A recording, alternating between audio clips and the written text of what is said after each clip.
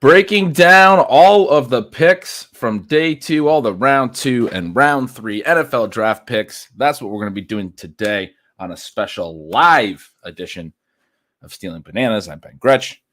You can find the Stealing Signals newsletter at bengretch.substack.com. With me, as always, is Shawn Siegele. You can find all of his fantastic work over at RotoViz. If you're watching, you are on the RotoViz Radio YouTube. Please be sure to like and subscribe and all of those fantastic things.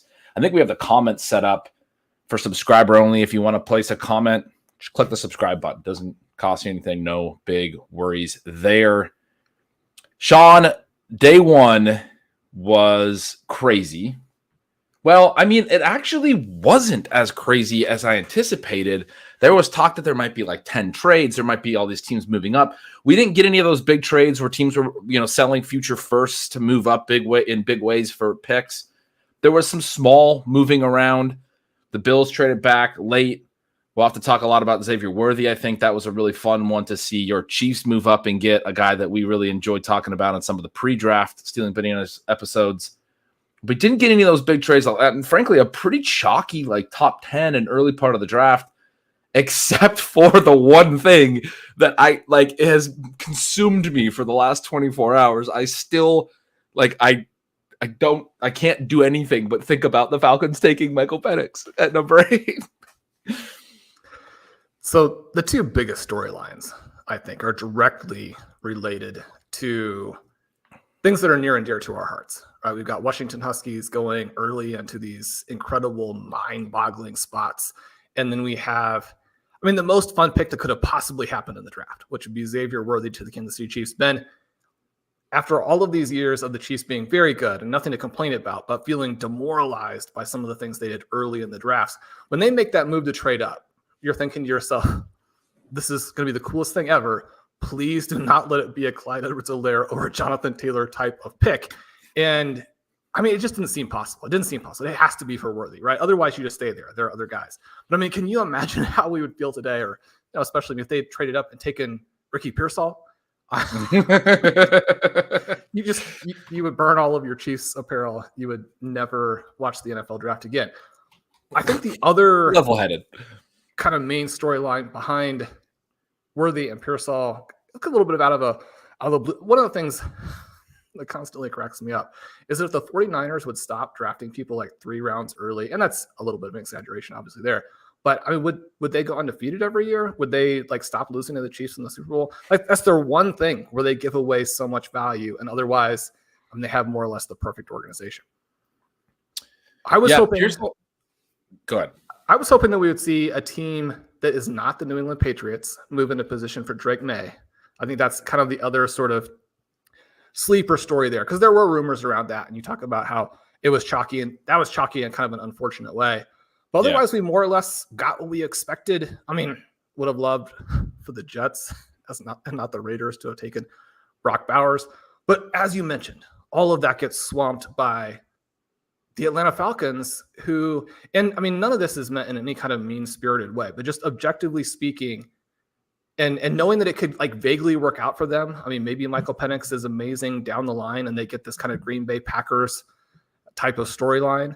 But objectively speaking, this is in contention for the worst NFL draft pick of all time. Now, not necessarily looking back and saying, oh, well, this guy was the biggest bust, this guy was the biggest bust.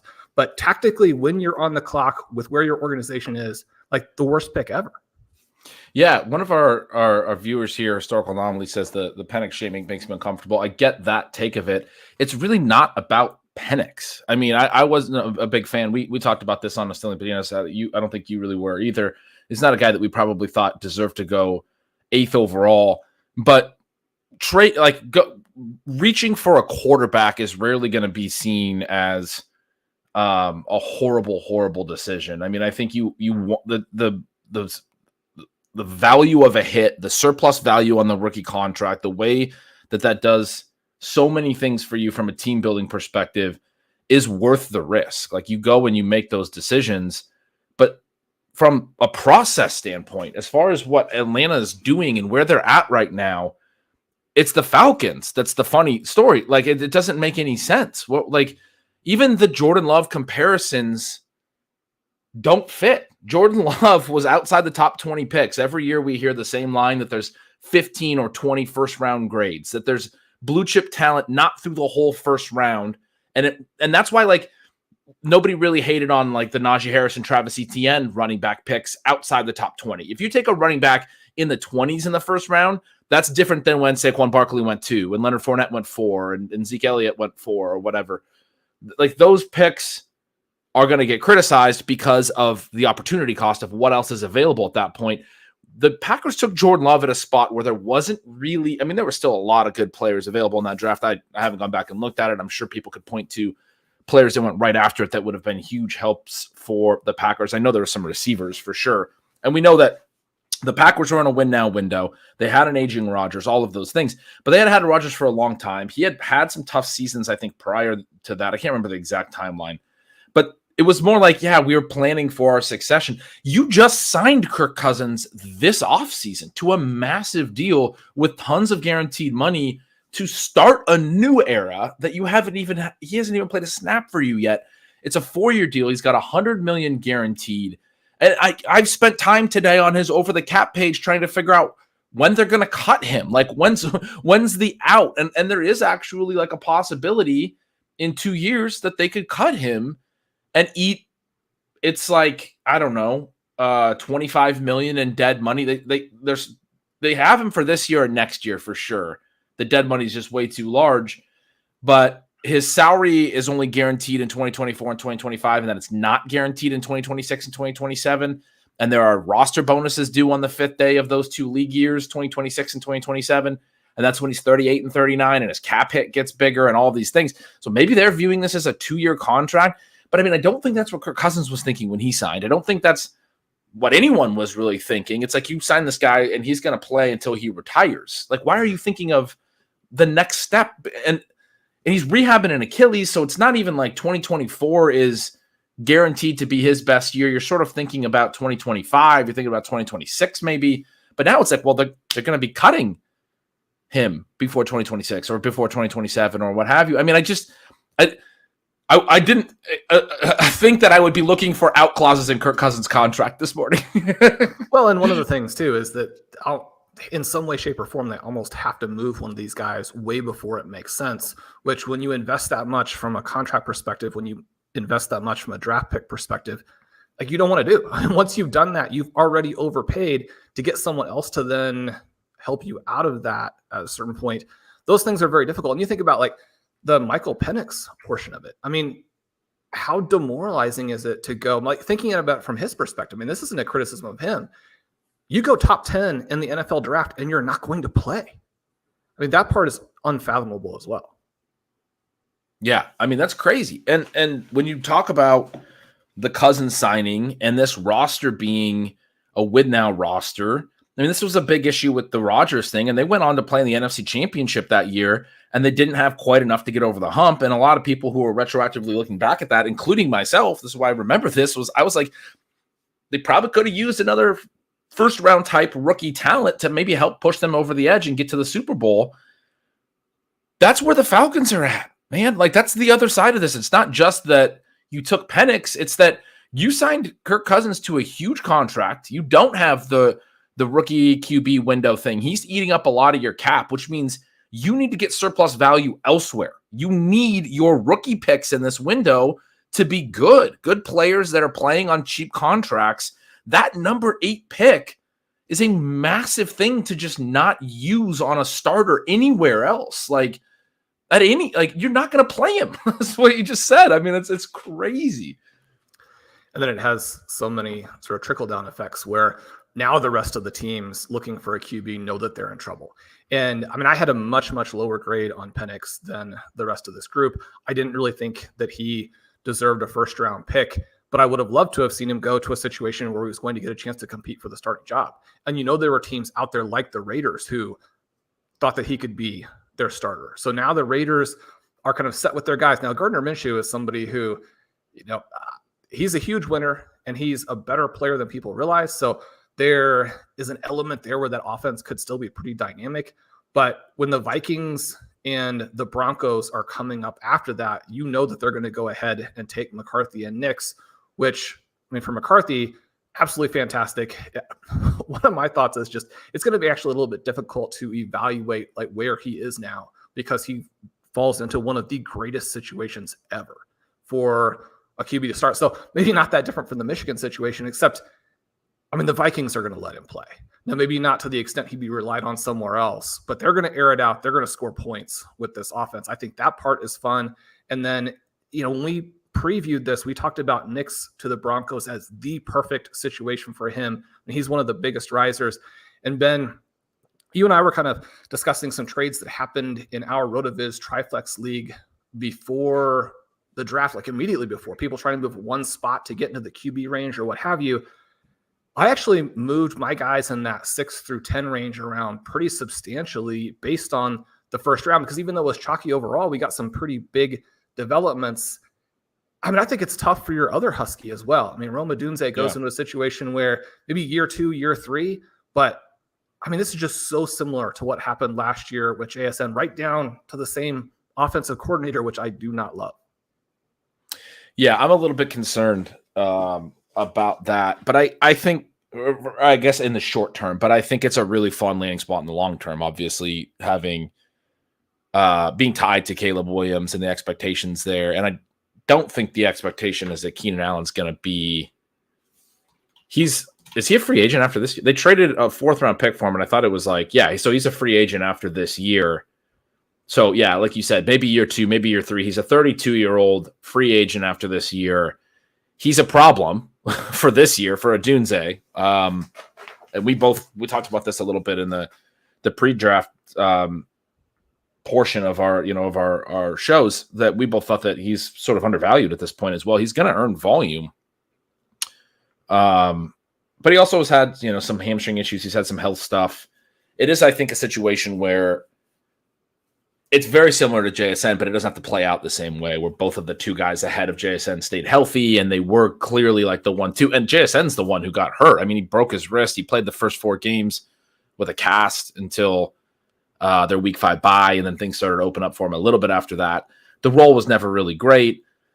I think it could be different for Odunze. It'll be interesting to see. That's one that, I mean, no one's talking about a deal there or anything, but DJ Moore had the little tweet after they traded for Keenan Allen, and then now they go draft Odunze. I wonder how he's feeling. I mean, it wouldn't be that surprising if they were to like move DJ Moore at this point, but probably they're comfortable with the 3 receivers. Shawn, we're starting here day 2, pick 33. The Bills, who moved back twice yesterday. They moved back 1 pick at the end of the night from 32 to 33.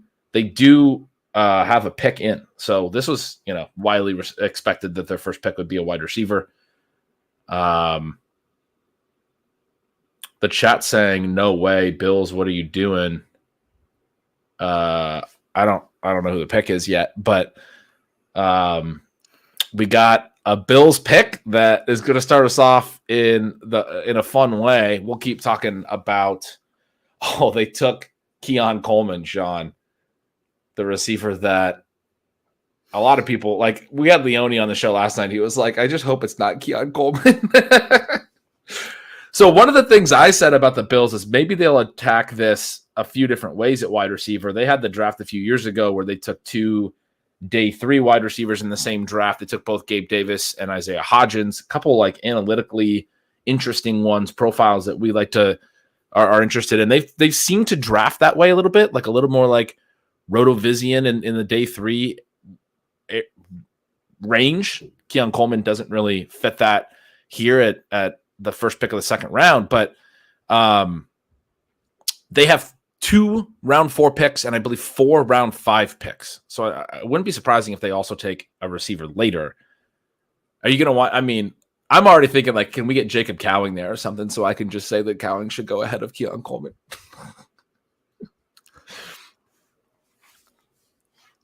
So start me out by answering whether you think their decision to trade back made sense. Because I was going to make the case that, I mean, there is a guy available right now who I had in the same tier with Odunze. And so if you are not high on Xavier Worthy and you think that the Chiefs are potentially going to make a mistake and get a guy with a lot of bust risk in that spot, and you're going to benefit from obviously the trade value as well, and he's not your guy, you're going to move back and get your guy, then yeah, don't worry about what everybody is saying about that. It makes sense. You move back again. The other two receivers that go, I mean, Leggett is interesting in a variety of ways. His final season was all he had, but it was actually a massive, amazing, extremely impressive season, and he's this athletic freak. So there's some potential there. But if you move back and then you take Keon Coleman, I do think it's a lot harder to justify. Then we can jump into all of the stats, which don't paint him in a particularly good light. But what were your thoughts about them trading down? I thought it made sense because I didn't think there was a clear pick. I mean, even for the Worthy thing, like I like his fit with the Chiefs, I think quite a bit more. I think the Bills were looking for somebody with a little bit more size. I wonder if the player you're thinking about is Troy Franklin, because I'm guessing that it's not A.D. Mitchell. Who's the guy that you said that you have in the same tier as Dunze? I mean, you can't just leave us on a cliffhanger like that. Oh, I don't get to reveal it when he's picked. Okay, we can wait. But I it's interesting in the context of this conversation. But if it is Franklin, if we had Franklin here with Josh Allen, that would be fun. And one of the reasons I didn't move Pearsall and Leggett over him immediately is that there was a very easy case. I mean, when you land in the first round and then the draft ends and people have to sit on it, you're like, oh, these guys are the big winners. But if the other two guys who are better get picked in the first 5 to 10 picks of the second round, then once everything calms down and you look at it, you're like, yeah, I mean, they should still be above. Now we have a third name here that I think goes ahead of some guys I would have preferred. And it does become interesting. And Coleman is maybe not the most fascinating, but it is really interesting here to look at his profile, right? Because this is a guy who's going to be young. And some of the guys who are going to go early in this draft, like 24, 25 years old, that's very difficult to justify. You make a pick at a 21-year-old, you get that window with the contract. Everything tells us that those guys actually are ready to play faster than the older players. They have higher ceilings. So there's a value there. He's huge. And so you have that benefit, which was probably greater in the past than it is in the present. But one of the things interesting with Coleman, and obviously it got a lot of publicity because of the comparison to Puka the year before, but he is extremely impressive in the gauntlet, which, some of the guys who came on OT to talk about the college football stuff, they're like, that's not something that's relevant to the NFL. But he was able to execute that. He was able to put up big speeds, which makes you forget, or at least covers for some of his other testing. But he isn't like an 82nd percentile explosion guy too. So when you're talking about the jumps, you're talking about 6'3", 213. I mean, he's somebody who should be open. But then that just emphasizes even more that the yardage production in college simply wasn't there. Right. He does score. He does score in 2023 with Florida State. But, I mean, this is somebody who finished way behind Johnny Wilson in terms of yards per out. He finishes behind their tight end, who, people aren't sure what position that fellow will play. I mean, this is a really difficult choice to make when you're talking about a guy who hasn't really done it and disappears in a lot of games. If your idea was we're going to trade back and take that, it's problematic when you need somebody who's going to be able to go out there and get yards right away for you now. You're in this Super Bowl window and you do not have receiving production. The Chargers, Sean, another team interested in wide receivers, just traded up 3 spots and to facilitate that moved back something like 20, looks like 27 picks. A little bit later, they traded their 4th for the Patriots' 5th to come up 3 spots. A lot of people expecting this to be a wide receiver as well. Maybe this will be the Troy Franklin landing spot, and we will get the big reveal about whether he's the guy that you have in Romadunze's tier. A little Oregon connection there with Justin Herbert at QB. There's also some people thinking this could be Ladd McConkey. They're saying Ladd in the chat, I think now. I got to find a source where I can be the one to break. So we're not like trying to piece together. Is breaking news. The chat is the chat. So it is Ladd McConkey. So there's your Chargers pick. It wasn't, it would have been a little bit of a shocker, but it could have been Roman Wilson, right? It could have been John. That would have been equally as Jim Harbaugh's guy. That would have been what? Just pick all your Michigan fellows. Right. That would have made a lot of sense. Lad McConkey, don't classify me as your typical white slot receiver prospect of the year that everyone has pointed out as hyper athletic and played outside and had a high ADOT and can win down the field, but also wasn't really particularly healthy a ton in college, didn't play. He didn't run huge numbers of routes throughout his college career. The ESPN broadcast has 3 bullet points here. The first one is juicy, Sean. Juicy, and then it says route tempo and inside outside. But apparently he's juicy, so we got that going for us. What? I mean, it's the best landing spot in my opinion. Probably, I think coming in around the league, just the fact that you have Justin Herbert there. I know they're going to run a lot, but there's so little competition. Quentin Johnston had a really rough first season, obviously. Josh Palmer had the best season of his young career in year 3, but was still not anything other than sort of just a guy. I mean, there's plenty of room for somebody to step in and be the number 1 here with Justin Herbert. Yeah, it's a fantastic landing spot for him. And I do think it's also fantastic for Quentin Johnston. Now, we know that the first-round rookies who massively bust in that first year do have a really hard time bouncing back. And so everything is kind of stacked against him at that point. My theory on it is that he so completely eviscerated Michigan in that semifinal game that Harbaugh is going to be higher on him than someone who actually had to watch him practice and play last year might be. And so that part of it is interesting. And I still like Quentin Johnston. So we'll see what happens there. You mentioned it with McConkey. I mean, the thing, when you pull up the yard per route numbers, they're actually really good. And you can understand the enthusiasm. And certainly after, Puka had the good yard per route numbers last year, and that kind of got covered up or not emphasized because he didn't play all the time. You don't want to miss on that again.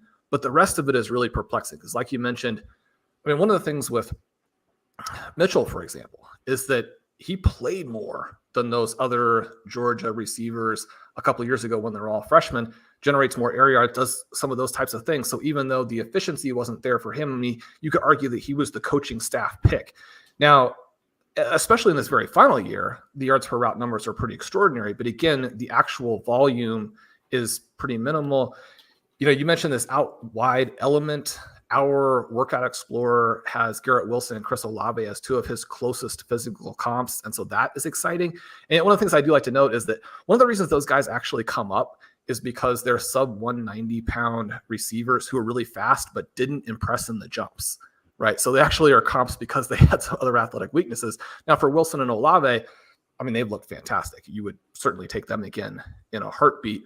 But one of the things there too is, at least in terms of the charting for SIS, I mean, McConkey doesn't have a season where he has a substantial number of air yards or actual yards when he's lined up out wide. So there's just a lot for him to still prove.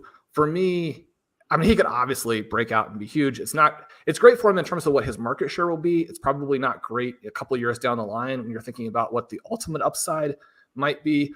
But this, again, is a pretty big projection pick when you're talking about this early in the draft. I mean, this is just a couple picks outside the first round. And now the Falcons have moved up. Some jokes on Twitter that they're looking for their 3rd quarterback.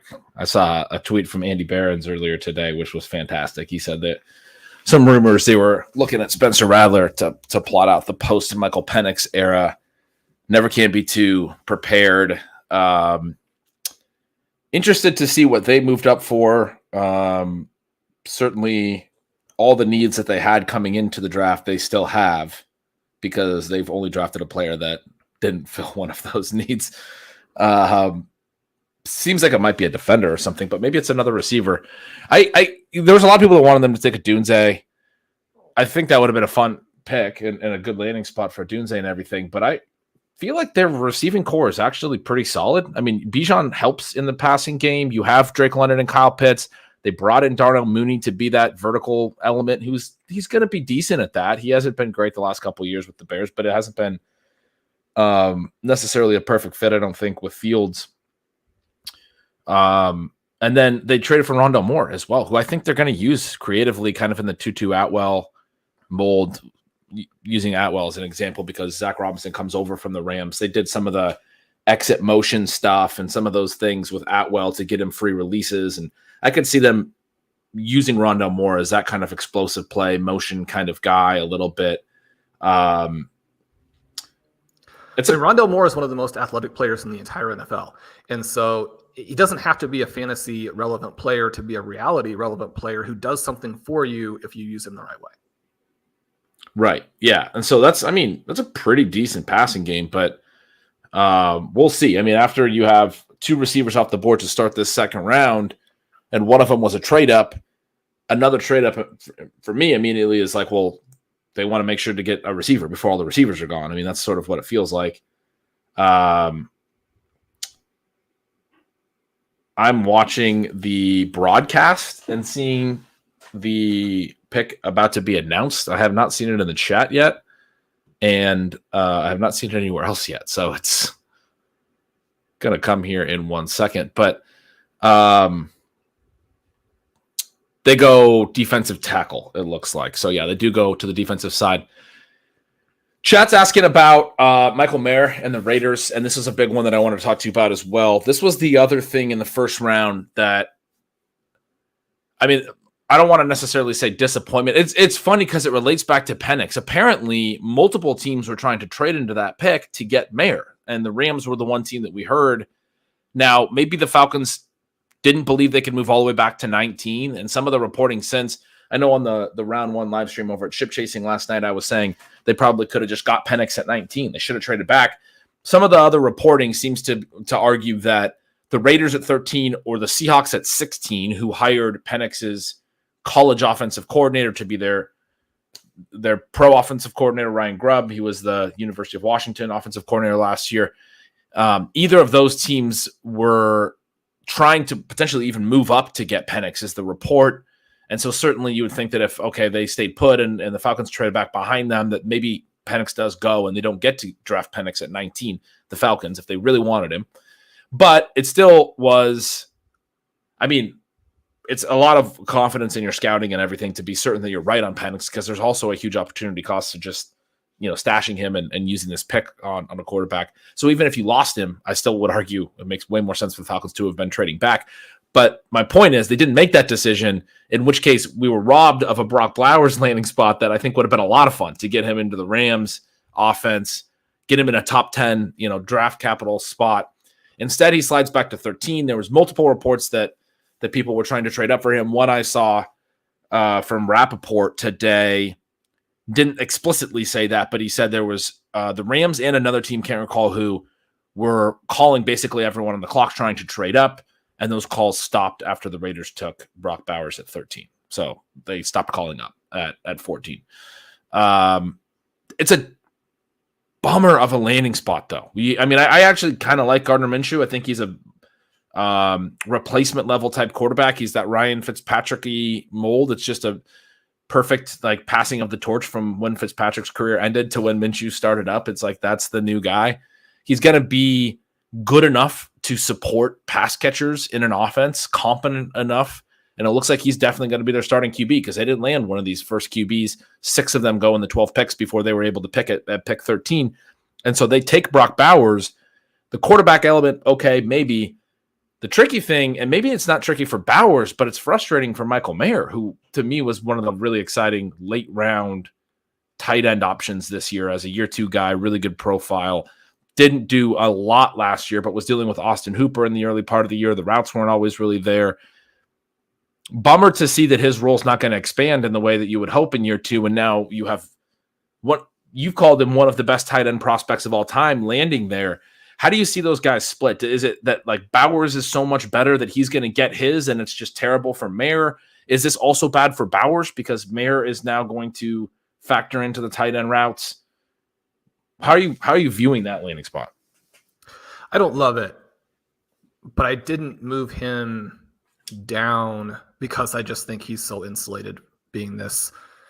I did the Rookie 101 series where I profiled the 6 guys. His headline was that he's the generational prospect of generational prospects. I mean, he's that good.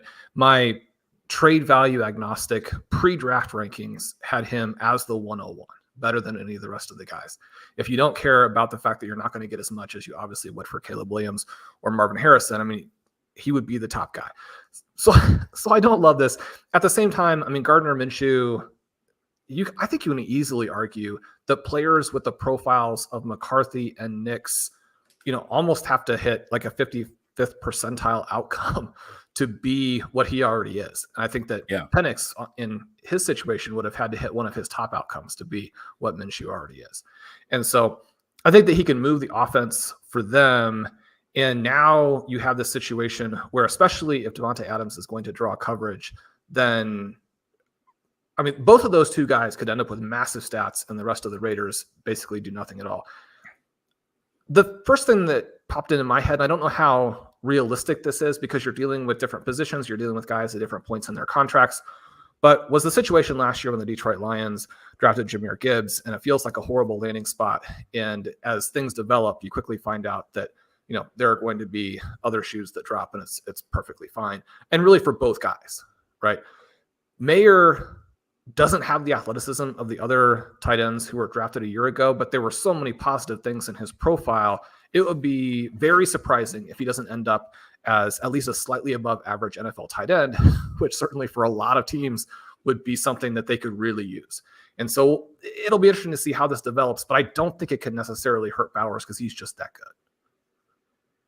Yeah, that was my take as well. I saw a lot of people kind of, I think, concerned about Bowers' value. And we've talked about this when we've talked about projections and those types of things, but I've always been sort of, or at least I wouldn't say always been, but I learned early in my career as an analyst, I'll say, that you sort of assume the best players get theirs and then figure out what's left for everyone else. Like the elite talents do what they're going to do. They mold the offense to their will, essentially. So if Bowers is as described, he can still step right. I mean, I guess I wouldn't be as concerned about the landing spot for him, as you said. I'm more bummed for Mayer because I was excited to draft Mayer. I had already drafted a decent amount of him in the pre-draft portion.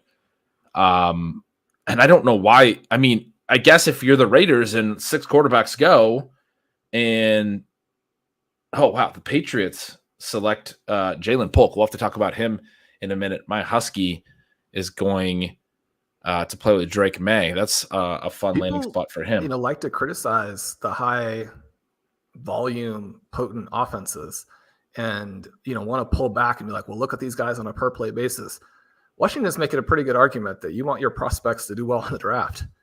Get those numbers up. People are going to see the numbers. I'm seeing the Commanders still on the clock. Who did the Commanders take here? Let's see. Oh, Johnny Newton, Stephanie says in the chat. I don't know. I don't even know who that is. Defensive tackle. All right. That's another defensive tackle. The run on defensive tackles coming early in round 2, but also on wide receivers. We now have had 3. That means Jalen Polk goes ahead of A.D. Mitchell. He goes ahead of Troy Franklin, a couple other names that we have been, expecting to go at wide receiver. This is a pretty lofty landing spot for Jalen Polk. Does this change your opinion on him? Where would you think about him in a rookie, like a super flex tight end premium?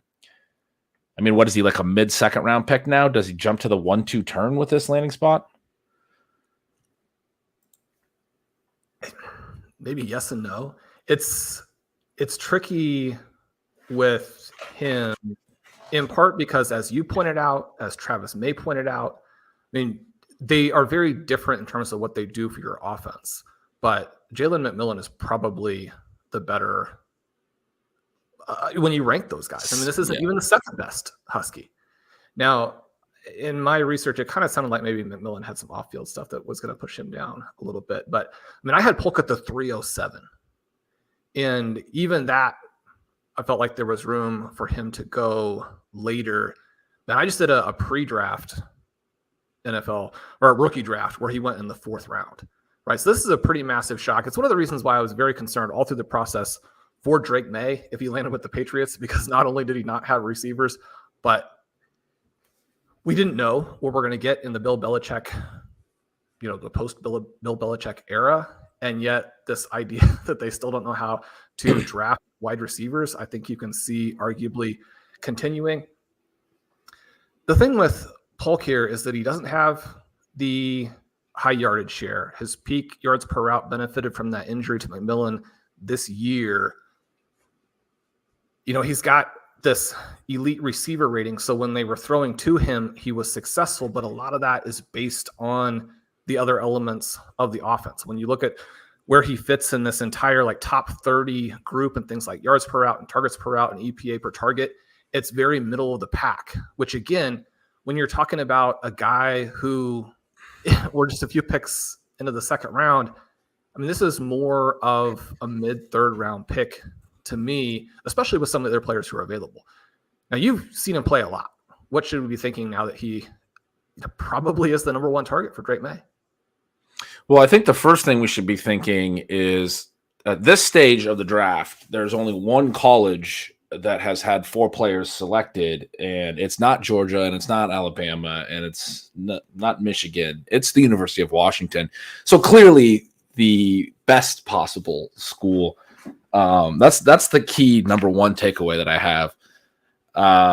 No, Polk was one of my favorite guys to watch last year. I became a huge fan. He wasn't super noticeable the year prior, and you talked about this. His last season is really his best season, and it's not really close. And so you talk about late breakout type guys and not having the early production as being a concern, and that's definitely the case here. Where he transferred away from Texas Tech, didn't do much in his first year at Washington. In his third collegiate season in 2022, he had decent numbers, but like I said, just not really a super memorable part of the 2022 offense. That's the year where Jalen McMillan had his really big season, and Adunze was the leader. Polk had 694 yards, was well behind both of those two, who both had 1,000-yard seasons, 75-plus catches. And then McMillan's hurt last year, and Polk really comes on and has this great year. But, early in the season, it was this guy's a dude. I, as a fan, really enjoyed watching him. He has some really sweet contested catches. It's been fascinating for me in the draft process because there's always the guys that we talk about, Shawn, the wide receiver position being so consistency driven, and you got to be able to do it down by down. And I always think about those guys that have the really good highlights and people go nuts for them. And I remember this from early in my career with a Josh Doxson. It's yeah, this guy had all these great contested catches, but the stats didn't really paint the picture of that good of a player. And everyone thought he was just going to be a star, but there wasn't enough consistency probably in his profile. For an example, I remember Kelvin Harmon had a sweet catch that everyone loved. And it was everyone wanted Kelvin Harmon because he had made this one incredible catch. And it becomes this highlight thing at a position where, yeah, it's great that you can make those types of plays and they're on the film, and that's awesome that you can go win contested catches. But that, the Pearsall catch that they showed after he was picked last night is one of the greatest of all time. I tweeted it after the pick. I was it feels like a little bit of a reach, but he owns one of a top 2 all-time catch. So I'm not gonna knock it too much. And that's, he's a great example. Doesn't have the consistency in his profile, down to down, the overall production, not big enough yardage by any metric, yards per team attempt, targets per route run, yards per route run stuff that I like to look at, the dominator stuff, any of those. And so anyway, Polk it's been interesting for me during this process because Polk fits that. He's a guy that I loved watching. I loved, he made some sweet big plays that were awesome for the Huskies. He's a good guy to have, I think, on a team, but he also went really quiet at times in games when we needed it. We had the Oregon State game late in the year. We won the big story with UW was that all their one possession wins. They won that as a one possession game against a ranked Oregon State team, and Polk was healthy, played the whole game, and went catchless. He had 2 drops in that game, and it was third down. So it was it was frustrating. And then the very next week, we played Washington State, our rivalry game at home, and he went catchless again. 2 games in a row late in the season and there was another 1-score win. We ended up having to convert a 4th down in our own territory to win that game late, which is like, what does this all mean for his fantasy value? I don't know, but the consistency thing is a concern for me, even as a guy who was a huge fan of his. But having watched him and watched the Huskies really closely all throughout college, I loved having him as a part of a 3-man receiving core that was really good and an expansive passing game. I would not have felt good about him as like our main guy.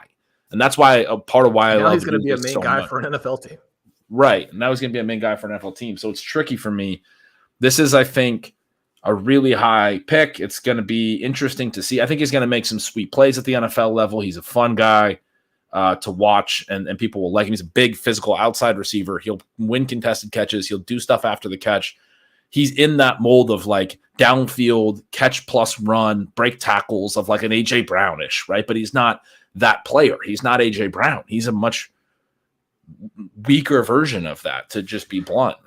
In those games that you talk about where he didn't do anything, that wouldn't bother me nearly as much if the overall profile stood out, because you can write those off as either bad sequencing or a horrible matchup or, an off day, what have you. But especially within the context of not having the production, when you go quiet at big moments, that's a huge red flag. You mentioned some of those things he does well. SIS has him for over 1,500 air yards, 365 yards after the catch, 14 evaded tackles.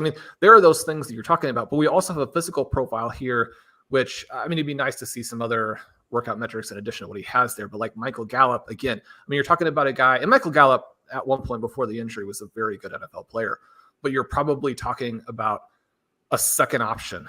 And I think that the Bills, I think that the Patriots needed a guy who could be a star and maybe had some other choices. Rome Odunze, by the way, Sean, just some more propaganda in those 2 games when Polk wasn't doing much.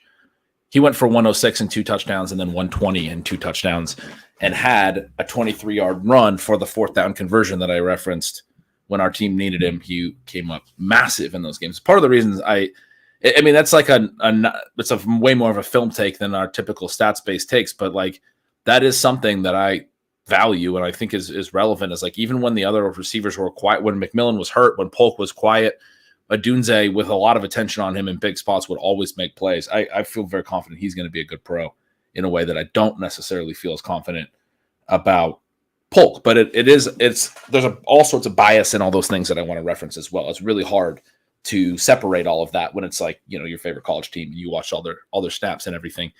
It will be interesting. I hope he succeeds. He's a super fun player. And a good landing spot for him to go to New England. Sean, I want to ask you about the Chargers a little bit more. So they got McConkey. Did you think it was interesting that they went tackle in the first round? That was a big conversation point. Certainly already having Rashawn Slater on the roster and not necessarily having a lot of depth at receiver. That Quentin Johnston point is super funny that, he had the monster game against Michigan in the college football playoff in 2022 as Tennessee just selected another defensive tackle. So we've opened the second round, the first 6 picks, 3 defensive tackles, 3 wide receivers. There's been a lot of, you want to talk about sequencing. We had that in the first round too. The first 12 picks, 6 quarterbacks, 3 receivers, 3 offensive tackles. Only 3 positions picked through the first 12 picks of the first round. And now we only have 2 positions that have been selected through the first 6 picks of the second round, 3 receivers, 3 defensive tackles. But on the Chargers note, they already had Rashawn Slater. They go get another tackle. They get, Joe Alt, massive 6'9", going to be able to block 7 men. So Jim Harbaugh can run his running game offense. But you had Malik Neighbors there, and you think, Justin Herbert and being able to pair him with somebody who has so much upside as a Malik Neighbors. You've talked about Neighbors as a better prospect than Marvin Harrison, frankly, in your own rankings. Do you think, obviously the tackle is not a sexy pick, but we do know that like being able to protect your quarterback is really important. And there's a lot of value in taking a tackle high, and they tend to hit at a really high rate. And I don't think either of us would say it's a bad pick, but do you think it was a missed opportunity to not grab Neighbors for the Chargers? And how did I'm looking at it now in terms of you wound up getting McConkey, right? Like what is the drop off from Neighbors to McConkey enough to justify that elite tackle pick? When they made the pick, I was sitting there thinking, and this is definitely because they like the receivers who are going to be available in the early second round. And so they have that as the game plan there to go about it that way. It's not the way that I would do it, but I do like the fact that we have competent organizations, and whatever else you think about the Chargers, almost certainly this will usher in a new era of stability and competence. And I don't know if dominance is really something that they're going to achieve, but they're going to be a very strong organization. It's great when you have teams that are well run, that have a mix of styles. And so to have a team who's going to go out there and try and win that way, I think is fun. And so it's great that they're going about it. I mean, I think that you have to take Neighbors and you've got to figure out other ways to protect your QB. But I love for them that they are developing this personality that, I mean, that was the only pick that they were going to make. They did make it.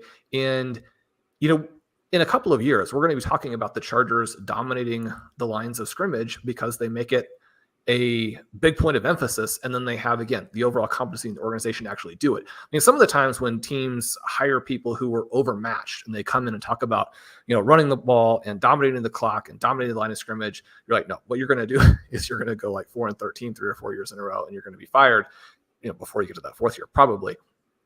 When you hear Herm Edwards talk about that kind of thing, you're like, this team is just going to be bad. When you have Harbaugh talk about it, it's going to be good, but I really question whether they can be great. Neighbors is a pick that would have moved more in that direction. Definitely. We got the Rams trading up. Shawn taking another defensive tackle, the fourth defensive tackle here in the early part of the second round. Braden Fiske, which I saw a tweet here that says he played alongside their first-round pick, Jared Verse, at Florida State. They have drafted 2 Florida State defensive linemen through 2 rounds. Fun little note there. I'm sure everyone is excited to learn that fun fact. Yeah, so, I mean, I'm with you. What do you think about Neighbors with the Giants? I mean, there's obviously a lot of available opportunity there as well.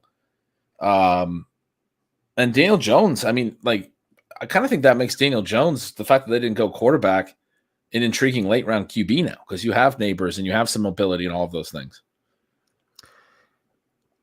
I've got a decent amount of Daniel Jones in Superflex Dynasty. I've been drafting him in early Superflex Best Ball.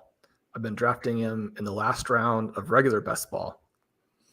So it was with a lot of nervousness that I watched these early picks, especially because they were very heavily connected to QBs over the last week, right? And you're thinking all those Daniel Jones shares are going to be worthless. I think this is a magical pick. I actually love their top 3 wide receivers now. I think you're going to see them break out together. I mean, Daniel Jones is going to be a below average quarterback, but I mean, you think back to the previous year and not everything that happened last season, but the Giants looked like a team that was well coached, creative, was going to do some fun things, and was the type of team that could make Daniel Jones viable, if not exciting, viable, if not Super Bowl winning. And now you have one of the greatest wide receiver prospects ever onto this team, where one of the things, Ben, that keeps jumping out to me when I do the wide receiver research and you're comparing players to guys coming out the last 2, 3, 4 years, what have you, is that Wan'Dale Robinson was a great prospect. And I'm really hopeful for him. Obviously with Hyatt, you've got the speed, you've got that vertical ability. This is a team that's going to be able to challenge defenses on all levels, is going to have the sort of before the catch element. They're going to have the after the catch element.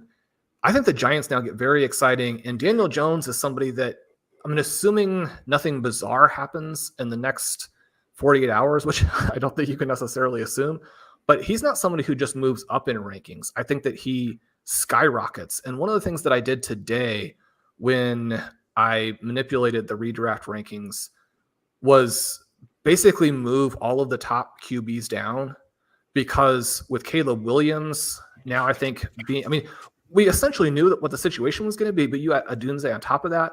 I mean, he's somebody that you're going to have to draft. Jaden Daniels doesn't go to the Patriots. He's somebody you're going to have to draft.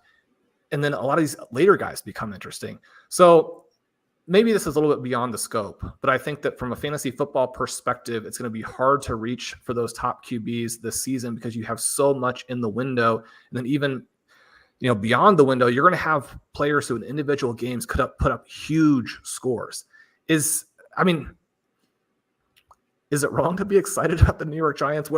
This was a perfect pick for them. If the Chargers had gone with Neighbors and then the Giants had, selected a quarterback, we'd be looking at these teams very differently. And I don't necessarily think better in terms of the fantasy prospects who'd be involved.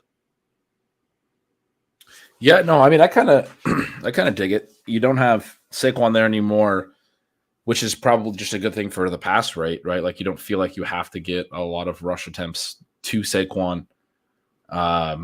They went and got Waller last year. They've been trying, and they drafted Wandale in the second. They drafted Hyatt on day 2. I don't know if it was the second or third. I can't remember. Now they get Neighbors here in the first round. They've been trying to invest in pass catchers. And they also sign every free agent possible. Like they've had the longest wide receiver depth chart the last couple of years. They're trying to invest in a passing game and get these weapons together and get a group that can consistently win. And to your point, they have a really intriguing now young 3-man core that I don't think it's wrong to be excited about them. The Eagles, Sean just traded up, and they get Cooper DeJean. I don't know how to say that. The corner from Iowa that many had as a first-round pick slid into the second. The Eagles move up to grab him. So we get a DB, and if I'm not mistaken, there was a couple DBs. There was 3. Yes, yesterday. I was going to say, was he the first DB taken in this whole draft? Because there were not a lot coming off the board yesterday, but there were a few in the 20s in round 1. Sean, for anyone who is watching this on YouTube, be sure to check out our normal podcasts, Stealing Bananas. The links of where to find them are in the notes. And then also, we have kind of alluded to doing some kind of a Superflex mock draft or something like that, where guys would go. I think we'll probably do that here, Sean, a little bit later. We've done that, I think, the last couple of years, like a 2-round rookie mock draft. So we'll let some of these picks come in first before we commit to that. But because it's changing all these values, frankly. I want to see where Troy Franklin winds up. I want to see a lot of these other ones. But after we get enough that it feels like we can kind of categorize that second round pretty well, be interesting to start to see maybe a running back go at some point. Maybe there won't be any, but certainly that pick 56 to the Cowboys, a lot of people think could be a running back. So anyway, stick around for that. At some point, we will talk through Superflex, Dynasty, sort of mock draft, however we decide to do it. We'll talk through player value a little bit clearer than that. Yeah, so the Saints are on the clock, Sean. We still have Franklin available. But to recap the first part of the second round, we have Keon Coleman to the Bills, Ladd McConkey to the Chargers. And in terms of fantasy relevant, the other big one is Jalen Polk to the Patriots. 3 wide receivers here in the first 8 picks of day 2. We've got a lot of wide receivers off the board overall. As advertised, we've gotten we had 4 late yesterday. We haven't talked about all those yet, Sean. Let's talk about Pearsall a little bit, because that was one you mentioned. He has the incredible one-handed catch. He's got really great athleticism, tested really well, but not really a lot of production at Florida. Didn't really earn big targets per route or any of those types of things. The efficiency was solid for a guy as athletic as him. He has multiple years of strong yards per target and after the catch efficiency that you like to see. And you have a guy going into a Shanahan scheme where they're going to get him into space. They're going to design stuff. They're going to scheme him touches with yak opportunities. That's what their whole thing is. could he be a little bit of a sleeper in a system like this where he doesn't have to earn the volume as much, and maybe it's more that, as long as he runs to the right spot, the play design is going to get him open to a certain degree, and then he just has to use his athleticism after the catch? Is it possible that a guy like him who didn't put up strong numbers in college, that seems like this could be a really good fit for him? I think it's so hard to tell. Obviously, you move him up. You move up the other 49ers receivers because you assume that a trade more or less has to happen at this point, whether it comes, during the draft or sometime a little bit later. Although, again, from the 49ers perspective, when you're right there for winning a Super Bowl, do you want to downgrade from either Samuel or Ayuk to Pearsall? Because one of the things with Pearsall is that the BSS comps before the draft give, Marcus Wheaton, Devin Smith, Tyquan Thornton. He's a little bit different stylistically, obviously, and very thin. But Dante Pettis as the closest comp. And the Pettis one is very striking because it feels like the same type of overdraft. Now, the thing with Pearsall is that you're getting athleticism, right? He's not a huge guy, but maybe that is perfect. Maybe he's the perfect size for the contemporary NFL.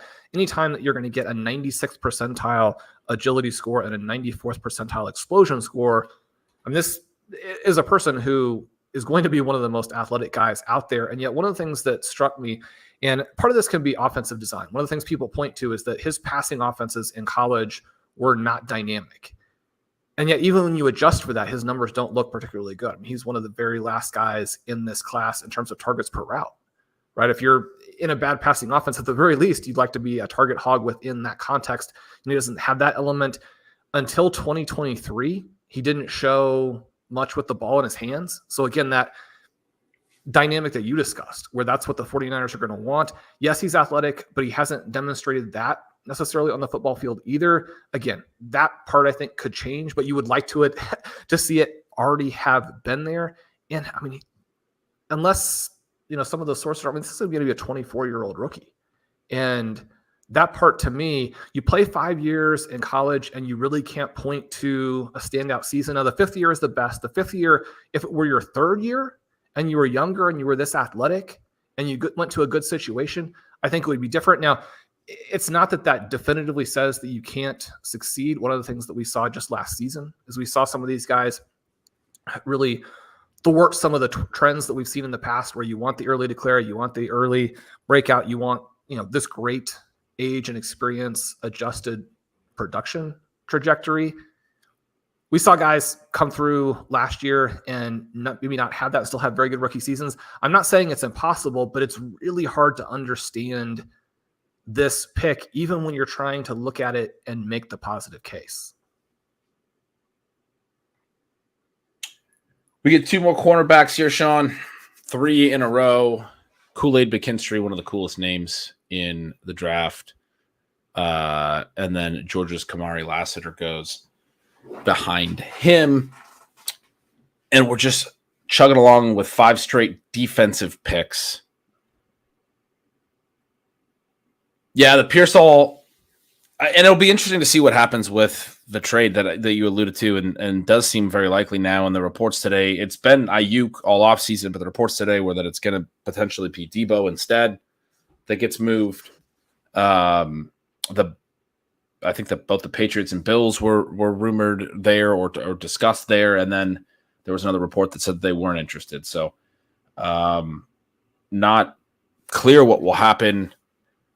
Or, it'll be interesting to see if they get the return they want. I'm sure they're sort of thinking through the era that comes once they have to pay Purdy an extension, which is going to, he's played 2 seasons now. Is he extension eligible next offseason probably? So you have Ayuk hitting free agency. You have, McCaffrey and Kittle have big cap hits that as long as they're still playing, you want to be able to keep them around. It's probably tough for them to, from a salary standpoint, envision paying both the receivers in a world where then they have to extend Purdy and are paying their running back and their tight end solid amounts. That's a lot of cap hit to the passing game and to the skill position players. So probably It's there's some tough to element get. towards. I mean, and it's tough to get the trade compensation when you're talking about, like with Samuel, it will be an older player. When you have to both pay the player and pay the trade cost, you think about what the Chiefs got back for their franchise tagged corner, and he had a fantastic season. He's probably still not that, great of a comparison to these wide receivers who, you and I have argued are superstars. And one of the reasons why Brock Purdy had such a good season, I mean, not dramatically. I don't want to say that I dropped him down 50 spots or anything, but this did move Purdy down for me in some of my rankings in various formats where that would be relevant. Because I do think that if you go from an Ayuk to a Pearsall, or you go from a Samuel to a Pearsall, not only is it a downgrade in terms of the actual player competency, but also experience, right? And one of the things that this current version of the offense is bringing are these 4 superstars who are in their peaks. And you can't just simply plug another guy in, even if he's good, and expect to have that. So I think from that perspective, it's interesting as well. But Ben, I mean, the real question here is, like, how high have you moved Xavier Worthy now, right? I told you on a number of shows that I had him like dead even with Adunze. I had him higher than Adunze. I came back to you in the last show and I said, I've changed it. I've moved Rome back up. But that's right. Now, I said I was going to stick you to that no matter what. You were not allowed to change it back. The first thing I thought when the Chiefs traded up and took Worthy was, well, Sean's going to move him back ahead of Rome Odunze now. I mean, I think you have to be incredibly, incredibly high on him. You have obviously the trade up. They wanted him big time. You have the skill fit. They've tried to get Mecole Hardman's speed to be something that they could utilize, but essentially ever since they let Tyreek Hill go, they have not had that element. Xavier Worthy isn't Tyreek Hill. He's not as big. He's a lot lighter, but he's incredibly fast, and Patrick Mahomes can throw the ball really, really far. But he's also not just like a deep threat. He actually, you talked about this, wasn't even that great in a lot of the deep threat metrics, which is maybe due to his quarterback in college. Certainly going to go from poor quarterback play to elite quarterback play in that regard. He's going to have Patrick Mahomes, but had really strong numbers nonetheless. Really, really good numbers. Even without the 4.21 40, was a really strong prospect on paper. And a lot of that is in the shorter and intermediate range. And when you watch his film and his tape, he's really good at creating separation and using his speed like horizontally. He's one of these guys that's going to fit in the new NFL where, motion and all of those things are going to be so key. And the Chiefs do all that stuff. They love to do the motion stuff. They love to do, that's why they went and got Kadarius Toney, was to hopefully play that role as well. They have not been able to get anyone to be that. And then they also went and got Marquise Brown. But Marquise Brown's on the 1-year deal, and it's kind of a prove-it deal, and he's probably not going to be in Kansas City for long. We'll see if they use Worthy right away, because there's a report last week that they're still going to give Kadarius Toney another opportunity, and if they have Brown, and they might do the rookie wide receiver thing that they've done with the last couple guys. Even Rashee Rice, they were not bringing on as quickly as they probably should have, given how much he was doing on the limited routes role he had right away. So maybe Worthy gets brought on a little bit slow in his rookie season. That'd be a minor concern for me. But you look like further down the line, late this season even, and then certainly in 2025 and beyond, and you're like, this is going to be, you could not have handpicked a better spot. It's the Chiefs, and it's the skill set particularly. I think it's the one spot you would want Xavier Worthy to go. He gets the first round draft capital. There was some talk that maybe he falls to round 2. He does go in round 1.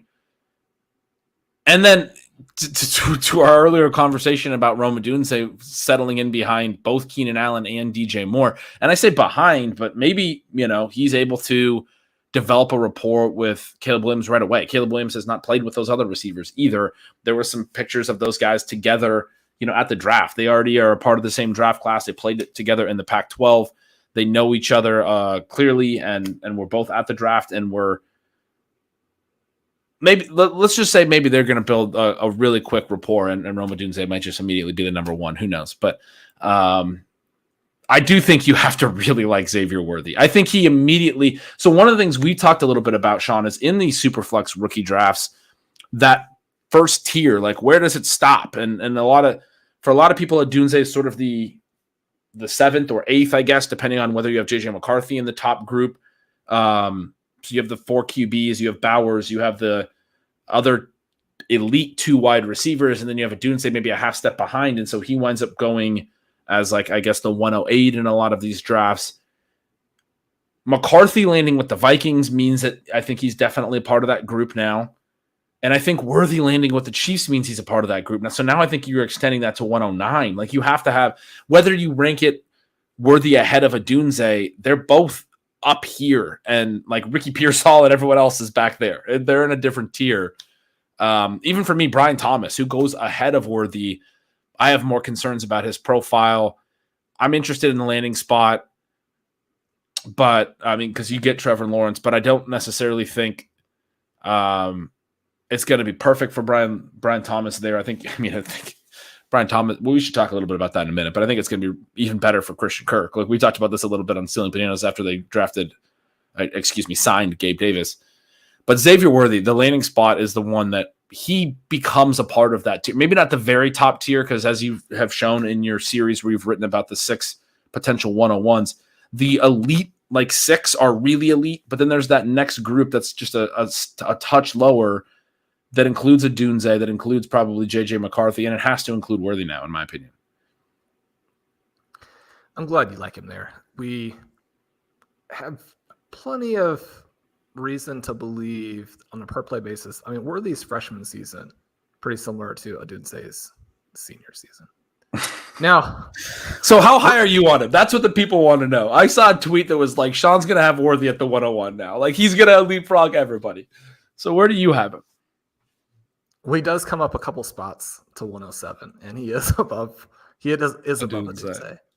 Yeah. But I think also, I don't know. I'm just going to start calling you a flip-flopper. You can't make up your mind. First he's below Odunze, then he's above Odunze, now he's below, now he's back above. Jeez, I've never seen anyone with less conviction than Shawn Siegele. Which is, if you don't know, Shawn Siegele is a hilarious claim to be making. But it's so interesting to think of what could happen here, because the most recent 2 seasons are tricky, right? You have the 2022 season where his air yards per route are insanely high, just crush every other receiver in the last 5 years, right?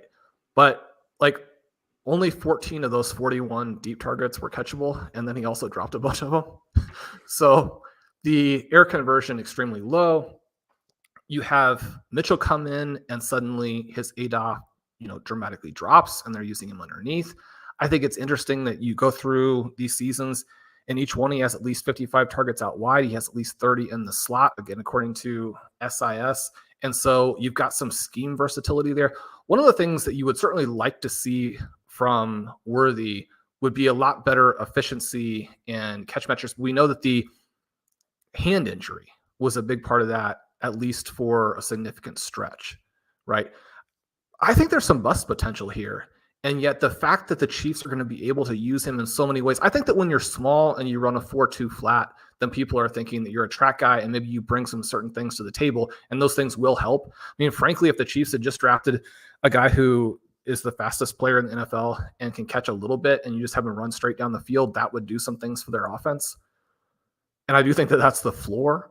But you mentioned Hardman earlier, the things that they will be able to do with him. I mean, Worthy's somebody who, for a small guy, very good with the ball in his hands, which again, I mean, if you're that athletic, maybe isn't a huge surprise, but I also don't think it's a given. And we do have small track guys who certainly, they're on teams, maybe they play some special teams, but they're not, professional football players.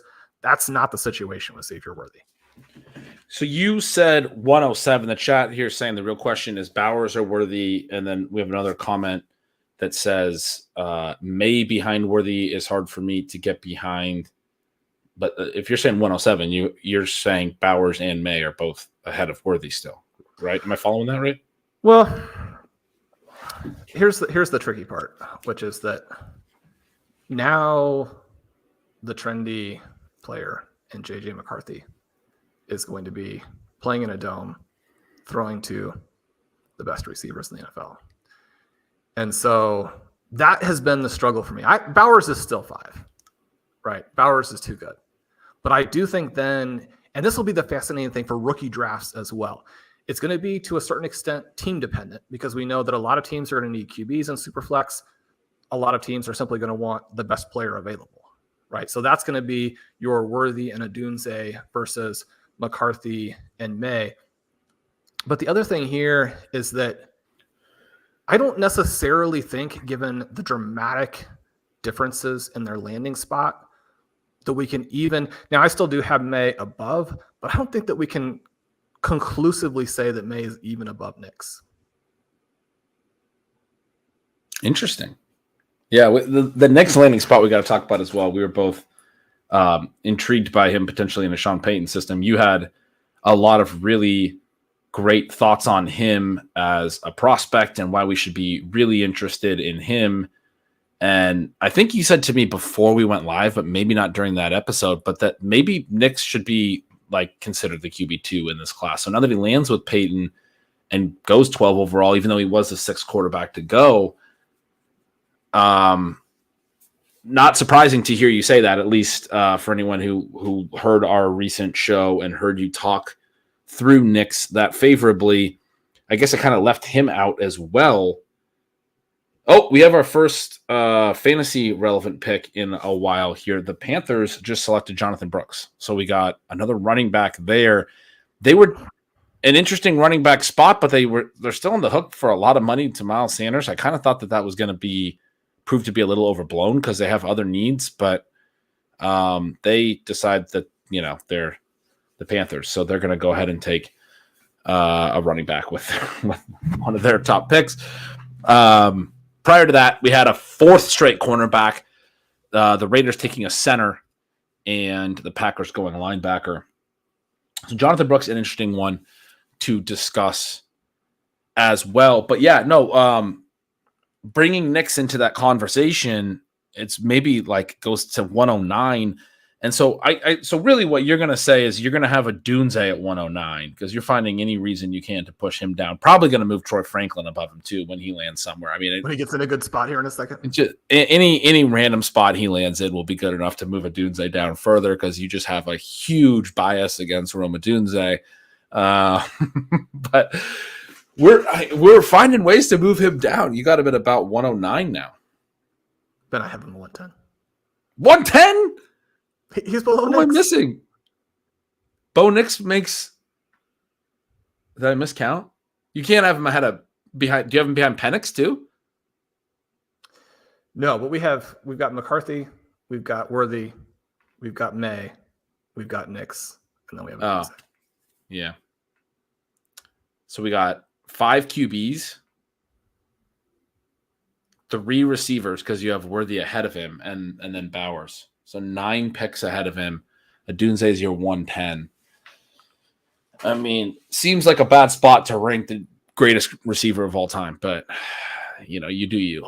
But how are you thinking about these QBs now when we talk a little bit about Dynasty? We know that in Superflex, the QB position is so pushed up. I've made the argument a lot of different times the QBs are overvalued, and not just a little bit, but substantially, and especially the second and third tier guys. When we kind of flip this back here, one of the problems for me is that May, and one of the reasons why he is in that, rookie 101 series, especially as I was kind of working through the research and diving a little bit more into his 2022 season, which I hadn't been as familiar with because, obviously it's not the most recent one, but then you look at that and it's much easier to understand why, as I think you pointed out before, coming into the season, he was valued in that range. It's not something where like one year pushed him up to where he's going to be considered in the top 5, right? The 2022 season is fantastic. The 2023 season, I think, is disconcerting in that there are a lot of red flags. The scouts don't like a lot of his decisions, and the SIS stats really question his accuracy on the deep ball, which is sort of his, carrying card in terms of like why he's going to be good. That and the fact that with the size, he creates this rushing value for you in fantasy. It's always tricky, and this is the question that is so much fun, both big picture, but then certainly when you have to drill down and answer it on the individual player level because you've got to make picks, a week from now, right? Or in some people's cases, a few days from now. And you're looking at J.J. McCarthy, a really risky projection, but with some interesting tools to a fantastic spot. You're looking at Bo Nix, maybe a game manager, but undervalued, and goes to a fantastic spot, but also like a guaranteed starting role in so early in the draft. I mean, think about if you didn't know exactly what this class was and you were told that a quarterback goes to Sean Payton at, number 12 overall, and he's going to be outside the top 8 picks in a super flex rookie draft. I mean, that part would be shocking, but it's almost, verging on an overreaction to actually have him even that high. That part I think is interesting. So you have the two guys who are tricky in perfect spots, and then May in a terrible spot, and they become much closer together than they could have possibly been, 24 hours ago. Yeah, I don't know what to do with the QBs because I think part of me wants to say that they should all go. I mean, I understand the point about like the trade value and all that stuff. I loved the note you made earlier about like for Bowers, like the trade value agnostic rankings. Like that would be a thing that I would comment on Odunze as well. Because one of the things I do have to acknowledge is that Odunze is not set up for a great rookie year. If there is a JSN type thing, like his value is going to go down after 1 year in a way that the other players are so easily set up for early volume. Worthy, maybe not so much. Just talk through that a little bit. He low-key may not get, especially because of the way that Chiefs kind of just do things, he low-key may not get like a ton of early usage. But I think he's going to do enough exciting stuff, and he's paired with Mahomes, and it's so open there for him to be the guy like as soon as 2025, or even late in 2024, that it's not going to be a concern. With the Bears, like you're going to have a Odunze behind two good players. There's a possibility that they extend Keenan Allen or something if he's such a good, fit with Caleb Williams or what have you. So you would have to expect that his value would come down after 1 year. The trade value stuff is obviously so important in Dynasty, and the quarterbacks like don't have to be that good to maintain value. And if they are good, immediately become, first round startup value. Like, is CJ Stroud the 101 right now? In Superflex. He's my top ranked QB, my top ranked player.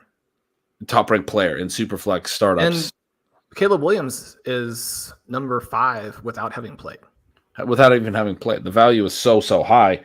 But setting that aside, doing the agnostic thing, like I don't know. I don't really buy JJ McCarthy that much. I completely agree with everything you're saying about he's throwing to Justin Jefferson and Jordan Addison now, and TJ Hawkinson when he gets back.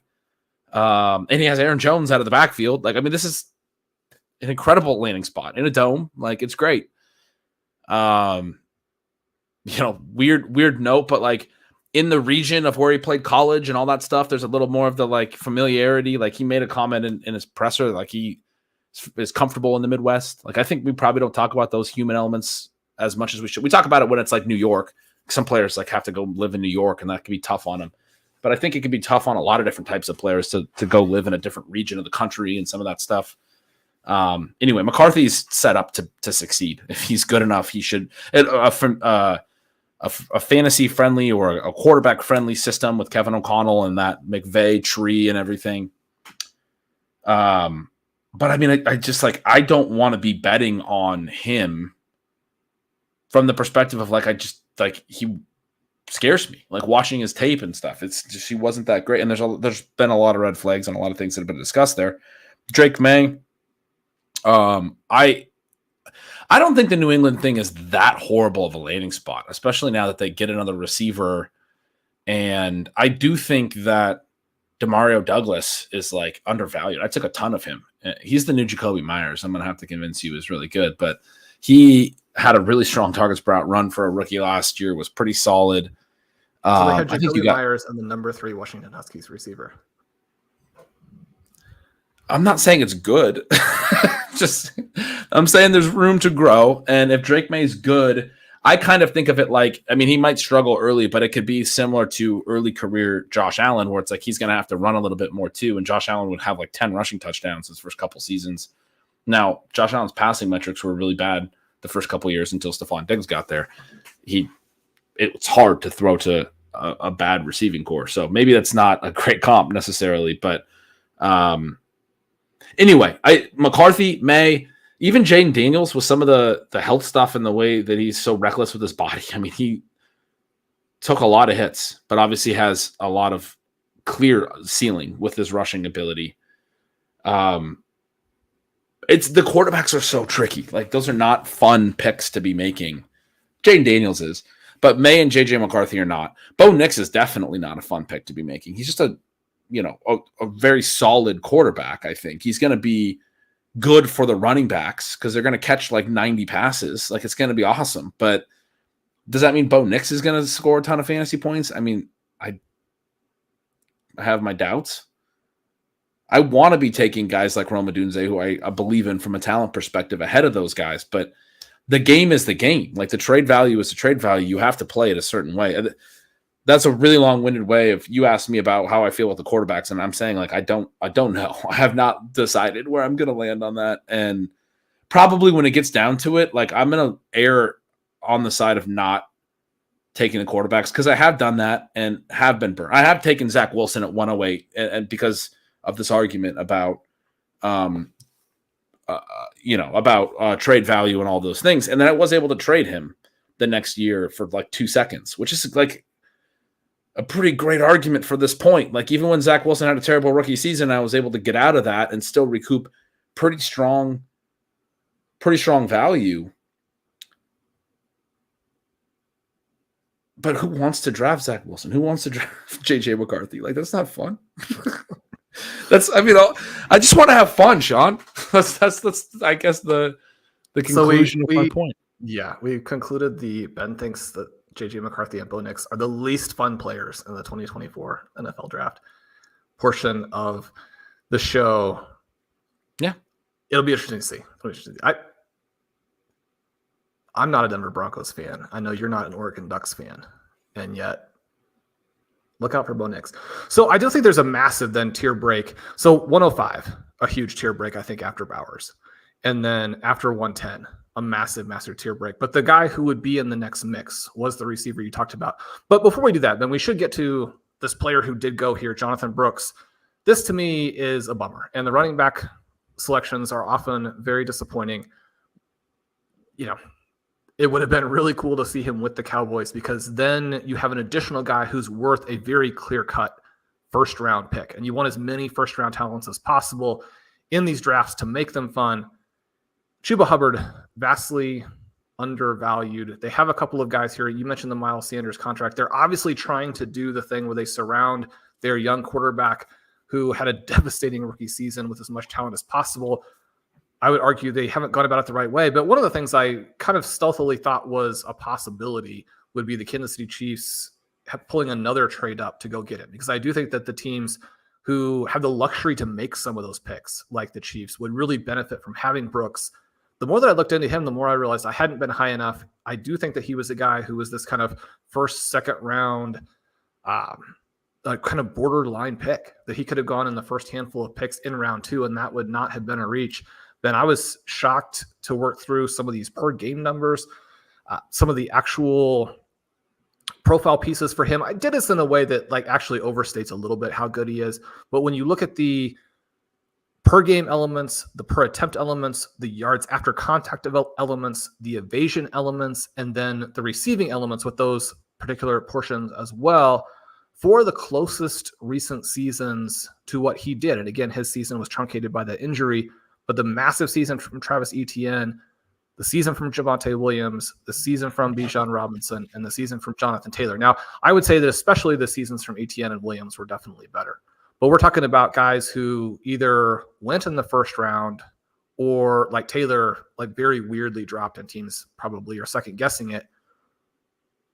Can we get excited about Brooks to the Panthers? Is this going to be something that does move the needle? Because they keep drafting these receivers who, again, I want it to be the next Andre Johnson. That's his physical comp in the Workout Explorer. But there are a lot of questions about the individual pieces on this offense, and Bryce Young needs some help. Sorry, I was looking at a pick. Where did the Andre Johnson comp come in? Who's the new Andre Johnson? Xavier Legette. Yeah, if you're going to surround him with as much talent as you can, you need to take another receiver. We've talked about how bad the receiving core is there. Legette is an interesting piece, and I don't believe that was a bad pick by any means, but Well, it wouldn't have been my favorite pick, but I don't think it's like a horrible pick necessarily. But it's a boom bust type pick when you don't necessarily have the. I mean, you did go get Deontay Johnson, who's sort of like the floor thing, but you didn't have the floor last year. You didn't have any receivers who were good, other than Adam Thielen getting open 5 yards down the field like a tight end, just standing there and as an outlet passer, receiver, just like racking up volume because. Bryce Young couldn't get the ball to anyone else. I mean, it was the type of volume I remember writing about and selling signals that defenses didn't care about. They were just letting Adam Thielen do that. It was like, all right, go ahead. Like, 2-yard completion to Adam Thielen is fine. You need to get some receivers in there. I mean, I would argue that if you want to surround him with talent, you should let Chuba Hubbard and Miles Sanders be the backfield. And Miles Sanders, if they wanted to cut him right now, they would get negative $2.75 million in cap savings. If they did it as a post June 1, they would get $200,000 in cap savings, and they would take about $7.5 million in dead cap. It's not happening is the point. They signed him to a 2-year deal, like a deal with an out after 2 years last year. There's too much guaranteed there.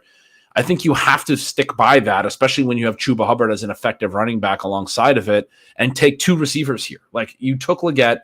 He's a high ceiling guy. You have Deontay Johnson. You've started to rebuild. But go take Troy Franklin or something as well and give yourself a 3-receiver core. Like, maybe you think you're going to get more out of Jonathan Mingo in year 2. Maybe, obviously, you still want to use Adam Thielen to a degree. I don't know. But I don't understand the running back pick for the Panthers. For me, if your goal is to surround Young with talent, you need to keep giving him pass catchers because they were so thin at that area last year. But, as far as Jonathon Brooks is concerned, you said a lot of really favorable things about his profile. It's exciting. I think it's a bummer landing spot for him, but he can still be successful. But bummer in the sense of, like, Bryce Young didn't show a lot, and maybe they're not going to be very good. They were the worst team in the league last year. The Bears got the number 1 pick with their pick, but they would have been the top draft pick based on their record. That's tough for running back value. It's tough for touchdown opportunities. It's tough for all of those types of things. But hopefully Bryce Young turns it around and we start to move with Jonathon Brooks toward a better offense in a situation where he can show off some of his talents and stuff. But to me, it kind of is like, even if he's a great prospect, you have a little bit of a Saquon Barkley to the Giants early in his career concern where it's like there's not enough support there. He has to do everything on his own. So not exciting. I don't think a great decision by the Panthers. And other than that, the play for Mrs. Lincoln was not very good. Since that pick, we got a safety. We got multiple more defensive tackles. And then another cornerback. So defensive players coming off the board quick here in round 2, which I guess is not a huge surprise considering round 1 was all offense. Yeah, if you were sitting there with a defensive need, the board has really fallen to you. Certainly the first, with all the quarterbacks going to teams in some turmoil last night at the beginning, it again, and we see this somewhat consistently, and you see it to an extent in fantasy drafts as well, that element you talked about with the QBs, where, the teams that are good and have been winning titles get players pushed down to them.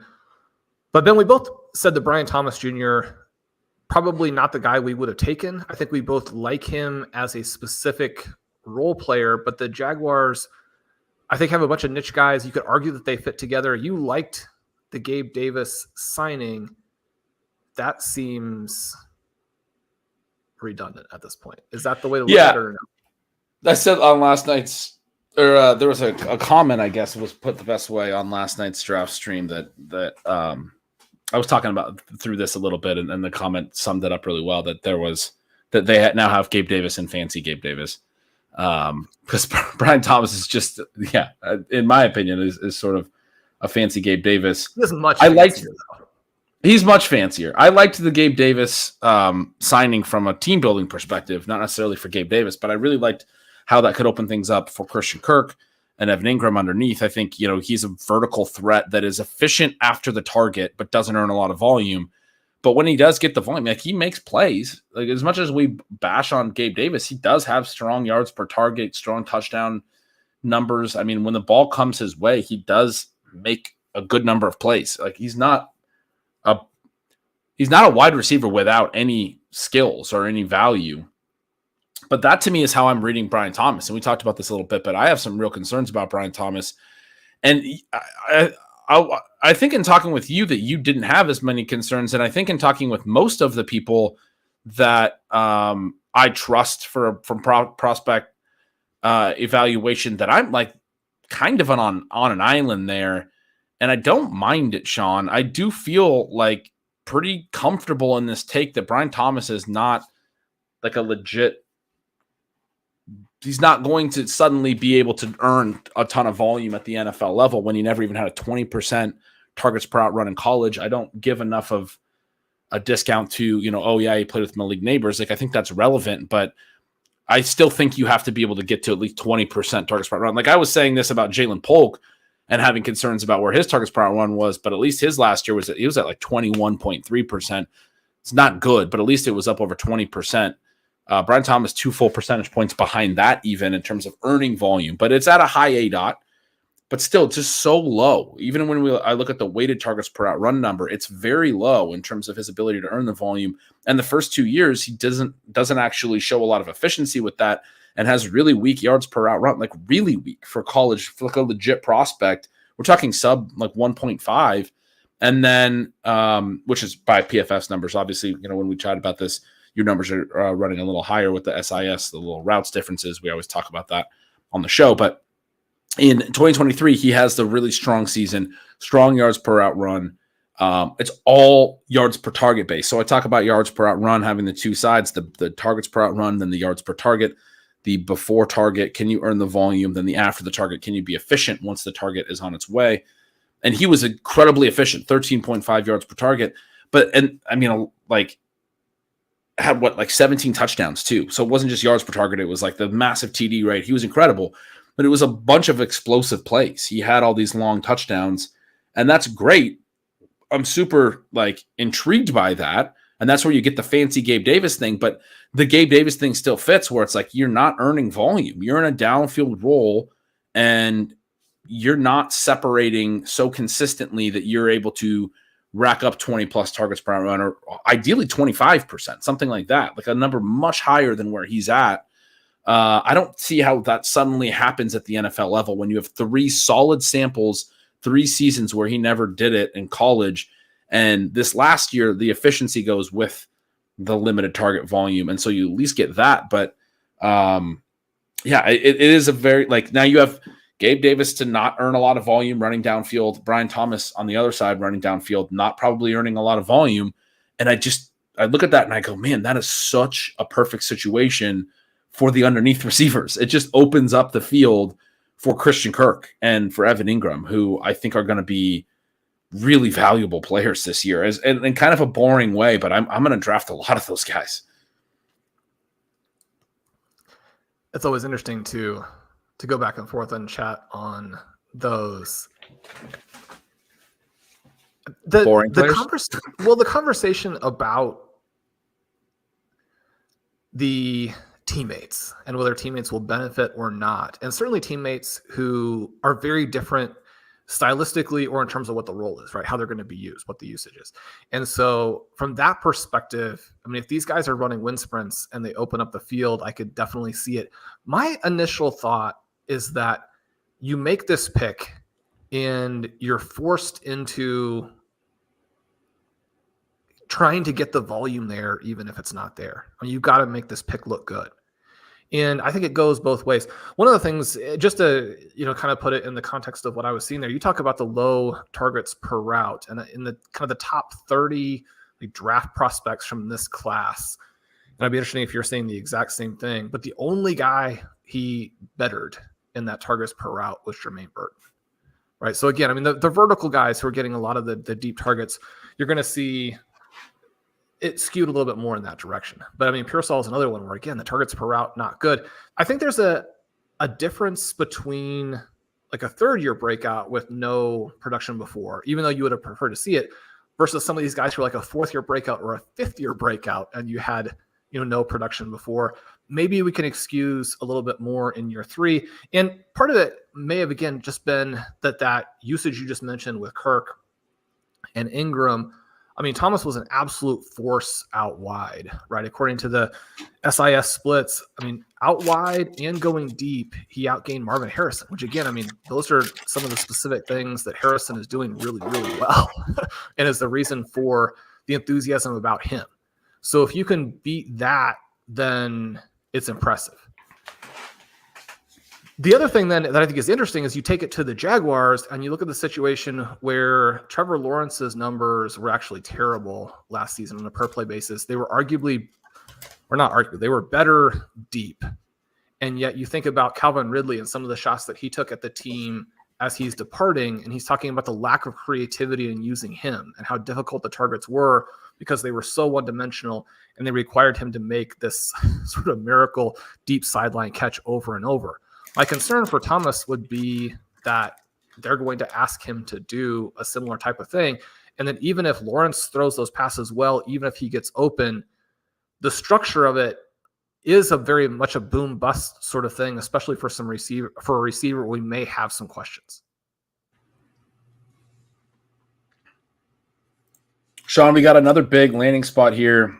AD Mitchell finally off the board. Was in a lot of first-round mocks for most of the process. Some rumors late that he was off some people's boards, off-field stuff, this and that.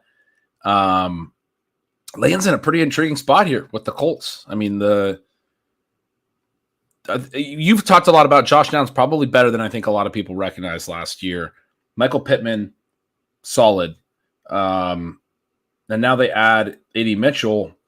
It's a pretty good little – I mean, you want to talk about surrounding a young quarterback with some receiving weapons. The Colts haven't done half bad at that either at this point. I mean, a couple of years ago, it was like Pittman and nobody else. But Downs and now if Mitchell can hit – but, I mean, he's another one. When we start talking about the targets per out run stuff, the profile does have some concerns. I like the value, I guess, when he had fallen quite a bit. But he's another one. His career high targets per outrun just barely over the 20%. So to kind of put that in context, and doesn't have the massive efficiency that Brian Thomas has. So the landing spot feels like a solid one. There's opportunity for the Colts. You got a good young quarterback, but I don't know. What do you think? Does this get you at all intrigued by Mitchell?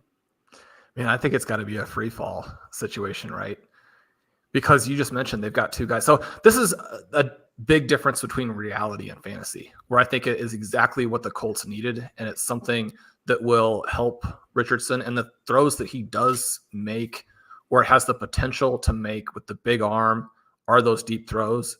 And so maybe it doesn't damage the best ball value as much, because when you hit on those big plays, that particular game very quickly can be one that works for you nicely.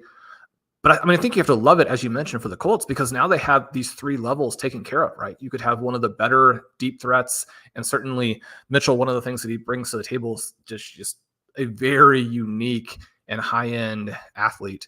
And then you have Michael Pittman for the intermediate and kind of the do everything. And then you have Josh Downs, who is probably more flexible than people realize, had a better rookie season maybe than people realize, was probably a better prospect than people realize. He's somebody that Pat and I just acquired in a Triflex trade. And so from that perspective, you know, maybe you have to move him down a little bit. I guess it's hard for me to see any path to volume here with those other two guys and with a passing game that I would expect to be at the bottom of the NFL in attempts. Is that something we should be worried about? And I was wondering if it's something we should be worried about with Marvin Harrison. I mean, that was, as I was saying, it was a good landing spot. I was kind of thinking that, you know, there's probably an attempts issue here where Richardson's going to run a decent amount. We know Jonathan Taylor's going to get plenty of volume. It looks like the Commanders just took Ben Sinnott, the athletic. You told me kind of an H-back, right? Like tight end, but kind of used in that like fullbacky way sometimes. Well, I've been. They get their new Chris Cooley. Anything from the next Sam Laporta to the next Josiah DeGuara. So Pick it. Pick it up.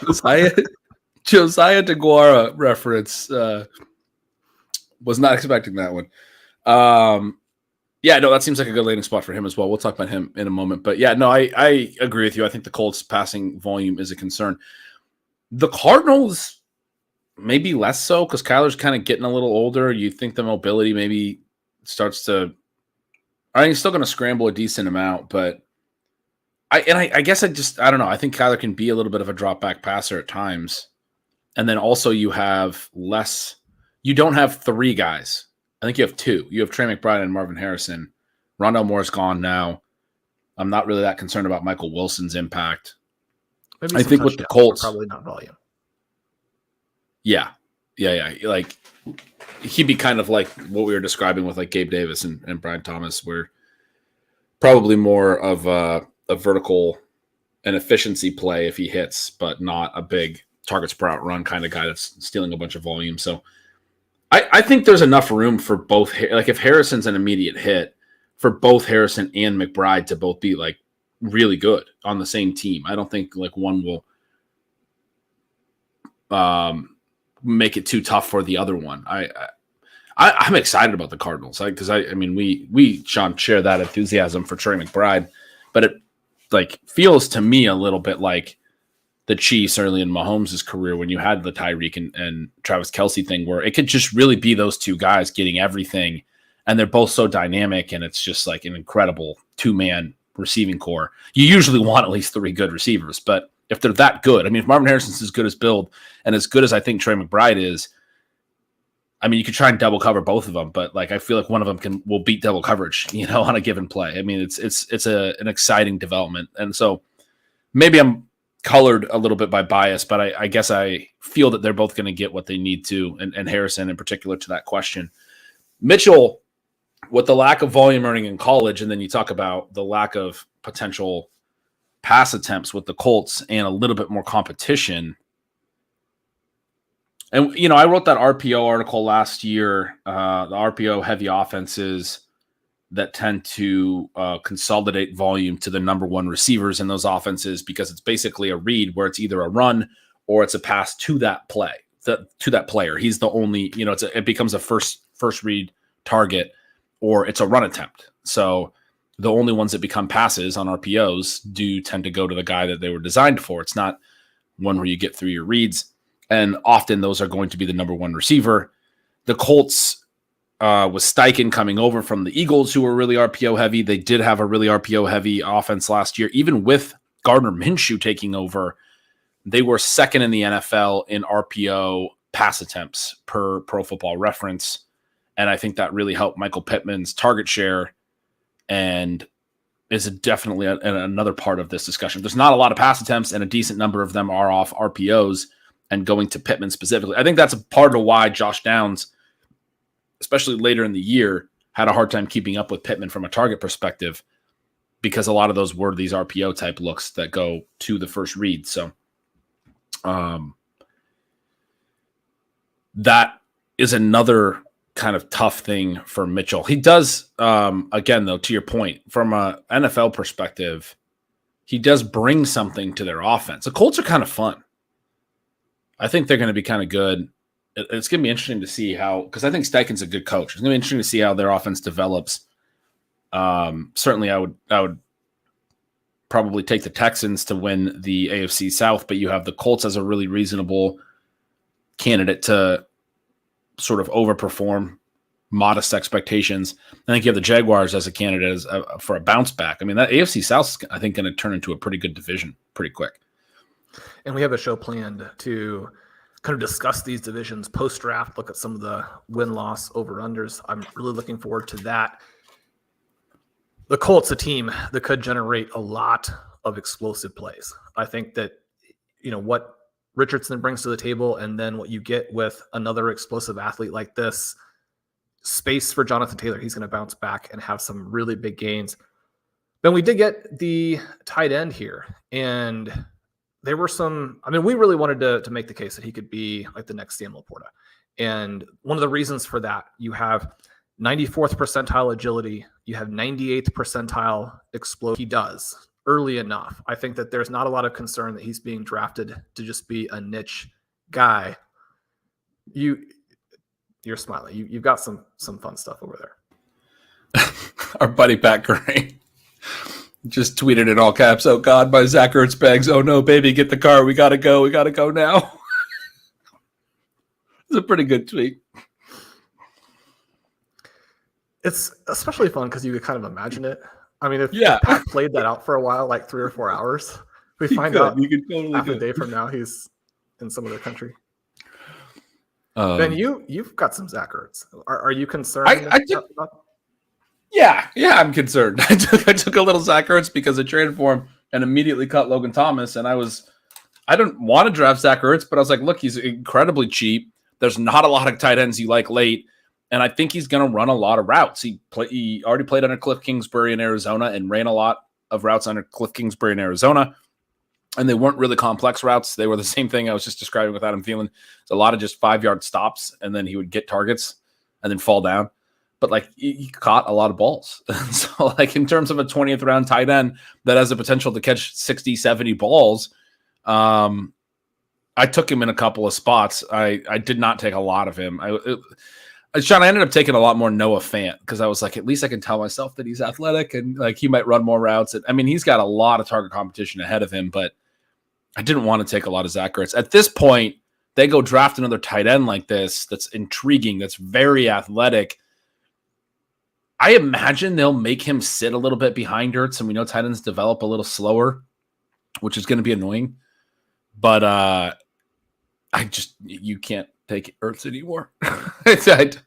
Not that you ever really should have. I don't think that's the type of pick that I don't think you would ever make, Shawn. But if you were taking Ertz like me, I think you have to let that go. It does seem like the most extreme version of JJ McCarthy and Bo Nix are no fun. Your last round pick, Ben, can be used on someone who like plays 0 snaps, and that's still more fun. I mean, this is a guy you kind of get excited about now. And I think if you like Jaden Daniels and you want the Commanders to start surrounding him, because especially with the season Jahan Dotson had last year, I mean, Daniels is going to be one of these guys who goes to the NFL level and immediately has worse targets. And we've talked about that dynamic for some of these like top 5 picks at quarterback, over the last 3, 4, 5 years, where you wouldn't think that you would go to an NFL team and suddenly be dealing with significantly weaker wideouts, tight ends, what have you. But Sinnott is a guy where you look at the Power 5 tight ends, it's not just that he tested well, which is so important because we know that the tight end position really rewards athleticism. This is a guy who is second in yards, first in air yards, second in yards after contact, and tied for second in broken tackles among the Power 5 guys. I mean, that's production with the athleticism, and with this pick, I think you can immediately start drafting him in basically every format. All right. Well, we'll see where you take him when we do a rookie mock here pretty soon. Is Pat tweeting from the road now? Yeah. Yeah. There's been some funny reactions here. The other recent picks, other than Mitchell and Sinnott, couple offensive linemen, defensive tackle, another defensive tackle. How many is that? There's been a lot of defensive tackles taken. I'm going to count. 1, 2, 3, 4, 5, 6, 7. Oh, I guess only 8. I would have guessed more. But 8 defensive tackles so far by the middle of the second round have gone off the board. There have been 4, 5, 6, 7, 8, 9, 10, 11 receivers off the board now already. And still no Troy Franklin. Yeah, so how many of those are Troy Franklin? One of the reasons to have him a little bit down, and one of the things that I did ask people who would come on overtime about Franklin, is that this idea of Odunze and Worthy and Franklin being the next tier, you were not seeing Franklin mocked very frequently at the end of the first round. And even though you've got a variety of people doing the mocks, a lot of those are influenced by information that is leaking out from actual NFL teams. So that gives you some pause, right? The response from almost everybody was that, yes, that is the case. He may fall a little bit. I think, Ben, I mentioned to you that Robbie Anderson is his physical comp, and there is some concern about whether his body type really plays. And I don't think you can completely ignore that, right? But production is production. So we think through that. I guess I'm saddened that he's falling, but when you don't see people coming out and taking a stand for him as if somebody that the actual teams are a fan of, this was telegraphed to an extent. That makes sense. We have the Cowboys on the clock here. This is the pick that I think I don't think there's anything that I've heard more of, especially outside the first round, than the Cowboys' second round pick, number 56, was going to be a running back. I think they were hoping for Jonathon Brooks, probably the Texas Longhorn in-state star. David Tepper and the Panthers said no to that.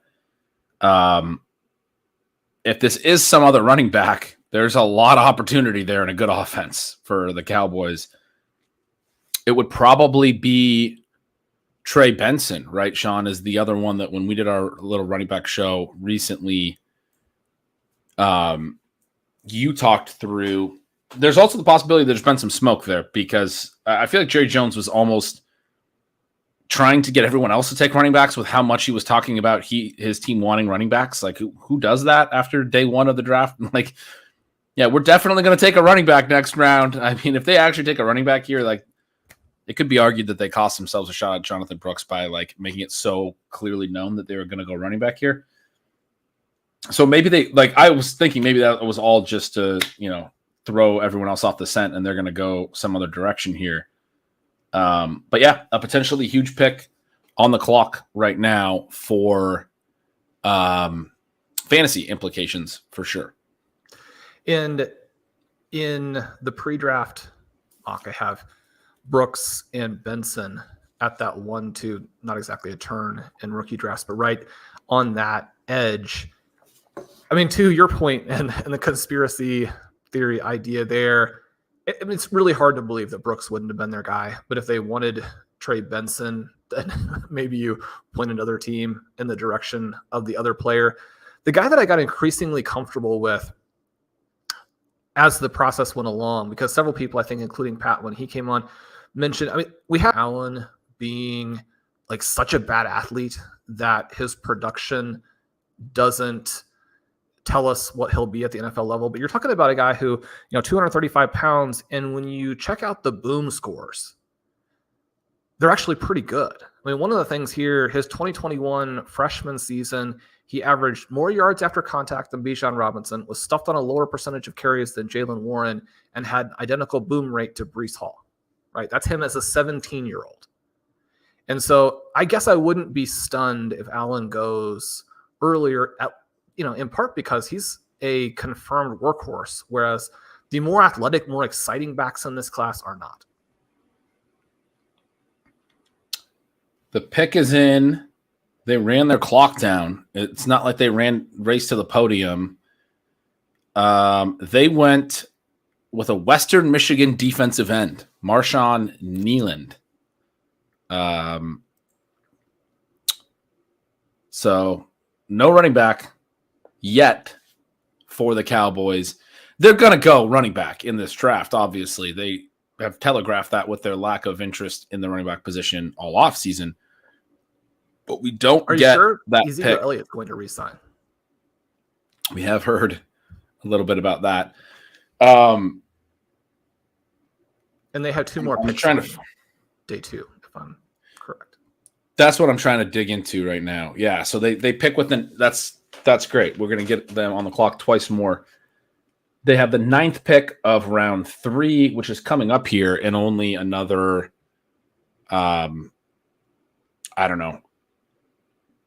20 picks. Not quite. 17 picks, I think it is. And then they also have the 24th pick in round 3, which is their own pick. 15 picks behind that. So maybe they are looking at like a Braylon Allen, and they're thinking, or they think the tier is a little wider or what have you, and they're thinking they don't need to make that move right now.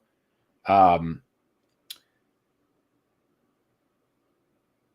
impressed by Jerry Jones. I think he was doing a little bit of misdirection. I think the wily old guy, he was, getting everyone to think that he was going to go running back, and then they come out and they just go to the trenches again. They went tackle in the first round.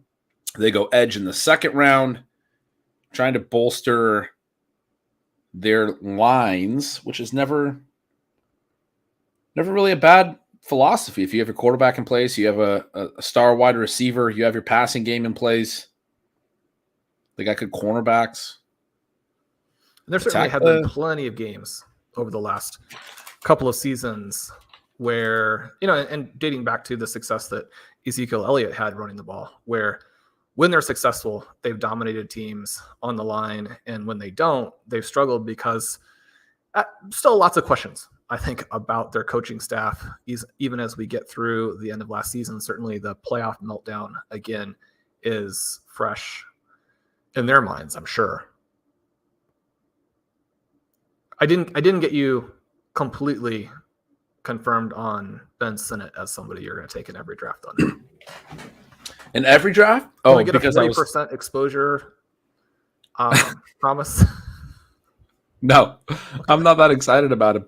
I mean, that's probably the biggest pass volume concern for me with Jaden Daniels, and he does take sacks at a high rate, and he does scramble. I think, with like Anthony Richardson at least doesn't take sacks as high of a rate. But that was always my issue with Justin Fields. There's the three outcomes on a drop back: sack, scramble, or pass attempt. And Fields' numbers on sacks and scrambles were really, really high. And I think especially early in his career, Jaden Daniels might be as well. Not to overly compare him to Justin Fields, but it's not great for drop backs that become pass attempts. And then you're also probably going to just have because he's a rookie, a not high rate of called drop backs. And so I think probably when I go do my projections here in the next couple months, Washington is who winds up with the lowest pass attempt volume in the NFL when I get all said and done. I'm looking forward to discussing that on an episode of Stealing Bananas. That'll be a very good one. I think you're going to get a lot of explosive plays from Jaden Daniels. To Ben Sinnott? Why not? Maybe. The next Sam Laporta. The next Sam Laporta. All right. Well,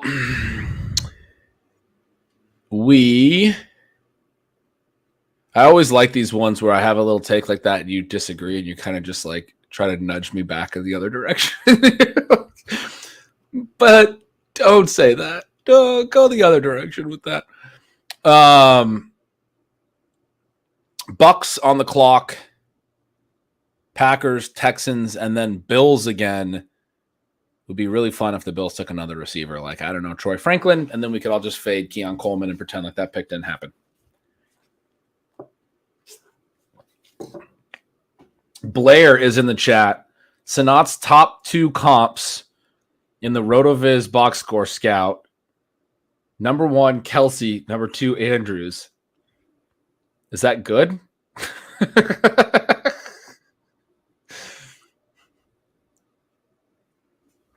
That feels like two good comps. I think you're going to make me draft some of him, but I don't know if I can get to 40% with a mobile rookie QB. It's just that's a big hill to climb. The projection bro in me doesn't allow myself to get to 40% on a rookie tight end with a mobile rookie QB. Just can't happen. It'll be interesting to see how his ADP shifts. Like what? I love Blair's second note. The rest are kind of bad. There's only two good tight ends. So, if you have both of them, then you're good. That's the reality of the tight end position. Your comps are all going to be bad. Then as we look at these teams that are coming up here, other than, as you mentioned, the Bills, are there teams where we could see Franklin go? Obviously, Packers, Texans, pretty loaded. Lions, arguably pretty loaded. San Francisco has already made their pick. The Chiefs have made theirs. Panthers could still use some more work. Cardinals could still use some work. But it is set up for the Bills. The Ravens, another team that, despite all of their enthusiasm for Rashad Bateman, publicly, are a team that probably could use another piece to go along with Zay Flowers. They hit big on him last year. You have Flowers, you have Andrews, you have Lamar Jackson there, it would be a fun landing spot. You'd have some of those same concerns about the overall pass volume, especially when you have two potential stars that you're going to be dealing with. Yeah, I mean, I think that would make sense. I would have said the Bucs if they were just already kind of souring on Trey Palmer. Obviously, they just extended Mike Evans. They do go defensive end here. I'm hoping Trey Palmer, did enough as a rookie that they keep him in their 3 wide receiver sets because he's a fun dude to watch. Packers obviously just so deep at wide receiver with young players that they would shock me. The Texans having just acquired Diggs. It feels like the Bills are the next one here in a couple picks. Lions don't seem super likely. You mentioned the Ravens, and then you have the Niners and the Chiefs to close the round. Both went wide receiver in the first round. So if it's not the Bills or maybe the Ravens, we might not see another receiver in the second round here. We might see Franklin falling to round 3. I do think some of these teams like the Bills need to add more receivers. I said it for the Panthers. They pick with the first pick in the 3rd round. They could consider, I think, another wide receiver pick, although because one of the things when you go running back is like, okay, if you do now take another receiver, you haven't addressed the lines. You haven't addressed your defense. You've gone skill position with all 3 of your top picks, and teams don't typically like to do that. They like to take their meat and potatoes picks in these rounds as well. So wouldn't surprise me if the Panthers go a different direction there. Probably get like a front 7 guy or something like that. Yeah, I don't know. We might have a little bit of a boring stretch here, though. I think we're going to continue to have defenders coming off the board with some of these upcoming picks. Are there veterans that you have been, thinking about moving substantially? You're looking forward to draft as the result of almost the first 2 rounds being complete at this point. One of the things that is interesting, just, kind of tactically, you made this point about Jaden Daniels and what the pass volume is going to be. I think that McLaurin gets a little bit more interesting for me, specifically because even though, I'm probably not going to be as aggressive stacking players as many, if not most, drafters, but I think that Daniels is going to be pretty clear-cut, like the best quarterback pick. And so even if you do have some concerns about play volume, I think just to set those teams up properly, McLaurin is interesting. Although, again, if you're going to argue that they have some additional guys now, maybe, Dotson is mostly the result of the coordinator and the QB last year. Maybe there are enough different players to split off targets, especially if there aren't that many, that becomes less exciting. Certainly, I mentioned Quentin Johnson being somebody that, you don't want to move him up to where you get a lot because he's probably a bust, but he becomes a little bit more interesting after they pass at wide receiver. Are there names that are jumping out to you here that have really dodged a bullet in the first couple of rounds? Well, I wouldn't say dodged a bullet, but that Bo Nix to Denver fit. I want to start talking about the projection bro in me. Like running back targets go burr. Like I'm already seeing the numbers being so high. I think you have to have Javonte Williams in he's going at like the 9th round because he had an inefficient year last year coming off a multiple ligament injury. Like maybe he's just going to be bad the rest of his career, but they ran him out on a lot of routes. He caught a lot of passes. If you're in any kind of PPR or even half PPR format, he's way too cheap. I don't want to blow up his ADP or anything, but I think he should be like a 5th round pick at minimum. I don't know why he's going in like the 8th round. And then Pirine, we talked about on a recent show, going completely undrafted. And I mean, Jaleel McLaughlin also fits into this discussion and is also a good pick in the later rounds. But I think Javonte and Pirine are the 2 that really stuck out to me as good values. But I also, I want shares of all 3 of those guys. I don't think their offense is going to be great or anything. But when you can project running back receptions at that level, the whole scale is different, right? Like we talk about, like there's still probabilistic, ranges. There's still floor to ceiling stuff. If their team's terrible, if a lot of things go bad, there's still a floor because of those receptions and that volume. Even though there's a committee, like there's still a floor of some running back points there. And then if they're actually good, if Sean Payton with Bo Nix is able to actually like not be like great, but have like a reasonably improved offense or something like that, there's upside in that regard. If there are injuries that consolidate the work, right? Like if Javonte goes down again and you're in on Pirine, I mean, those types of things can play out very favorably. If suddenly you're getting most of the routes in a Bo Nix, Sean Payton backfield, the running back routes, whichever guy you have, I mean, you might be getting like 6 receptions a game at that point. I mean, I really do think there's going to be a lot of short passing. So the Broncos running backs are the ones that, if you talk to me about like a veteran that I mean, the Bo Nix to the Broncos thing was just perfect. I am so excited about, like, for my high value touch thoughts and all that stuff. I'm just like, I like feeling confident about the way things are going to play out. And I feel very confident that what we saw from Sean Payton last year was an extension of what he was with the Saints and how he always did things with Breeze. And we didn't see Russell Wilson throw to his running backs like that in Seattle.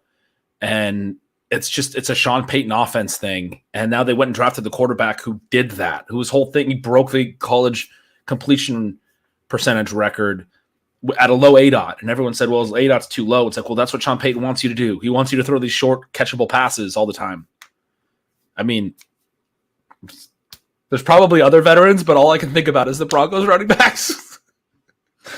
Well, having Javonte Williams as a clear-cut target is a lot of fun. Certainly someone from that backfield is going to absolutely crush ADP. And since this season sets up so nicely for 0 RB, we're definitely already looking for those guys. I moved Cortland Sutton up a little bit too, again, in part because I think that you're going to have to draft a little bit of Nix at the very end. And when I say I moved him up, I had McLaurin and Sutton below ADP previously. So it's just getting them a little bit closer to where the market already was. I want to make that point before people go out and draft a lot.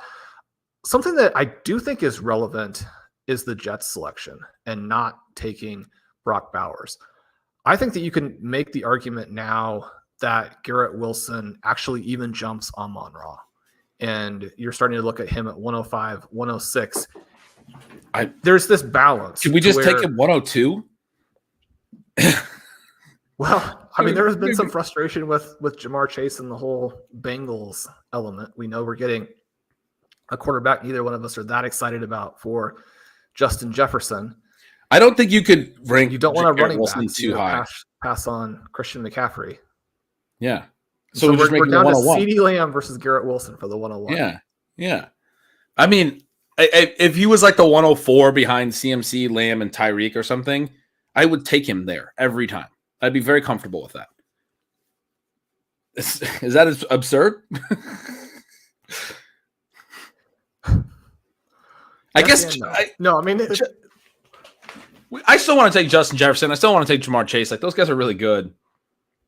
But Garrett, well, I'm with you on the Garrett Wilson thing. I also think, Sean, that Mike Williams is like one of the best values for. We want to talk about veterans.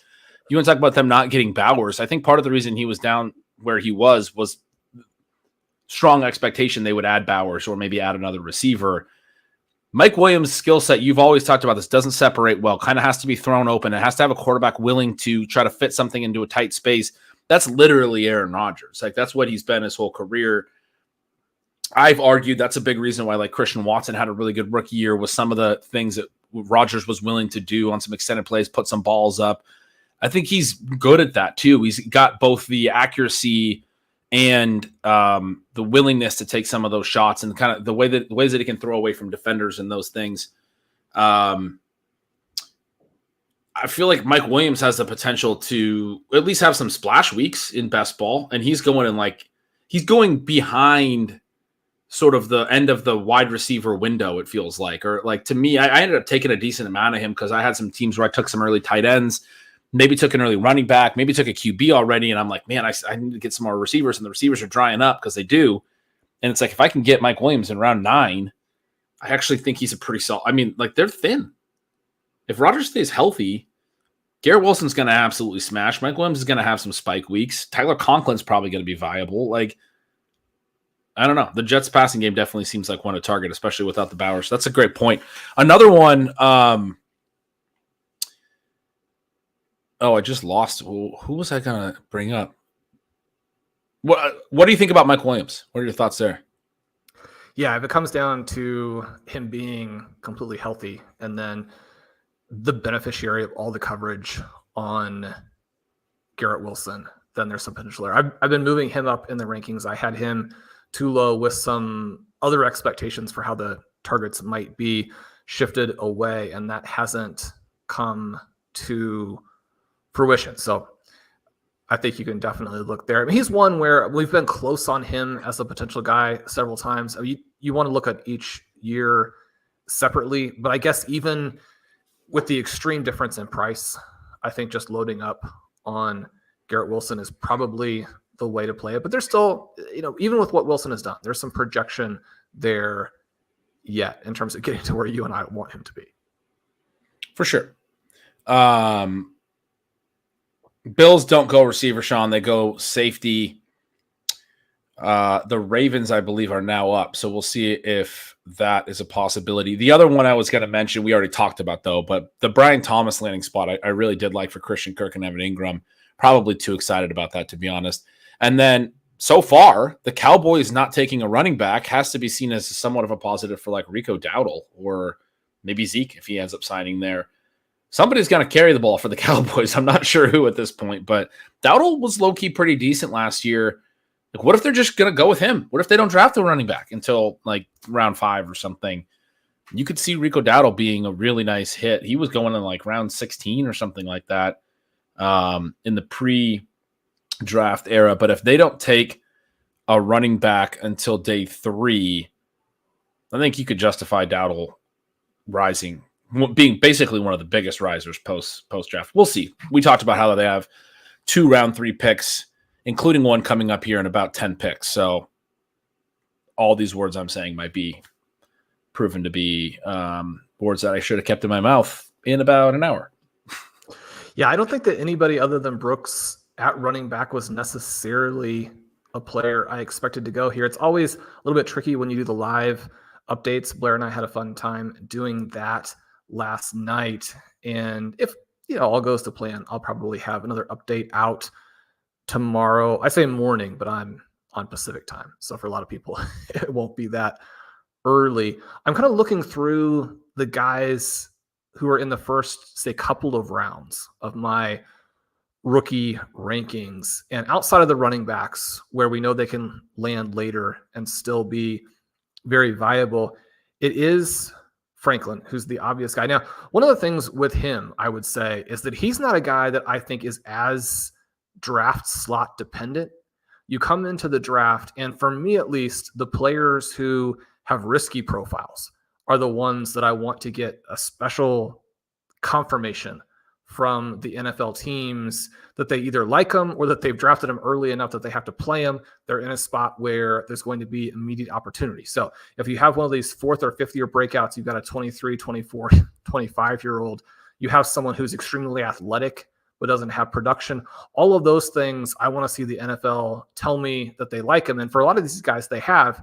For someone like Franklin, it's not nearly as much the case. Another tight end another player available here who I simply may have been too high on, I think Jatavian Sanders is pretty interesting. His production in the context of this Texas offense was better than I think people realize, and he's going to be young, which is something, again, we're kind of desperate for in this particular draft. Are there names that we should be looking for, that you're looking for, that you want them to go here to be comfortable with their outlook? Because outside of running back, once you start to get to this area, I mean, we are now moving into a range where it's going to hurt prospects if they don't start to go. For sure.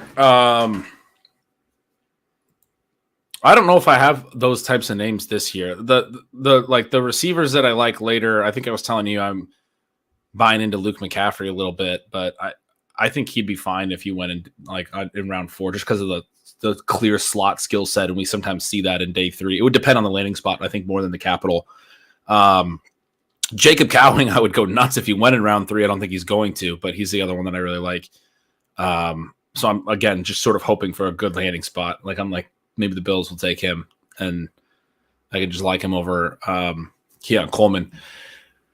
But I don't have any of those guys at running back other than some of the ones that you talked about on our recent show. Like, I took a lot of Will Shipley after we talked a little bit about him and his athletic profile, and he caught a lot of balls at Clemson.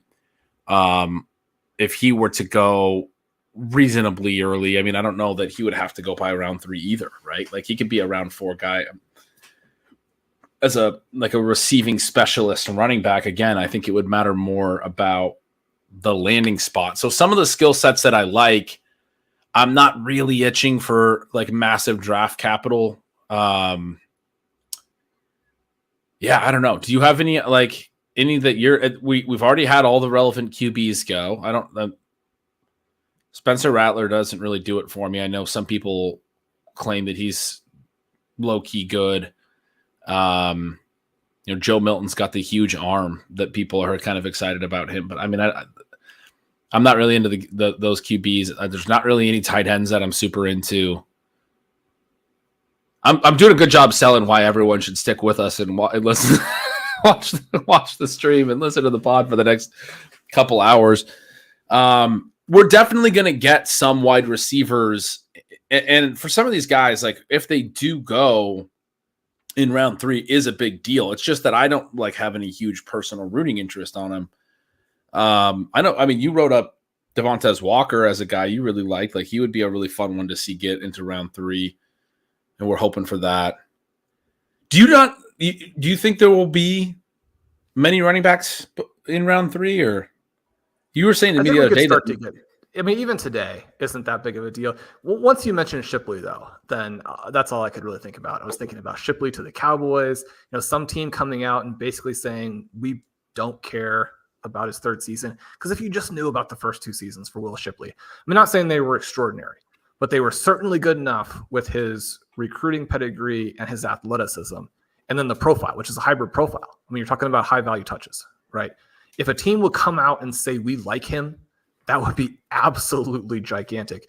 The other name that I'm kind of looking at there, not for today, but maybe early on day 3 as opposed to late on day 3, I think Tyrone Tracy is extremely interesting because you have this transition from receiver. You've got a guy with extremely powerful athleticism, but on the plays where he carried last year, right? He's 3.5 yards after contact, a 30% evasion rate. That compares very favorably, not just to everybody in this class, but to other classes of back. Now, you've got a guy who's going to be like 25 as he starts out. And so it's a short-term type of play, but he's exciting enough that, again, if a team would say, we do have a role for him, I think that would be a lot of fun. There's another tight end beyond Sanders. Ben, you can kind of tell that I'm obsessed with the tight ends. I do tend to draft a lot of them. Jaheim Bell is interesting to me because he's someone who in some individual seasons has had crazy yards per route numbers. He's somebody that was used as a running back at times. He has a 91st percentile broad jump. He's got the 4.6 40. So the question with him is similar to the question with some of the other guys, like, how is he going to be used? And I don't think you can necessarily tell for sure. We've certainly seen teams pick some tight ends early that they didn't have any plan for in the passing game. But if you got the sense that he was going to be a tight end instead of an H-back, that would be a big deal because he's got the size. I mean, he's got the athleticism, not the size, but the athleticism and the production numbers to be someone who have to start drafting at the end of every single draft. We think about the 2024 tight end landscape, and I think you and I are both on board with at least one, if not 2 tight ends early, because tight ends late are not interesting at all. But if you got these extremely wide range of outcomes tight ends, if you got rookie tight ends, and we don't want to get too sort of over our skis or what have you in terms of chasing what Laporta did last year, but I think that the young tight ends are following in the same trend as the receivers, where maybe not to the same extent, but again, you don't have to have the same level of production for that tight end pick to really help you. That's one that I think would be interesting. And then again, in terms of a day 3 selection, I think Kamani Vital is very, very interesting. The combination of production and athleticism there to go with, 213 pounds. I mean, you're talking about a guy who has the right size as well. If he goes, say, early in 3 as opposed to at the end or undrafted, that would be interesting to me. A name that both Travis May and Pat mentioned on Overtime at receiver, who I think we want to keep an eye out for, is Javon Baker. He's somebody who transfers from from Alabama to Central Florida. This is kind of a 1-year breakout situation, and yet the deep ability for him really pops. Now, my concern here is that I would like him to be more athletic if he's going to be a deep guy. We know that athleticism can be extremely overvalued for receivers. I think especially certain profile of receiver. If your argument is that, you went from Alabama to Central Florida and then you were able to get deep on everybody, it's hard for me to believe you can do that without speed at the NFL level. So that will be an interesting one to track. But he's a name, if we're talking about somebody again who might jump out there and get picked ahead of Troy Franklin, he could be the next wide receiver who goes here. The Chiefs with an interesting move here, Sean, trading up one spot with the 49ers to take an offensive tackle. I'm always like, the one spot trades are always so interesting to me because, like, if you're the 49ers, if you're the Chiefs, why do it if you know that the 49ers are willing to trade off of that spot? And presumably you tell them who you're going to take or else they're not going to do it. But, like, why? If the 49ers are willing to trade back the one spot and let you have that tackle, then you're going to get that tackle anyway if you don't make the trade. Don't you know that? Aren't you already aware of that? Like, I love the fact that you're trading up here with the Bills yesterday, with the 49ers today, and you're telling them that you're going to stop them from beating you in the AFC Championship game, from beating you in the Super Bowl, because you picked the right guy that they could have taken. It's psychological warfare for sure. The mind games are heavy. Right before that, the Ravens did not go receiver. They went offensive tackle. We have closed this second round since the Ben Sinnott pick with the 21st pick in the second round. Defensive tackle, offensive tackle, edge, safety, offensive tackle, safety, cornerback, offensive tackle. Mostly offensive and defensive line picks. A few secondary picks, no skill position players. One of those offensive tackles, Sean, was the second offensive lineman from the great college of the Washington Huskies, Roger Rosengarten. That makes 5 Huskies that have now been selected for anyone who's keeping track. One of the things the people like about Michael Penix is that he took basically 0 sacks. Anytime I try to make any positive case for Justin Fields or Jaden Daniels, people will just mention that they take some sacks. So Penix, by virtue of being at the opposite end of that, we now understand why he went so early. But is Roger Rosengarten really the reason? Again, you have the inside scoop. Well, and then Troy Fatanu, who was the other guy who went in the first round. The offensive line was great. And then he also just sort of refused to take hits. Whenever they had pressure, he would just throw the ball away. The sack thing is interesting for him because I saw actually Hayden Wink's tweet about this where he was commenting that, yes, Penix had a low sack rate, but also on 3rd and 4th downs, he threw short of the sticks, and they converted against pressure like 0%. I think it was against pressure on specific 3rd and 4th down spots where he should have been trying to extend the play. And if you take a sack, it's not the end of the world. But he just got the ball out, threw short of the sticks, and they did not convert any of. I think it was like a 15-play sample or whatever. But it's like a pretty good indication of something that bothered me last year at times with Penix as a fan, where you'd almost want him to take more sacks, to be trying to make a play to convert, because it's not that great of a thing to avoid a sack in that situation. If you don't get the first down, you're still punting. So, and the contrast, at least according to the SIS charting on that, would be Third down passing attempts, at least 4 yards to go, 2023. Penix, the sack rate is just 4%, right? But the yards per attempt is just 6, and the IQR is 90. And that contrasts with the rest of the guys in that 6-player group who went so early are all 120 or above, right? And Bo Nix, who also refuses to take sacks, he's down at 1.4% in that range of plays, but is at 10 yards per attempt and the second highest IQR behind Jaden Daniels. And Jaden Daniels has taken a lot more sacks, so you can factor in how that works in terms of actually extending drives. You mentioned that Nix is not going to be exciting. He's going to be a guy who really works in favor of the running backs, but it's certainly a dynamic that I think NFL teams are aware of in terms of refusing to take the sacks, but also simultaneously being able to keep the drive going. If you don't take a sack but don't complete the play, then it doesn't work either. Right. You got to, but it's worth trying to extend the play in those situations. The 49ers go cornerback. We are into round 3. Troy Franklin does not come off the board in the first 2 rounds.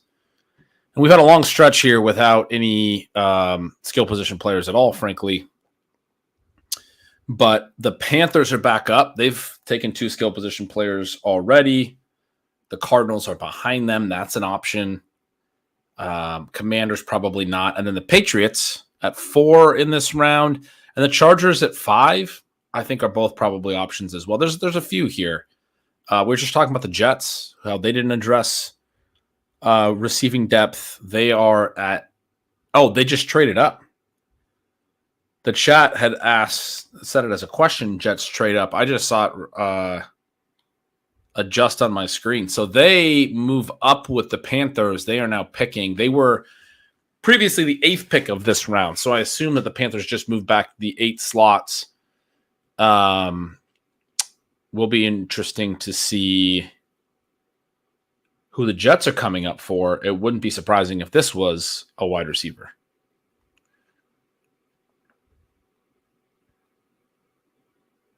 I'm hoping that one of these teams in this range does take Sanders, because I think that he would give them that intermediate tight end receiving option.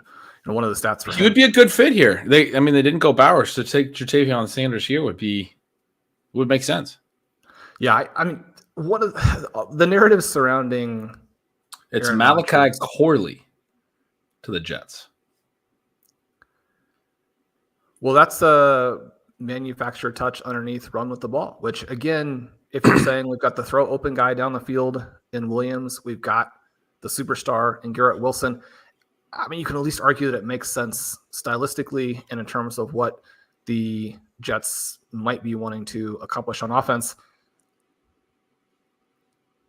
A bit of a reach in this area. Yeah, over at ESPN, they have him as like their 7th best receiver available. There's several interesting names. He maybe does something specific for them in their scheme that they want. Like you mentioned, he has a unique skill set, kind of like a Jaden Reed, right? I mean, that would be the hope. Yeah, I mean, you're going to get a lot of evaded tackles, 42 in 2022, right? That's just an absurd number. 477 yards after contact. The 2022 and 2023 campaigns together, he has 192 slot targets. He has 169 of the targets come at a depth of 5 yards or shallower. Now, he does have 7 touchdowns on his 31 deep targets across those 2 seasons. We don't want to completely ignore some of the things he can do maybe on the opposite side of that.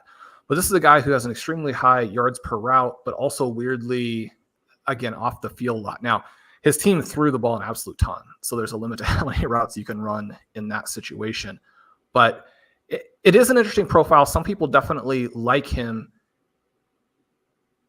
I think that this type of player you probably would prefer to get later in the draft.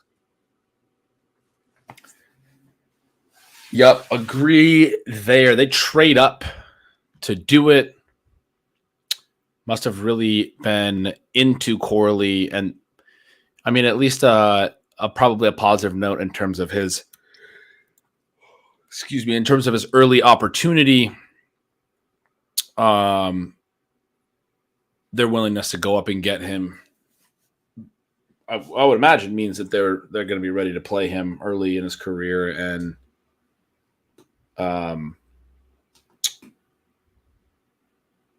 yeah, they like him, obviously. So we get the Cardinals on the clock now.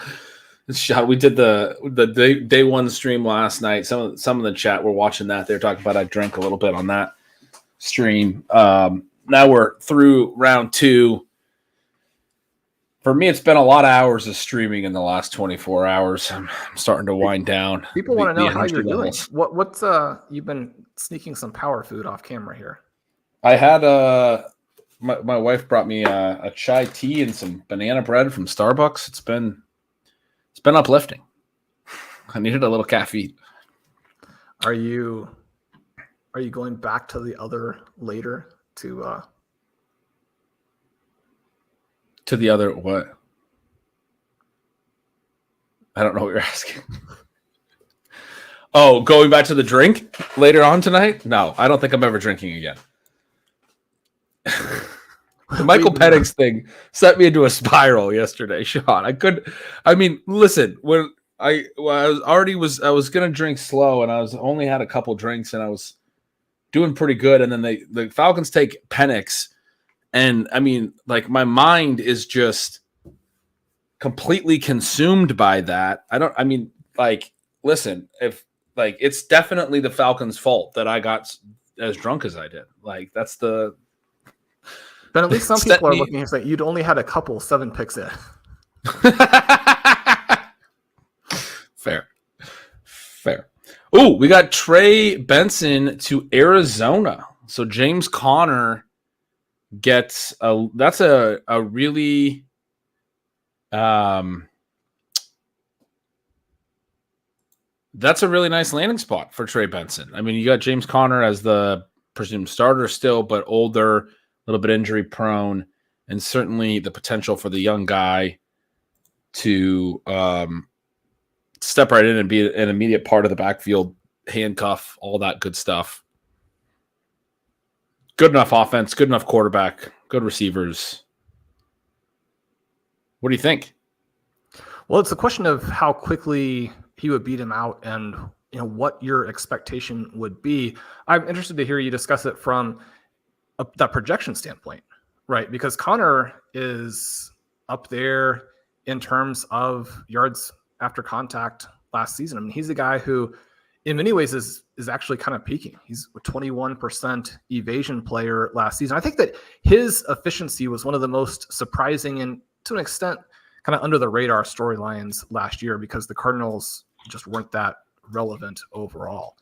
But when we talk about a player like Chuba Hubbard being stepped on and that being a little bit unfortunate, I don't have any James Conner. I had him ranked well below ADP in part because this seemed very, very possible. He's the kind of guy where, especially if he's the only guy really on the roster, you're expecting that depth chart to take somebody on.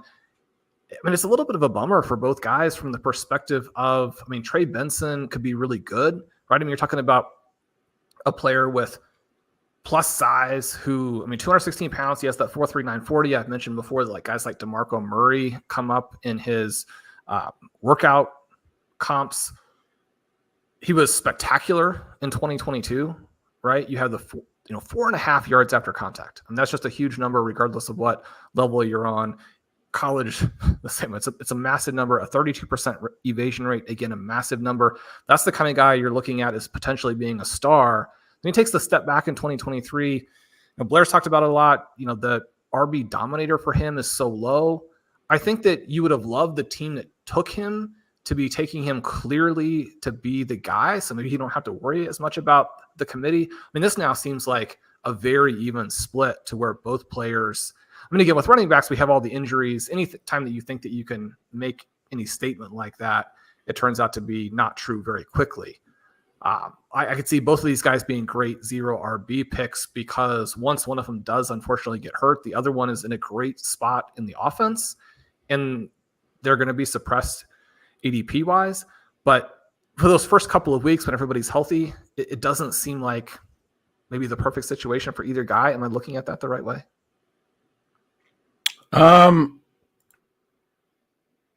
I guess I would be a little bit more optimistic. I mean, I'm surprised to see how good Connor was last year. That did fly under my radar. 5 yards per carry had never previously been higher than 4.5, which you got to go all the way back to his second season when he took over the backfield for Le'Veon Bell in 2018. That was when he was a 4.5 yards per carry guy, mostly like a plotter since then. And even in that year, only ran for 973 yards. Last year was his first 1,000-yard rushing season, and he does so in only 13 games. That surprises me as well, that he had never had a 1,000-yard rushing season before. So your point about him kind of like hitting his prime now is well taken. I mean, he looks last year like a different back than he had been, but still 28 years old, only played 13 games, has only played more than 13 games once in his career as well. Oh, you go all the way back to his rookie season. He played 14 games and he had 32 total touches. So I'm not counting that season. I'm talking about as an actual like starter where he had 100 plus touches. He's had 6 seasons. He's only made it beyond 13 games once in those 6 seasons where he's, really been involved in his offenses. And now he's going to be, 29 here, like next week, May 5th. And I mean, the way that he played last year is relevant, but I think this is pretty straightforward for me. A guy who's never really stayed healthy, and I don't anticipate is going to, at 29, be able to carry over what he did at 28. I mean, it's pretty easy for me to be like, that's the outlier season. I don't really want to bet on the old guy. I do want to bet on the young athletic guy that the team just took as the RB2 in this draft class, as the second pick in the third round, which is good capital for running backs in this era. I mean, they might start Benson behind Connor, but I feel pretty confident in saying that Benson's going to be the guy down the stretch. So I guess I would be a little more optimistic about playing it to the young guy. Just completely blowing up any, single round value for Connor there. The other thing I like, and the other thing, Ben just got a delivery of like an entire buffet. Thai food. Look at this. Yeah, that's good. That's good. I don't know how I'm going to talk. I'm just going to have to give you the mic for the next 15 minutes while I sit here and eat dinner. I'll have to do a true filibuster on you. Yeah. No, one of the things with the Marvin Harrison discussion as well, I had originally written that up as, even though we expected him to go early into a good situation, that it was a positive that he had avoided the Chargers and what could be a very low volume passing offense. It was a positive that he had avoided the Giants, where if he had gotten to the Giants, it almost certainly would be a situation where Daniel Jones is going to be the QB like it was for Malik Neighbors. And even though I think it's fine for Malik Neighbors, I think for Marvin Harrison, it's great that you don't have that QB question, both in the short term and the long term. So for me, I did move Harrison back ahead of Neighbors. They were obviously relatively close. I mean, Neighbors crushes Harrison in a lot of really important and interesting metrics, but it's just for the 1 year. One of the things I thought was pretty cool, I was looking at some of the most pretty important, relevant stats for Harrison, and over this last 5-year period, he was the only receiver who had hit those twice. And so again, when you're talking about a young guy with multiple seasons, you can feel very comfortable with Harrison. You've made the point, Pat's made the point, don't overthink it with him. You're talking about a superstar. But when we're looking at projections, when we're thinking about what the total volume could be, after I sort of wrote that up, then I'm going back and thinking, well, what about the mobile QB? How much is that going to hurt? I think that the Cardinals are kind of moving into a time period with Kyler where, not that you're going to lose all of the rushing attempts, but for them to be successful, it needs to be the threat of the run for the running game and the mobility and the scramble ability, extending some of those plays, letting those receivers get open, letting Harrison work, letting McBride work, and potentially not losing a huge chunk. Now, again, Kyler Murray, you're going to lose some plays, but with the injuries he's had, with, I would argue, him not actually being that dynamic a runner in the open field, certainly not somebody you want to take a lot of hits, extending plays and creating that opportunity for someone like a Harrison, also now a Trey Benson. I think this Cardinals offense is one that you could have some big spaces. You talk about how are you going to get the speed back? Again, a sub 4.4 speed guy at running back. If you have the space, if you have the holes, I think we could see some really big plays from Trey Benson. That part of it is exciting. Yeah, I mean, that gets me jazzed. I'm pretty pumped about him. I think I think I would take him over Jonathon Brooks, even with as many good things as you had to say about Brooks's profile, but also knowing that Brooks is coming back from an ACL. And I think there's some real risk there where, I mean, we've talked about it before. When a running back gets hurt, like their early years are their prime years, and it's just you lose some of that. And so for him to already in his first year not be probably 100% going into the season is tough. And then my big concern, the thing that I keep thinking about is like, if I take him in Dynasty, he already has this hit on him where if he has another serious injury, the value is going to absolutely crater. People are going to be like, he's J.K. Dobbins now. He's had multiple season-ending injuries. If he tears another ACL or if he tears an Achilles or something, obviously we don't hope for that. But when you already have one, I think when you get to that second season-ending, injury, that people get really spooked at that point that this player is never going to be healthy. So that part of it, the injury, coupled with, I just really like this landing spot for Benson more than I do the Panthers one. I have a lot more concerns about the Panthers offense. I think Chuba Hubbard is a bigger legitimate risk to Brooks, early volume. Is that crazy? Is Brooks that much better of a talent than Benson that I shouldn't be leapfrogging Brooks with Benson in Dynasty? I mean, I think I'm always really curious about your takes on the running back profiles with rookies, but I think without having heard your takes, that's sort of would be my thought of the landing spots, Benson getting pretty solid capital, the injury to Brooks, and those factors. But how big is the gap, I guess, in their profile? I think there's a pretty big gap when you consider the season that Benson is coming off of and the unwillingness of the team to really lean into him as the star, where we have that contrast with the situation in Texas, where obviously you're playing behind Bijan Robinson, even Roschon Johnson, so you don't get the work, and you have this single, what would have been extraordinary season, if not for the injury, that launches you up the board. I think you want to be aware of it being the one season. I mean, you think about guys that Brooks was with. I mean, Chuba Hubbard had an astonishing college individual season, right? And he's been a good NFL player. One of the things that I would be interested in hearing you break down when you talk about the landing spot, we have this situation with the Cardinals where I think it's pretty straightforward to envision how it's going to work. I don't initially love the Panthers with the other running backs that are there. The question about the offense, when you're discussing it, I'm initially very disappointed that you go from a guy where in a perfect situation, maybe he goes, like 12 to 18 rushing touchdowns. I mean, you could hope for some miracle season, but maybe in that range to now, 4 or 5 rushing touchdowns could be a very easy finish to the season.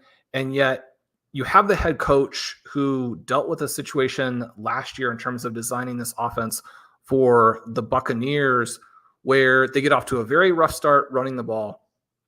You have Rachaad White almost lose his starting job, and then because his backups are even worse, he kind of gets pushed back into it.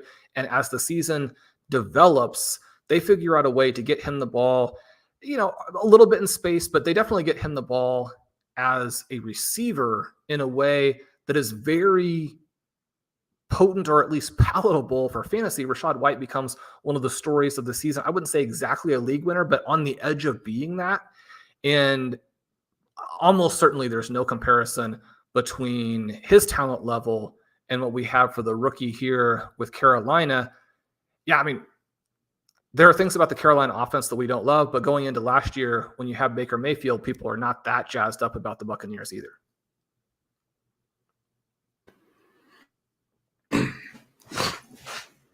So it's crazy to go, not crazy maybe, but it's a bridge too far to go Benson over Brooks. Brooks is just too good, is what you're saying. Well, I'm going to probably keep Brooks at the top in Dynasty, even though when we talk about Dynasty running backs, it's very much a year-to-year proposition. So we want to consider all those things that you said there. I think that you can draft both of these guys in redraft. I would like to think that maybe these landing spots hurt their prices, or at least keep them from being big risers. Because when you look at these two players, it was going to be tough for them not to generate some enthusiasm post-draft. We may have slowed that down a little bit with these two spots here, but maybe the immediate reaction to Benson will be just like you're saying, where, Connor goes into the background. You've got a potentially emerging offense that scores a lot of points. Benson, the guy who really benefits from that.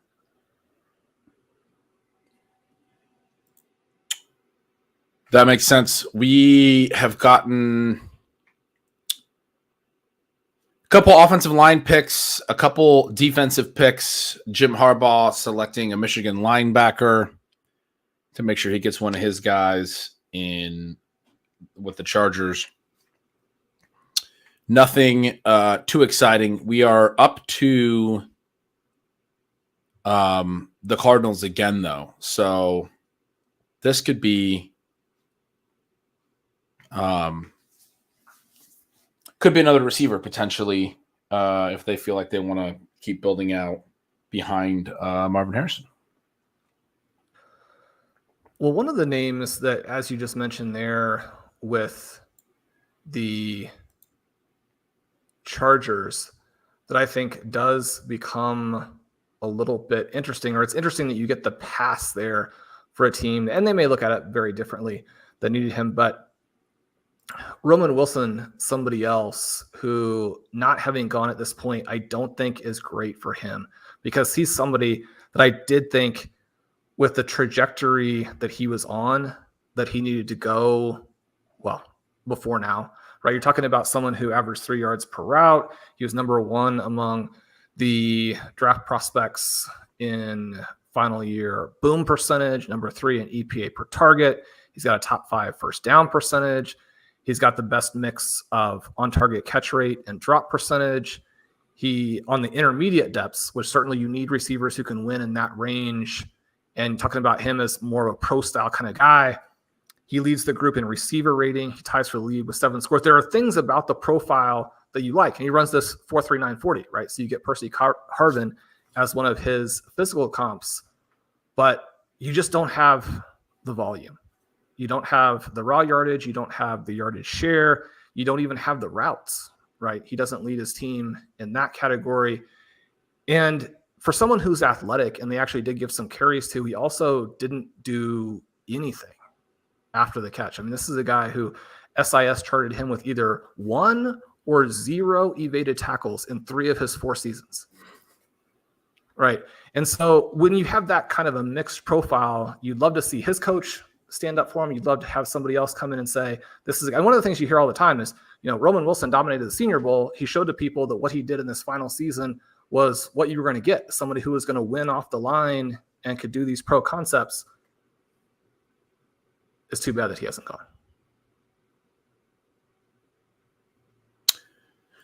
Yeah, we need to get some more receiver. I mean, we've had 12, but I want all the receivers to go. We need even more, because there's a few more guys you could say that about. That's too bad they haven't gone, although that was a good case for why Wilson in particular needed solid draft capital, and that has not happened yet. The Giants went cornerback. I have not seen the Cardinals pick yet. I'm curious about that one. The Panthers are right behind them. The Cowboys are right behind them. So we might see maybe that Braylon Allen pick to the Cowboys would be interesting. You've got me off of that now. It's Will Shipley or bust. Will Shipley or bust to the Cowboys. I like that. One of the things, Sean, when they showed the Chargers war room after they took Colson, who was the Michigan linebacker, Jim Harbaugh's all excited. He's high-fiving everyone. But then I said, like, everyone else in the war room's all excited. All these other, like, scouts and stuff are high-fiving each other. And I'm sitting there looking at it going, I mean, clearly this is Jim Harbaugh's guy. It's not like some scout was like, oh, I found this linebacker at Michigan. I mean, you coached him last year. You were in the building with him at all times. You're the head coach. You're going to make the decision on this player. So my question to you is, do you think all these guys feel weird? Like, what if you're the guy in the room who didn't want to make that pick? What if you were, advocating for something else? When the camera's on you, you still got to shake everyone's hand and be pumped. Like, how is everyone in the room always pumped about every pick? That's not everyone was excited about it. Nobody got fired on that pick, right? No one has to defend it in any way, shape, or form. They're like, coach made the pick. We're all in the clear through one more round. It's like, that's a huge win for the entire scouting department. But I mean, like, how is it that every time they show these war rooms, after every pick, everyone is in complete agreement and excited about the pick, and they're all clapping and patting each other on the back? Somebody's got to be unhappy at some point about some pick. Like, is there never a disagreement? Does everyone always know who they're going to, like, do they always have conviction in every war room? Is it complete unison? How does this work? Ben, this was I never really thought about this before. Everyone just wanted ADP value, where you would go into a draft and the guy that you had set as your target in round 5, but you thought could go in round 3 would fall to you. Think of how excited you were. I mean, this is genuine human emotion where now they get to coach this guy for another 10 years, and they didn't think he was going to get there.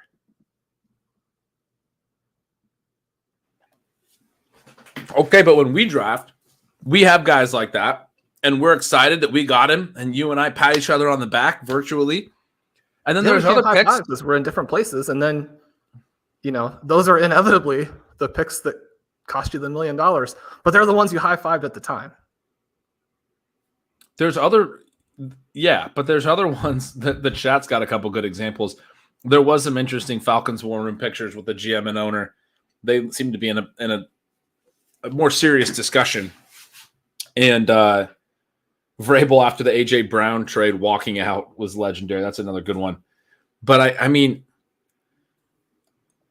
it's like when we do our drafts, there's some that we want to high five on, and then there's some picks where we maybe have a disagreement, and one of us like leans one way or the other way. I'm like, okay, this is tough. There's a couple options. Oh, we made there's at least even if we end up agreeing, we're not going nuts and like, yeah, this guy fell 3 rounds to us.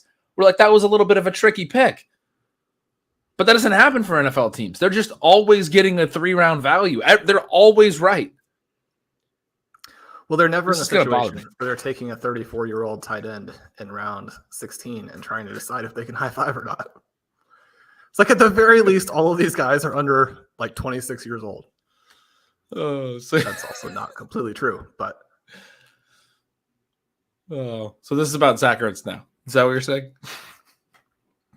No, we didn't run into that one. I won't tell you the one that is kind of cracking me up in my own sort of memory from our. No, I gotta know. Dealing bananas last year. Who did we take? I know I made you take Dawson Knox one time, and I felt really bad about that. And then we took a lot of Hunter Henry late, but I made you take a 34-year-old tight end. I'm gonna figure it out. How old Dawson Knox is, but that's who I was referring to. He's not 34. He was 34 in fantasy football years, which is like the number of passes he was going to get last year. I'm glad that it was just Dawson Knox you're talking about, because that was pretty egregious. But he was 27, and I admitted as much that it was a bad pick. So I'm glad there wasn't another one that I was forgetting about. What's the pick that jumps out for you where I inadvertently let the clock run out, and then you're like, I just can't tell if you didn't take my pick or you just picked his guy, and now we're stuck with this person all year. Who's the guy that you took? Filibustered you on. Well, yeah. I mean, we might have won the whole thing if I had understood which window we were operating in when we took Saquon Barkley over. Bijan over CeeDee Lamb. I can't think of a good one. I guess a couple years ago, you really liked immobile late quarterbacks 2 years ago. You had Mac Jones and Jared Goff everywhere, which Goff turned out to be a really good pick. But I was like, why are we taking so much Mac Jones? Why do you want to take Mac Jones every time? Mac Jones. Look out for him this year when Trevor Lawrence can't complete those passes to Brian Thomas.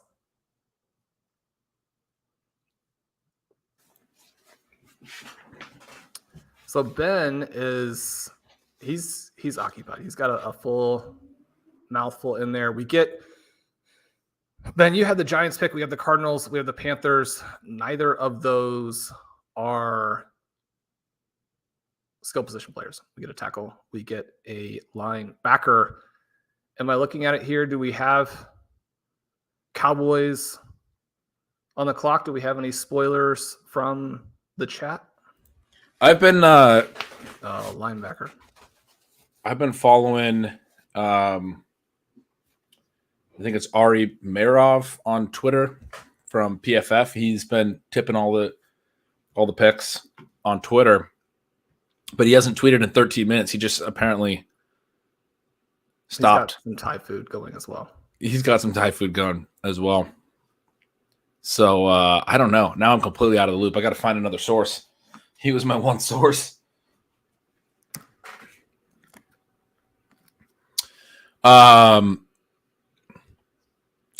Oh, Sean, our baseball teams are playing right now. You're a Diamondbacks fan. I'm a Mariners fan. I miss that they're opening up a series up here in Seattle. The Diamondbacks are in town. The Diamondbacks have won a game 17-1, a game 16-1, a game 14-1, and I believe otherwise they are 8-13. Oh no. I thought you were going to tell me they were crushing. You were telling me before the year they were looking great. All defenders and offensive linemen, and we're at the Cowboys pick. Did the Cowboys go? Stephanie will know. She's a Cowboys fan. She's in the chat. We got at Draft Diamonds has been quick and good. I'm seeing an offensive lineman here, but I don't know if that is accurate or not.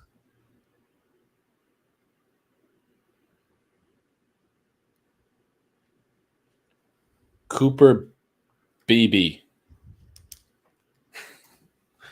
O-line. All right. So the Cowboys did not go running back again. Rico Dowdle survives one more pick. Rico Dowdle watch is on. So pick 87.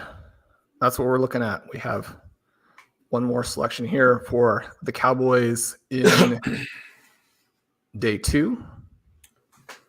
Then what are some other teams that we should be looking at for running backs? Because certainly that's not the only spot where we could get some interesting running back production. Obviously, the Bears have too many running backs. I don't see it there. The Broncos have too many.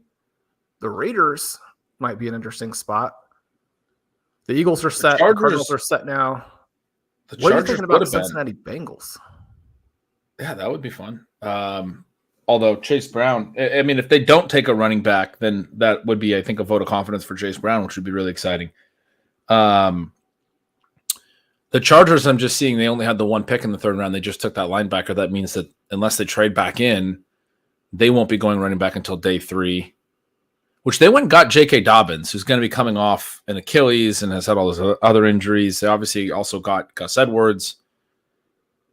I don't really know what to expect out of their running game, but they just drafted Joe Alt in the first round. Obviously want to be a run team. You know, they have Greg Roman as their offensive coordinator. He's going to call plenty of runs. Jim Harbaugh, their head coach, is a very run-focused type of coach. We'll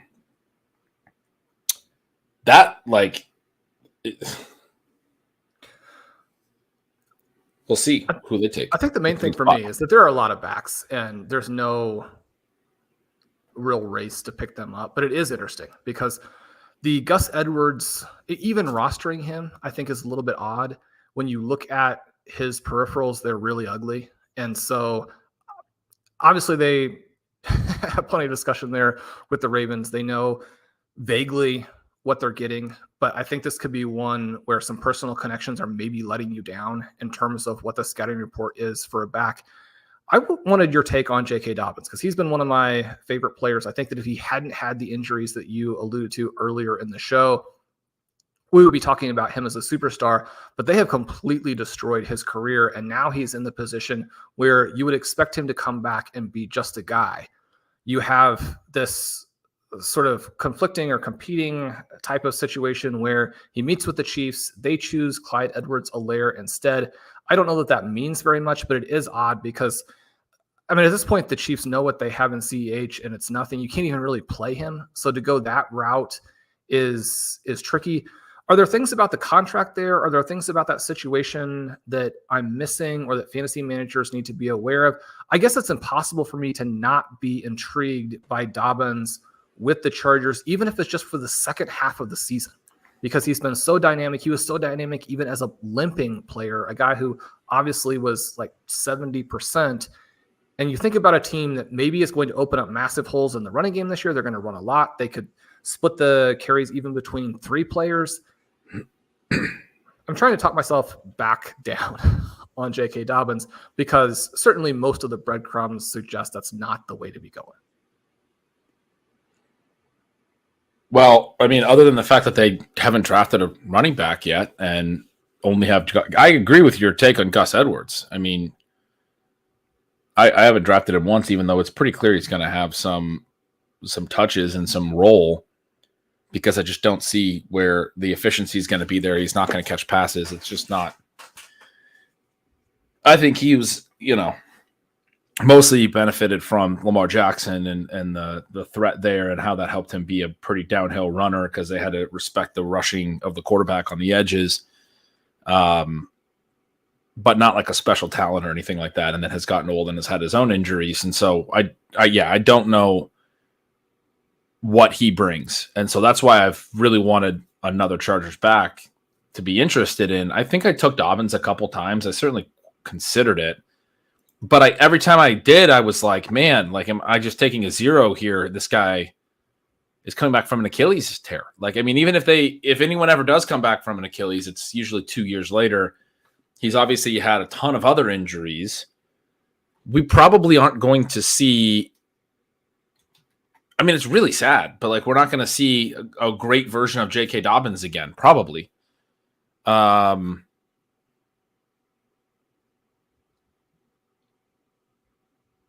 I don't know what the answer is. Is it Isaiah Spiller? Like, I mean, I think it's a tricky question because they are going to run the ball a lot. Like that's something I feel very confident about. And the fact that they are waiting until day 3 to address adding any type of rookie and potentially won't add one, until much later. I still think no matter who they add, you're immediately going to be like, that's probably the guy. Like, even if it's a UDFA, you're like, well, this is the situation where the UDFA has 800 rushing yards, as a UDFA. So we'll see where they go. Really weak class, but I think that's almost exclusively in the first 2 days. I think that especially if all these guys fall to day 3, which they very well might, then when you're talking about the guys who are then available on day 3, it'll be pretty compelling. I've got a lot of running backs that I like from this group. They have 2 picks in round 4, a pick in 5, a pick in 6, 2 picks in round 7. You could see both of those picks in round 7 being running backs just to kind of cover your bases, see who practices better in the offseason. And I mean, like you said, that being the guy, a 7th round pick for the Chargers would almost immediately become the most interesting back. And, whenever I hear other people referencing all of the Michigan players and then the Chargers, I'm thinking, I mean, the Chargers understand that the draft pool is more than this one team that Harbaugh coached. And yet, I mean, Blake Corum is somebody who probably fits what they want to do and could be available actually fairly late. I think that his ADP and some of the rookie stuff maybe overstates, at least some of the things that I've seen, overstates where he might go. He's someone where if he does go to the right situation, though, I think Corum is more interesting than people give him credit for. So I kind of both directions on that, to where I think he could really fall and then be interesting once he does fall to that spot. I felt like his ADP was already baking in the Chargers landing spot, that people are like really confident that he's going to land there. The people that like him and have been drafting him in some spots. And they might not be wrong about that, the way that the Chargers have pushed this off. Although on ESPN right now, they have Corum as the next best available running back. I mean, there's a big tier here, and certainly the Chargers' decision to not take a running back in the third round opens them up to somebody else taking. If they had a guy they really wanted, that guy could go pretty easily. It could be Corum, it could be MarShawn Lloyd, who I just saw on the broadcast as Daniel Jeremiah's next best running back available. We've talked about Braylon Allen, who's in this group. You got like Jalen Wright and some others as well that could be the next running back off the board. And then, hopefully you're right. And it's just Will Shipley that jumps all the way up and, and goes ahead of a dozen other guys that are ranked ahead of him. Shawn, we just had another Washington Husky. It's getting a little tiresome. There's just so many Huskies getting drafted. But where was the QB and the coaching staff in the national championship game? It seems like they were the heavy favorites. All right, fine. I'll stop talking about the Huskies. You win. Had to bring up the national championship. We got some grainy footage here. Who did the Bears take? They took an offensive tackle from Yale, so that was some Yale footage. We had Braylon Trice was the Washington pick, an edge defender to the Falcons, who obviously also took Michael Penix. They are really heavily scouting the best program in college football. The Cowboys took an offensive lineman. We've gone some long stretches today, Shawn, without skill players. There's been a couple of back-to-back picks. Like we had Corley and Benson to start this round, and then we went 9 straight picks with basically all linemen, offensive linemen or defensive linemen, a couple linebackers, a cornerback in there. I just want only skill players to be picked. I forgot, when you're watching the draft, you have to accept that there's going to be picks at other positions that aren't as relevant. We got such an embarrassment of riches last night. That was so much fun.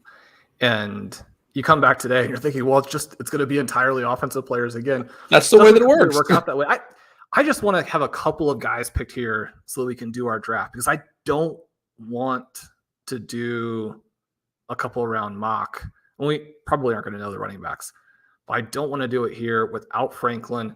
I don't necessarily want to do it without Sanders, although Sanders, could very easily not go. I mean, anybody at this point who hasn't been picked could not go, but it'd be fun to get another back. It would be, I'd be ecstatic if we could get Tez Walker. Then I think with just a couple more guys, we could jump into the super flex rookie mock.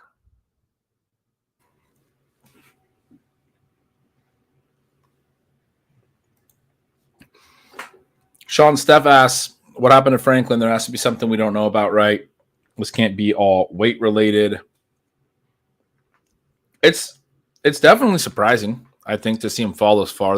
You mentioned like not a ton of mocks had him going in the first, and maybe the NFL didn't think of him in the tier that we thought of him in.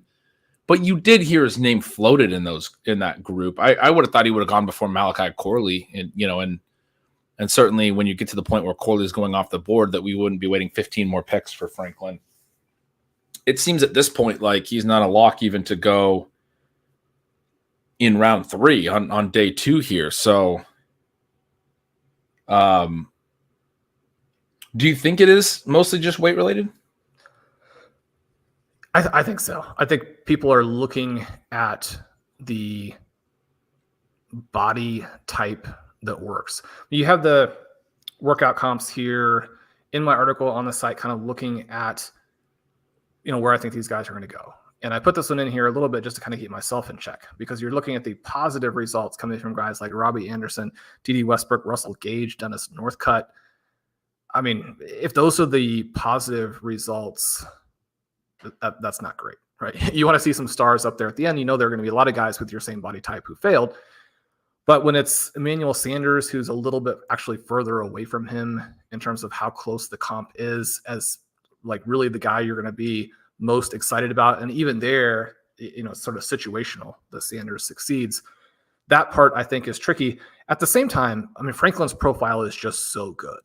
If you had told me that he was going to go ahead of Worthy, that would not have surprised me. And obviously, Worthy has this insane 40, but as a small guy as well. I think I'm especially surprised about Franklin falling, if it's about the weight, when we had, someone like a Tank Dell look so good last season. And not to say that those are perfect comparisons, but I mean, Franklin was absolutely awesome last year. But let me give you a few notes on it. For one thing, he's going to be 21 in a class where a lot of guys are going to be 24, right? He almost matches Odunze on total yardage when lined up out wide last year. And that's despite playing in a couple fewer games and running almost 135 fewer routes. He bests Marvin Harrison in yards per route, the way the SIS charts it. He has the number 1 receiver rating and EPA per target among all receivers with 75 plus targets. He's top 10 in air yards, but number 1 in yards on intermediate targets. He has 547 yards after the catch. He had 8 broken tackles last year. You know how many Leggett and Coleman had combined? Also 8. Right? So he just was so good. And when I have discussed him with other people and said, look, this is basically my favorite guy, cost adjusted, but I'm scared. Everybody's come back and said, yeah, I mean, he's been good. It looks like we were right to be scared. This is not great. But again, this doesn't worry me as much for him as like if Tez Walker falls into round 6, you're like, well, my whole thesis there is probably blown up.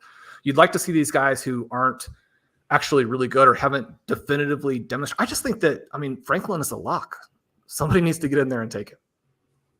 But to Stephanie's question, I mean, maybe there's something we don't know. But you think it's not even necessary draft capital wise that he's going to elevate and play well regardless. And the NFL teams, unless there's something we don't know, NFL teams are kind of missing the boat here. I think that's pretty fair. I mean, his profile is strong, and we are 12 drafted wide receivers in. He probably should have gone by now.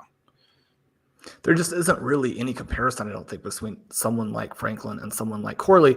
Again, NFL teams should have, and this isn't a problem, but they have a specific idea for how that player is going to work in their scheme, and it can be a situation. I mean, one of the things, too, that is always, I think, bizarre to think about in its own way, and yet very definitely influences the drafts, where each team has, approximately only 1 pick per round. Now, there are trades and everything that make that not exactly the case. But if you have other positions you need to address, if you make a pick and then you don't pick again for 30, 40, maybe you don't have a pick in around 60 spots, you're not necessarily in position to get this guy, even if you are, boggled by the fact that he's falling. Certainly if you don't have like the trade capital either to go get him by moving up. And there's a limit to how much each individual team can do. I think that specifically the teams that have passed in this range who need receivers, I mean, they would be the ones I would look at and say that, a couple of years from now, it's going to be potentially a little bit of an issue. One of the things that, and not to say these two guys are, again, in similar circumstances necessarily, but you have the Chiefs trading up a couple times. And when we were discussing that, the first thing that popped in my mind was a couple years ago where they were in the pick to take George Pickens, and they trade down and eventually take Sky Moore. And even though they barely traded down any spots, Pickens goes in the interim. And you want to be very careful about learning a lesson based on one instance, because we know that probabilistically that's not the way things work. And yet that is a reminder of the fact that if someone has fallen to you and they should have gone, 20, 30, 40 picks earlier anyway, then don't move down from them and risk it some more. I like the fact that the Chiefs, if they had their guys, went ahead and got up and took them. In this case, I could easily see a situation where teams that passed on Franklin or maybe don't make that move to get him are looking at a George Pickens kind of situation a couple of years from now, where you go back and you're looking, see the guys drafted in that range, and Alex Pierce, a Sky Moore, a Tyquan Thornton, and it's not just revisionist history. At the time, it was very clear cut that there were elements of Pickens' profile that couldn't be replicated by those other guys.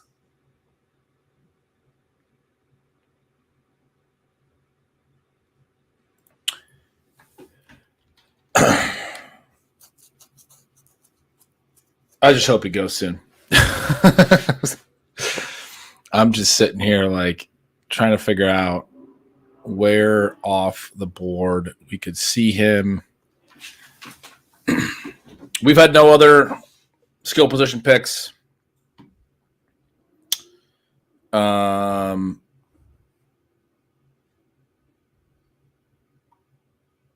on the clock right now? Colts? I have Texans here. Is that right?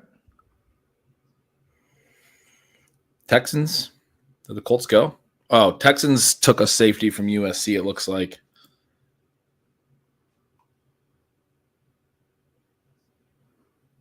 So the Cardinals traded to the Colts here.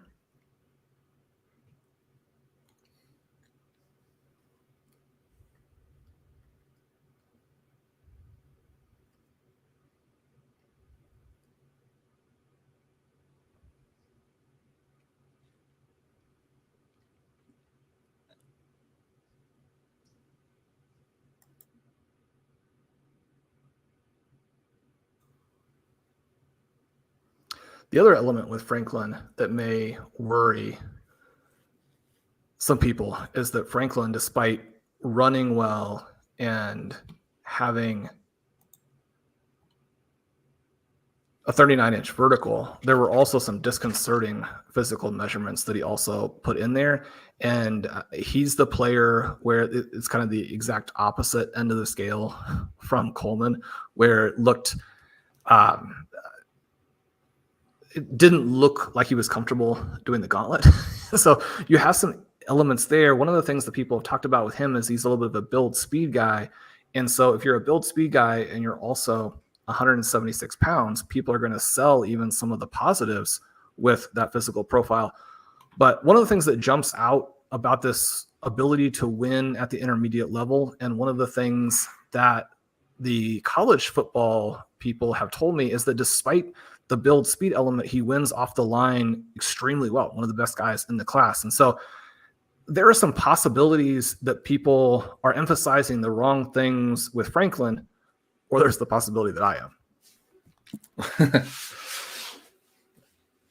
That is certainly always in consideration. You got the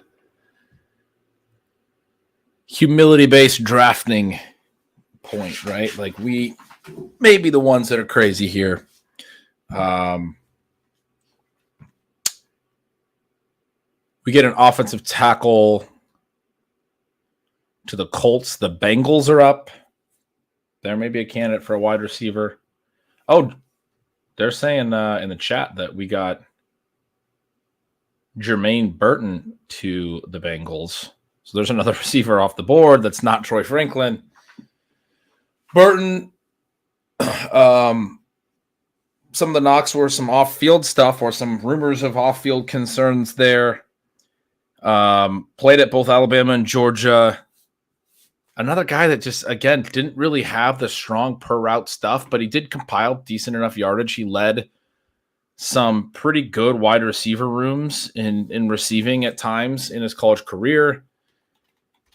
But I don't know. I guess I've thought that was I've heard that said a few different ways, and I thought that was a little bit misleading, because if you really dig into like the specific numbers, he never has 800 yards receiving in a college season.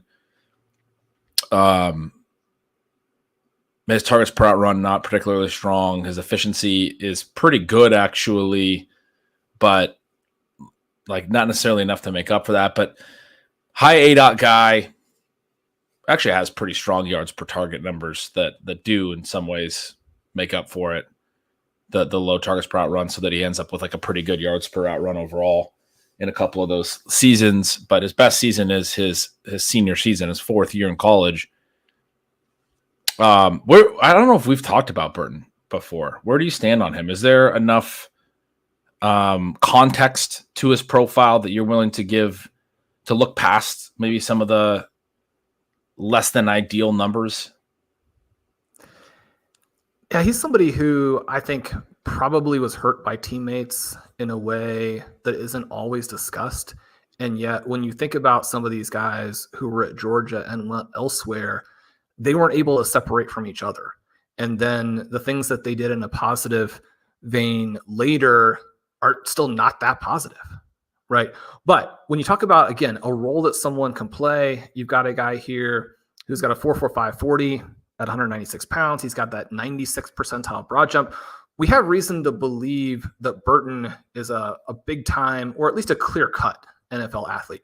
And then you combine that with getting almost all of your targets out wide. You mentioned the ADOT, have it as almost 21, right? You have the high yards per route because of the efficiency, and the efficiency came with good hands, at least in terms of on the plays he had a shot at here. You got a 97% on target catch rate. SIS has him for 0 drops. And so that's going to certainly appeal to teams. I think we talked about the targets per route element. It's going to be different, I think, especially for the college guys based on what your role was.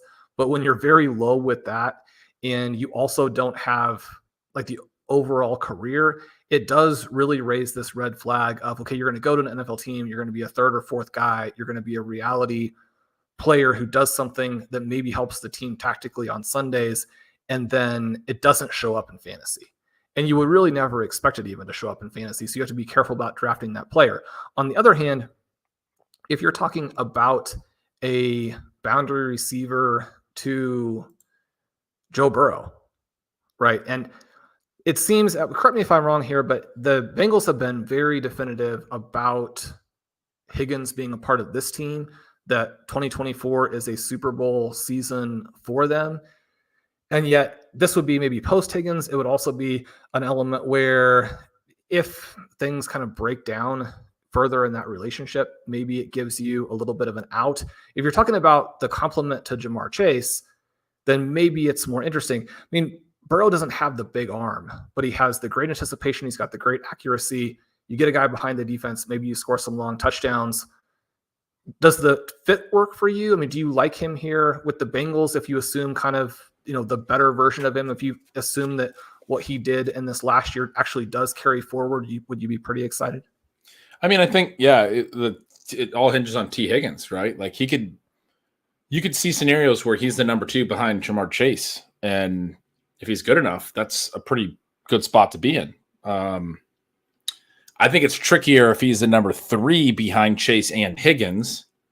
And you start to think about, some of the other guys that are there, whether Yoshivas plays a little bit and rotates, whether Mike Gesicki is able to make a little bit of an impact at tight end, if Burton can really be the clear number 3, or if he's sort of trading off some of those targets with some of the other guys.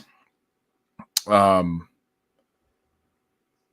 yeah, I mean, I guess this pick would make me think that there's a possibility they do move Higgins, right? Like, or it's not a guarantee that he'll be back. Although, the more we talk about these types of trades, the Niners receivers have come up a bunch.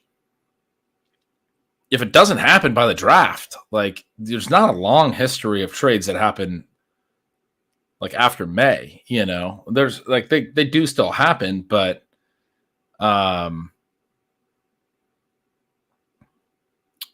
don't know. It'll be interesting to see how that plays out. But I guess he's somebody that I wouldn't be super into for redraft this year if Higgins is there. And because I think it'd be like sort of a JSN type thing where you're like, oh, well, he's probably just not going to be able to get enough volume even if things look good. But I would feel like I would get a free look without really having the potential to be crushed by him. Because even if like one of the other 2 goes down, I think Higgins and Chase are good enough that the other one is still like going to very clearly be the number 1, and then Burton's still like a number 2, and so like he could be good, but probably not great, probably not like league winning elite or anything. So it's like not necessarily being in on him in redraft in year 1. And maybe not even necessarily in Dynasty, because the expectation would be that he doesn't have a massive rookie year and then maybe he's gettable after year one. But using year one as like an opportunity to evaluate him and then maybe like him as a year two breakout. I mean, I guess. I don't know. That's sort of my knee-jerk response. The chat's saying Arizona drafted a tight end they've never heard of, Tip Ryman. Why is Arizona drafting tight ends? Don't you do anything to mess with my Trey McBride. Does it make you feel better if you learn that he had less than 500 yards in college? He caught 19 passes last year. But I wrote a blurb on him for the rookie guide. That's how deep the rookie guide is. Wow. He ran 152 routes each of the last 2 years. I know that because I wrote it in the past and have no recollection. Dropped 0 passes last year. He dropped 0 passes. Well, he caught 19 balls. I mean, like I would expect if he dropped 1, his drop rate would be above average because he had such a low number of targets. But the flip side of that is now it's fantastic. Dropped. No, it's 0. Yeah, it's a good point. 8 out of 5.3. I thought that would mean things you don't need to know about a tight end is not relevant. He got 5.3. Now we're getting a couple names flying off. It looks like we got Blake Corum to the Rams. That's interesting. I expected the Rams to take somebody to pair with Kyren Williams. Obviously, when he went down, went on IR this year, they had to go sign Darrell Henderson and bring up Royce Freeman from the practice squad and use those two guys. They go get Corum here. I feel like that's a win for Kyren Williams. Like you were talking about, maybe the landing spot for Corum could be positive enough to be a good thing. I'm curious where you're at. But like you had also mentioned, like Corum's last season, especially the efficiency fell off a little bit. Maybe not like the most exciting prospect.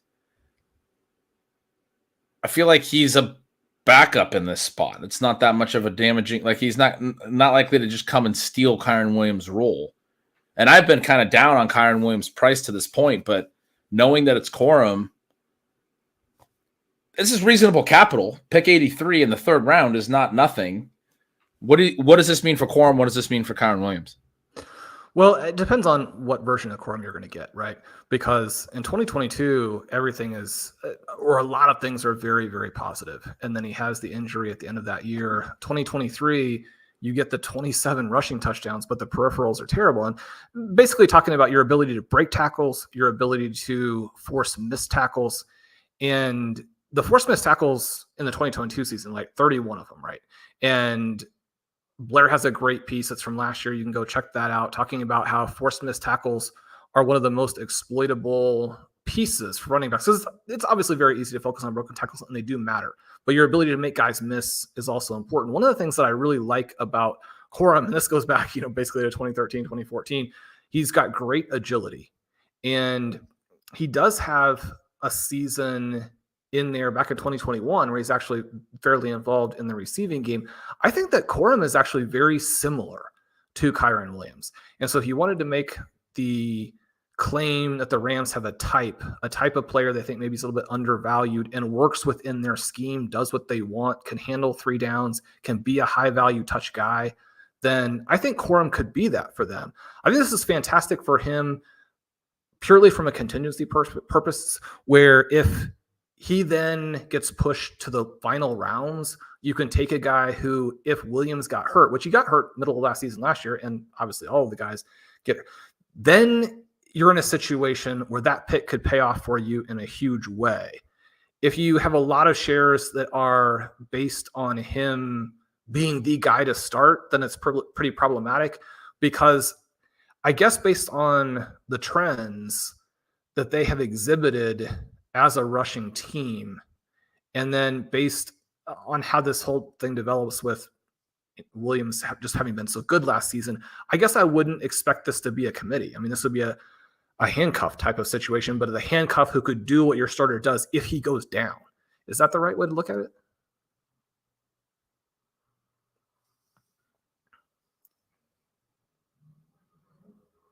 Ben, you got to come back from the buffet here. I'm muted. I said that's the way I'm looking at it too. And the Rams have a tendency to come back from the buffet. That's good. Rams have a tendency to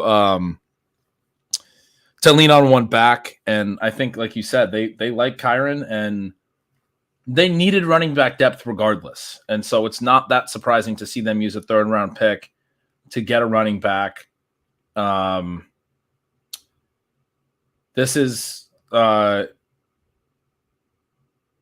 I said, this is a pick I expected. I did not expect them to not address the running back position or wait until like round 5 or round 6 because they didn't have the depth. They clearly didn't like Zach Evans after they got him in the building because as soon as Kyren went down, they didn't want to use him. They wanted to go to, replacement, the definition of replacement level players, a guy off their practice squad and a free agent. And they used them for 4 weeks, and then they cut Darrell Henderson when they got Kyren Williams back. But pretty clearly, like they went into the season last year with Cam Akers and Kyren Williams, and then Cam Akers, that was an issue, and they traded him away. And so pretty clearly they were going to need another running back. You can't just play in the NFL with one running back, and then if he gets hurt, you have to sign guys off the street to come play running. Like that's not a viable option. So they were going to address this spot, I think.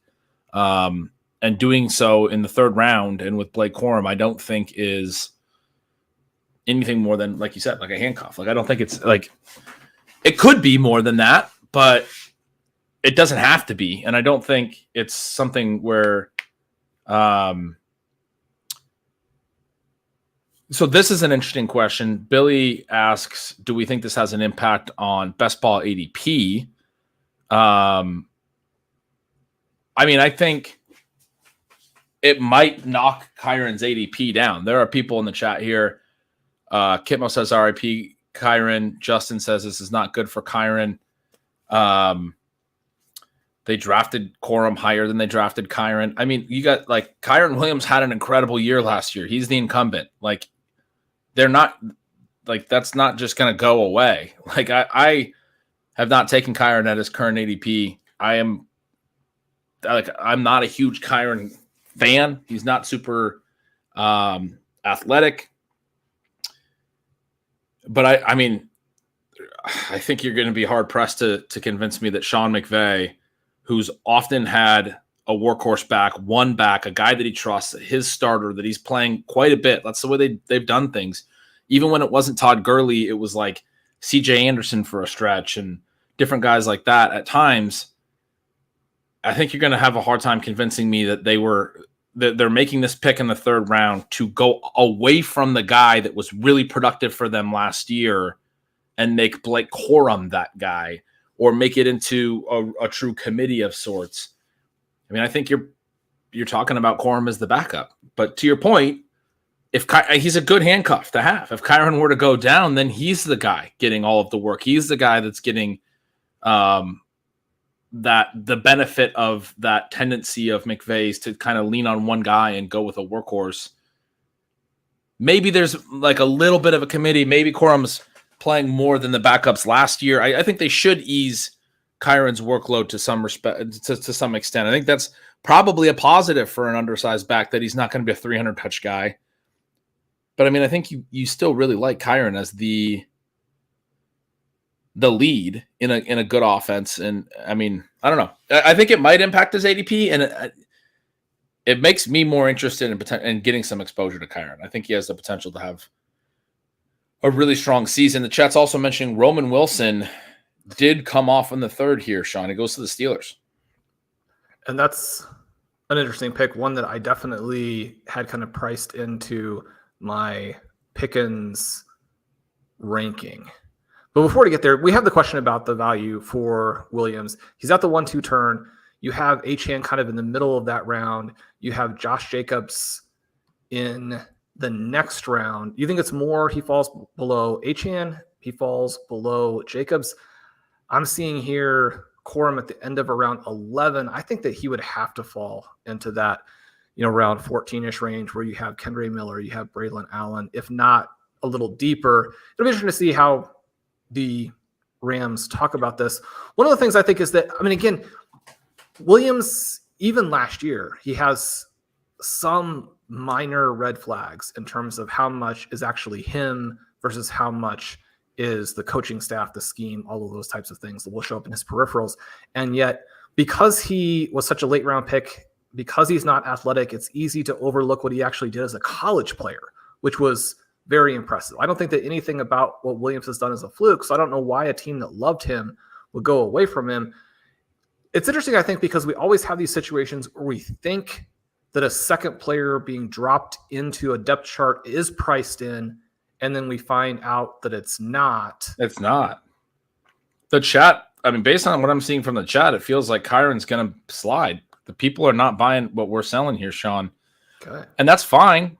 I get it. But I came into this draft. This is why I keep emphasizing my expectations. This is not a surprise to me. I came in this draft fully expecting the Rams to address the running back depth. Every team in the NFL needs multiple backs. We know that about this era.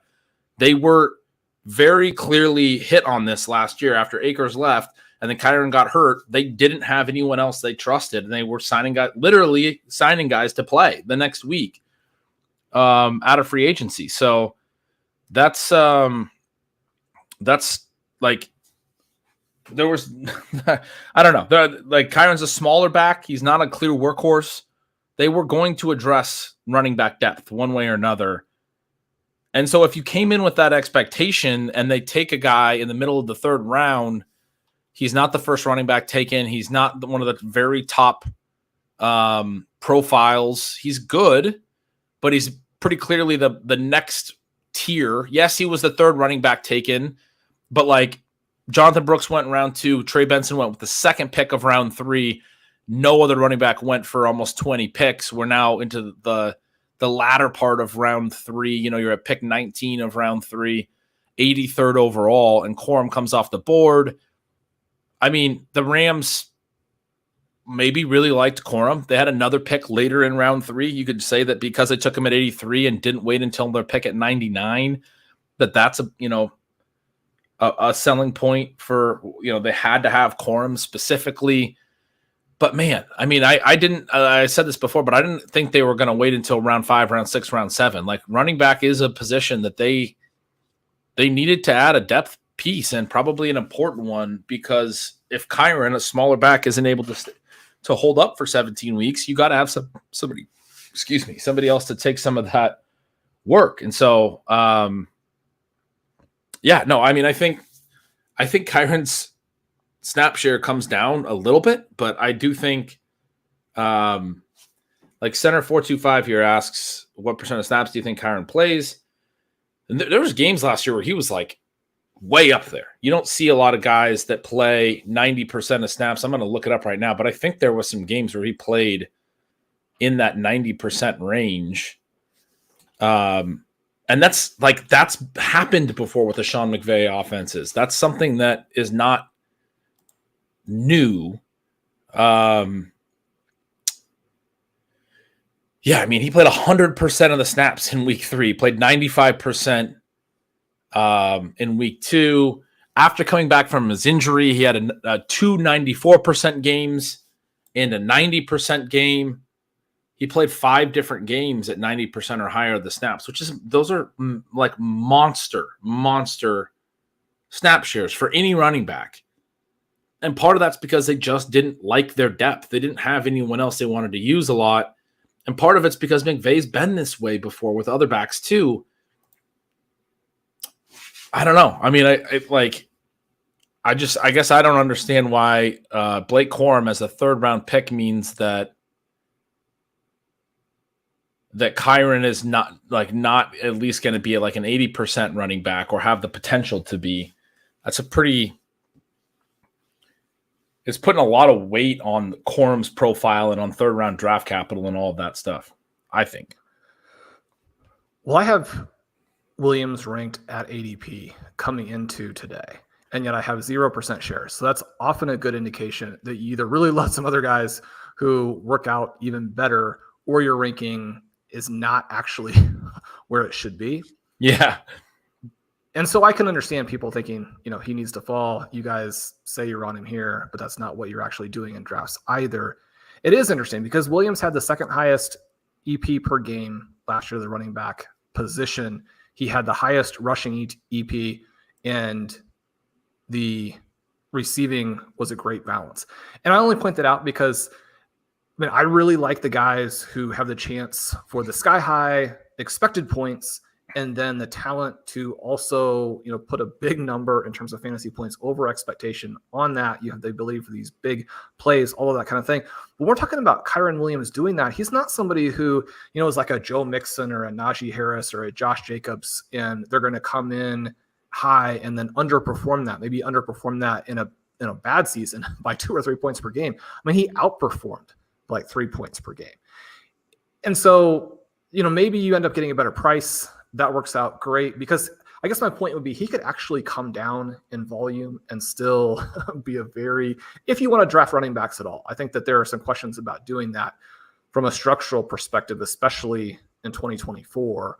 So I'm not saying I would even necessarily do it, but if you're going to take running backs, I think that Kyren is going to end up being a great pick after that. Then we were so excited. We got a skill position player, and then another one dropped right on top of that in Roman Wilson. As you mentioned, I kind of broke down where I saw him, why I think he needed to go. He does go, and it's interesting because you have the Steelers where, I don't know who theoretically would have been the number 2 guys. There are names like Van Jefferson and Denzel Mims, Quez Watkins that are on this roster. The number 2 role almost certainly wide open. And yet, there are some reasons why you wouldn't want to be on the Pittsburgh Steelers, right? You're either going to have a bad quarterback or a rushing quarterback, and that's not maybe even the worst of it. How are you looking at the Steelers for 2024 in fantasy football? Their offensive coordinator's Arthur Smith, so I'm pretending like they don't exist. Have you selected a Pittsburgh Steeler yet? I took some Jalen Warren, and I actually took a Najee Harris share as well. That's it. I don't think I took Russell Wilson once. I don't think I took George Pickens once. I have been a fan of Pat Freiermuth in the past. I refuse to draft him. I'm also not. Yeah, I like the combination of Arthur Smith and Russell Wilson. I genuinely don't want anything to do with their passing game. What's the upside? What's the ceiling outcome? The George Pickens thing is you're hoping you get the efficiency and some TDs and stuff like the Cortland Sutton season last year from Russell Wilson's, similar type downfield target last year. But you also know that with Arthur Smith, he's going to do the ridiculous stuff where they're going to use the third tight end on some trick play and, not trick play, but in the red zone and get touchdowns for non-fantasy relevant players. And then he's going to sit in some type of press conference. He won't have as many press conferences because he's not the head coach anymore, but he'll make a point to say that I did that because I hate fantasy players and I think you're stupid. And honest to God, why would you subject yourself to drafting a player that plays on that guy's team? So I have been frantically selling every share of George Pickens to try and get ahead of that. Sometimes what you do there is you light a fire, they become the next big thing. So we'll see if that does happen for Pickens. I guess I think this is a pretty good selection for him, really, because he definitely needed somebody who was going to draw some coverage. One of the problems that Pickens has had, outside of these massive blow-up games down the stretch, which hopefully those games carry over. But Pickens is not necessarily a guy who is going to draw a lot of targets. He's got to make the big plays. He's got to make the spectacular catches. The more defensive attention he gets, the harder that's going to be. I think Wilson is the perfect complement to him from a reality perspective, but also from a fantasy perspective, in that, as I described Wilson before, I think that his ceiling is probably good, not great. I think his floor is probably relatively high, even though it probably doesn't make sense to actually say that when you're talking about a one-year wonder type of player. But if Wilson could be what people hope that he is, he would draw just enough target volume and just enough defensive attention to allow Pickens to be the best version of himself without it hurting him. So I think you could look at this as a big win for Pickens because they were going to definitely address this other receiver spot. Yeah, it's another one kind of like the Kyren thing. And I don't think this is a major knock on what Pickens' value was prior to that pick.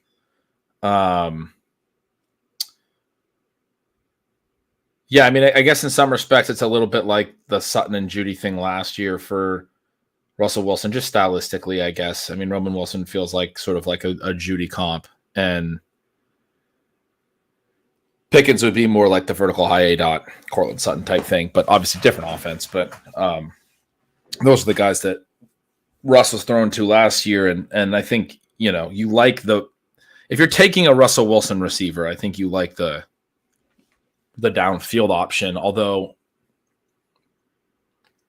I mean, Arthur Smith's playbook might not have vertical passes, so I'm not sure. Like, I was just hoping at some point they would have some kind of downfield pass for Kyle Pitts in the bag, and we never saw that for like 3 years. He had that one like when we played him and he dropped it. So, yeah, or like didn't put his hands all the way out. Yeah, like I'm not going to prove this guy right now. We're right at the edge. He's about to get fired. Watch me not even try for this ball. Oh man, I love how we would joke, Sean, because he would always be like, "Oh, those guys, they just want to win. Kyle Pitts just wants to win," and we would talk on the show about how, I mean, probably Kyle Pitts wants to actually get the opportunity to catch passes and put up stats. Like these players aren't actually happy about having to not be involved in their offense. And then as soon as Kirk Cousins signed, Kyle Pitts was like, "I'll give you my number as long as you get me targets." It's like the only thing he wanted was a guarantee from his quarterback that he could actually get passes thrown to him. Well, MarShawn Lloyd sitting there thinking to himself, like, in what possible world is me being involved in the passing game and winning football games mutually exclusive? Yeah. How would that ever come up? Right.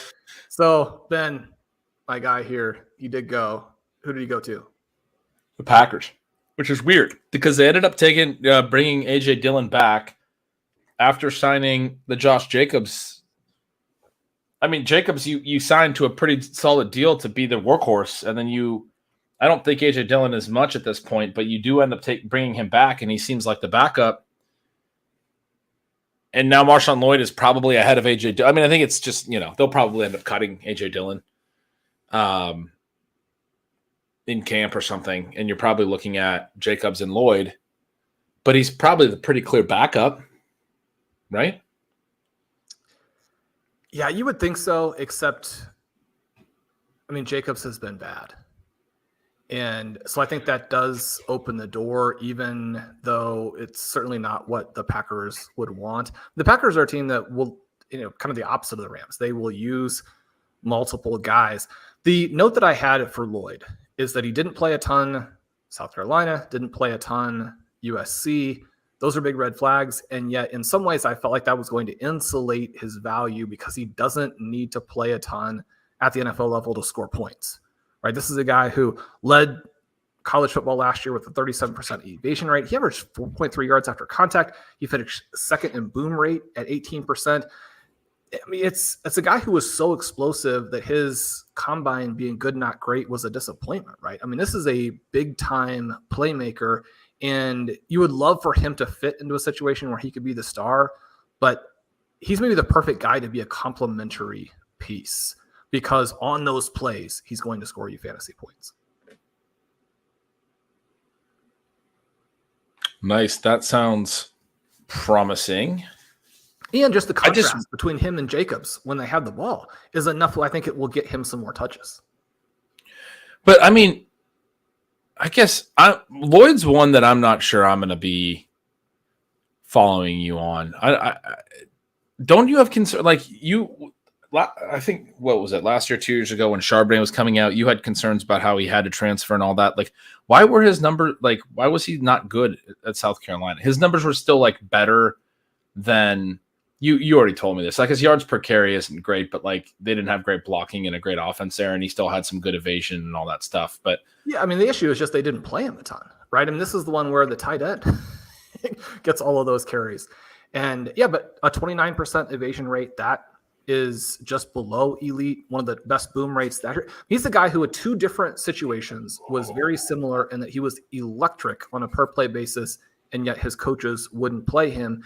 He's a guy where a physical comp is like Doug Martin. Now, not a workhorse in the same way, But I mean, I'm interested to see how he looks on an NFL field. But I think this is a guy who, if he has the right plays in the offseason, ends up being very trendy. Now, that can be a huge problem. Obviously, we saw that with Tank Bigsby last year. But I mean, I think that this guy has it. I mean, he's going to make plays. People are going to be excited.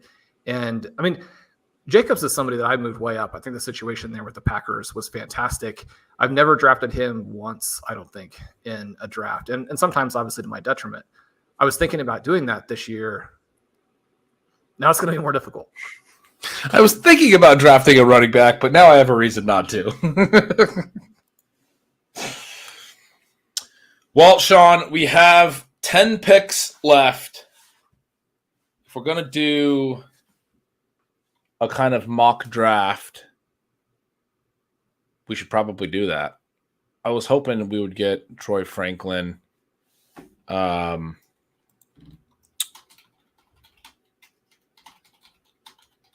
I'm going to make a fancy sheet. Let's see.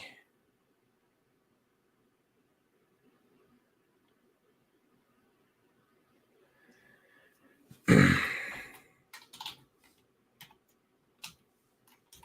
was going to say that I think the Wolverines are catching up on you. I was going to threaten to take all Michigan guys while you took all Washington guys, but I don't think I can win it in the trenches on this.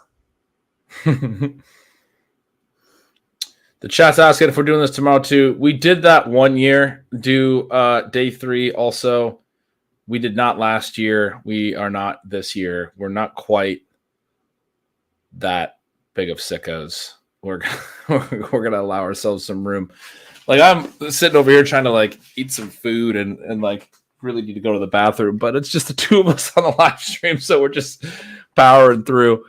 Day 3, it's tough to go 3 days in a row. We will do that again sometime in the future. That's been one of my favorite things. This show, Ben, I meant to say it at the top. I think it's my favorite experience of the year. It's always soured a little bit when Troy Franklin, but I have not come down from the Chiefs pick of Worthy yesterday. I mean, how early do I need to go here in our draft to make sure I get it? Because that's I just randomized our names. I got the 101. You got the 102.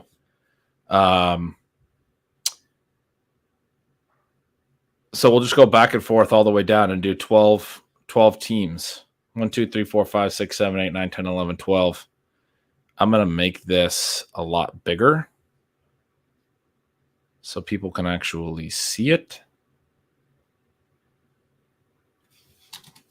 That's way too big.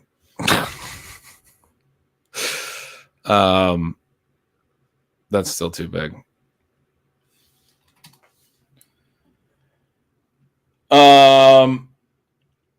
Yeah.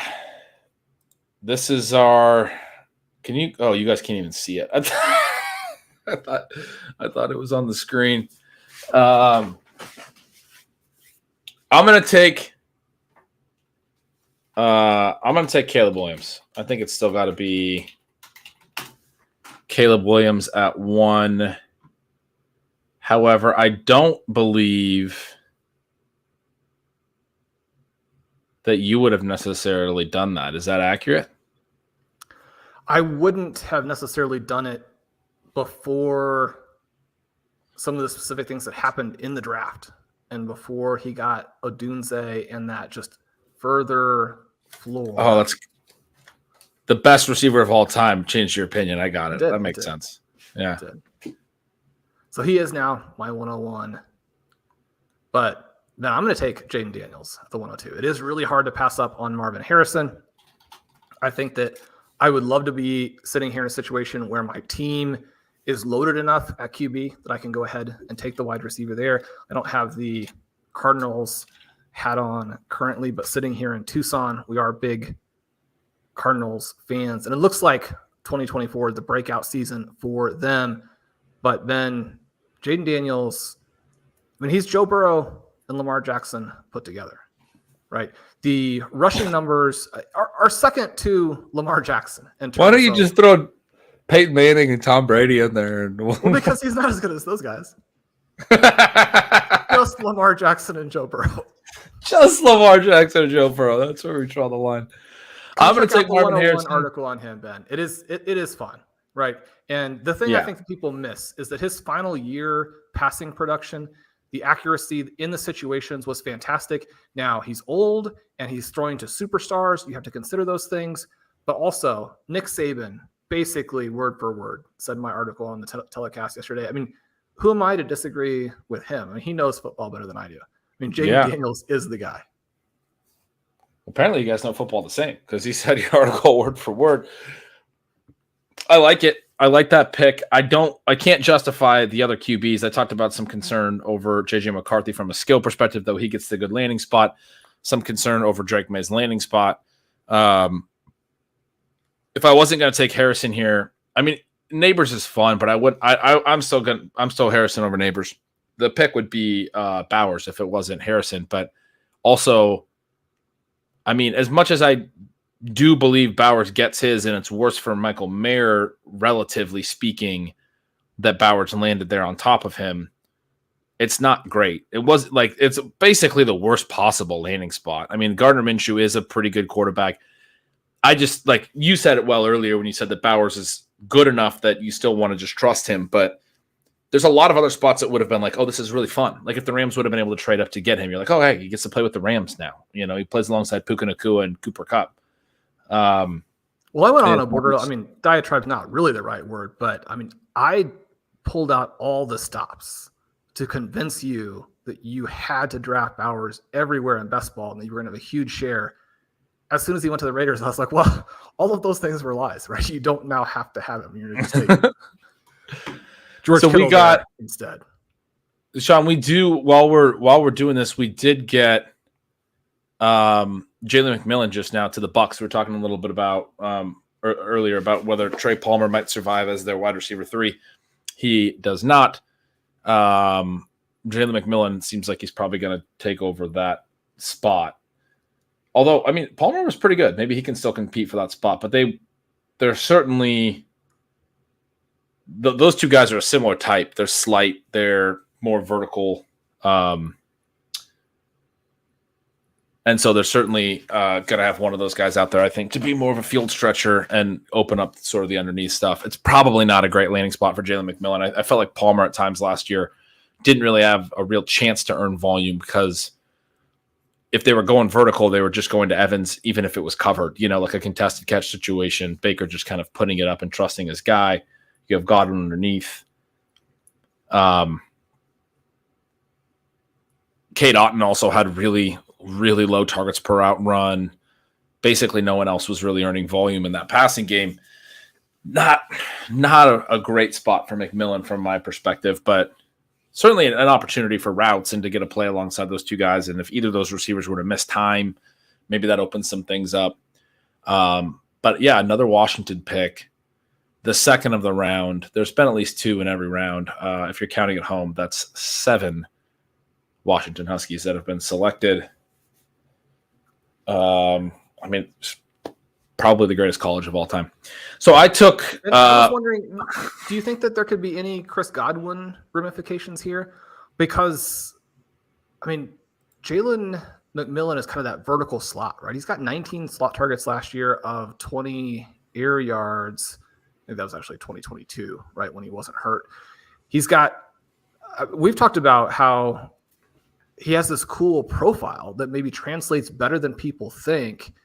He's got that tantalizing physical comp to Amon-Ra. And do you think there's more overlap with Palmer, more overlap with Godwin? Godwin's an interesting guy where in many ways, I think that he lived up to what we suggested he was going to do last year, but the dynamism wasn't there. The touchdowns weren't there. Maybe he's not in the plans for the Buccaneers as much as. See, you're laughing. You don't. I'm laughing at this comment I'm laughing at this comment in the chat that said graphic design is my passion because I currently have our draft board up. It's a reference to the meme for those who don't remember, but my current draft board that we have up in a Google sheet is it's in need of work. Let's put it that way. I think when they give the YouTube awards out for production values. It's color coded. What more do you want? They're asking for conditional formatting. Are you serious? No, I am just going to click the button and manually format every square. This is the way that it goes. But yeah, I mean, Marvin Harrison's really good. We're going to put him at 103. Love the landing spot. Love the profile. Don't really have a lot to say there. I'm sorry, you were talking about the McMillan. Yeah, I wanted to give your guy some exposure. Yeah, what you think this is low key positive, and that Chris Godwin's not going to play anymore? Godwin on the way out. We're going to go ahead and break it on Stealing Bananas YouTube here.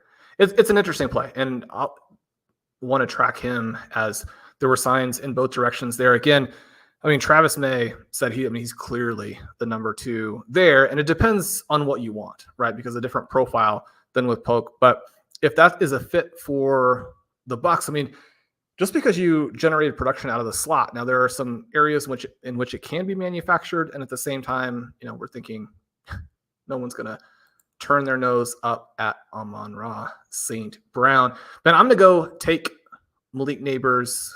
Pre-draft, I would have taken. Well, I might have taken either of these guys at the 102, but Brock Bowers, not taking him here. I didn't love the landing spot. Neighbors was my pre-draft wide receiver 1. He now falls to 2. You don't love the situation with Daniel Jones, and yet I don't think it's any kind of massive problem. Neighbors, somebody who you could argue that some of his production was manufactured, and yet when you look at him succeeding on every layer or every level, all of the different area type of profiles, and he had the underneath ability to force missed tackles, to break tackles, get that evasion, generate yards after the catch, yards after contact. Much more similar as I went through it and looked to guys like a CeeDee Lamb, a Justin Jefferson, a Jamar Chase. Not that you have to have the same profile as those guys just because they're currently up at the top of the dynasty rankings and have been putting up the huge numbers. But I love the athleticism. I love the ability to get deep. If there is some polishing that he needs to do, I'm very confident that a player of this age and athletic ability with those production numbers can do it at the NFL level. I think he's going to be a superstar. Obviously, everybody agrees with me. He has both of these guys have had very enthusiastic best ball ADPs, taking them in the top 4 picks here. Easy to do.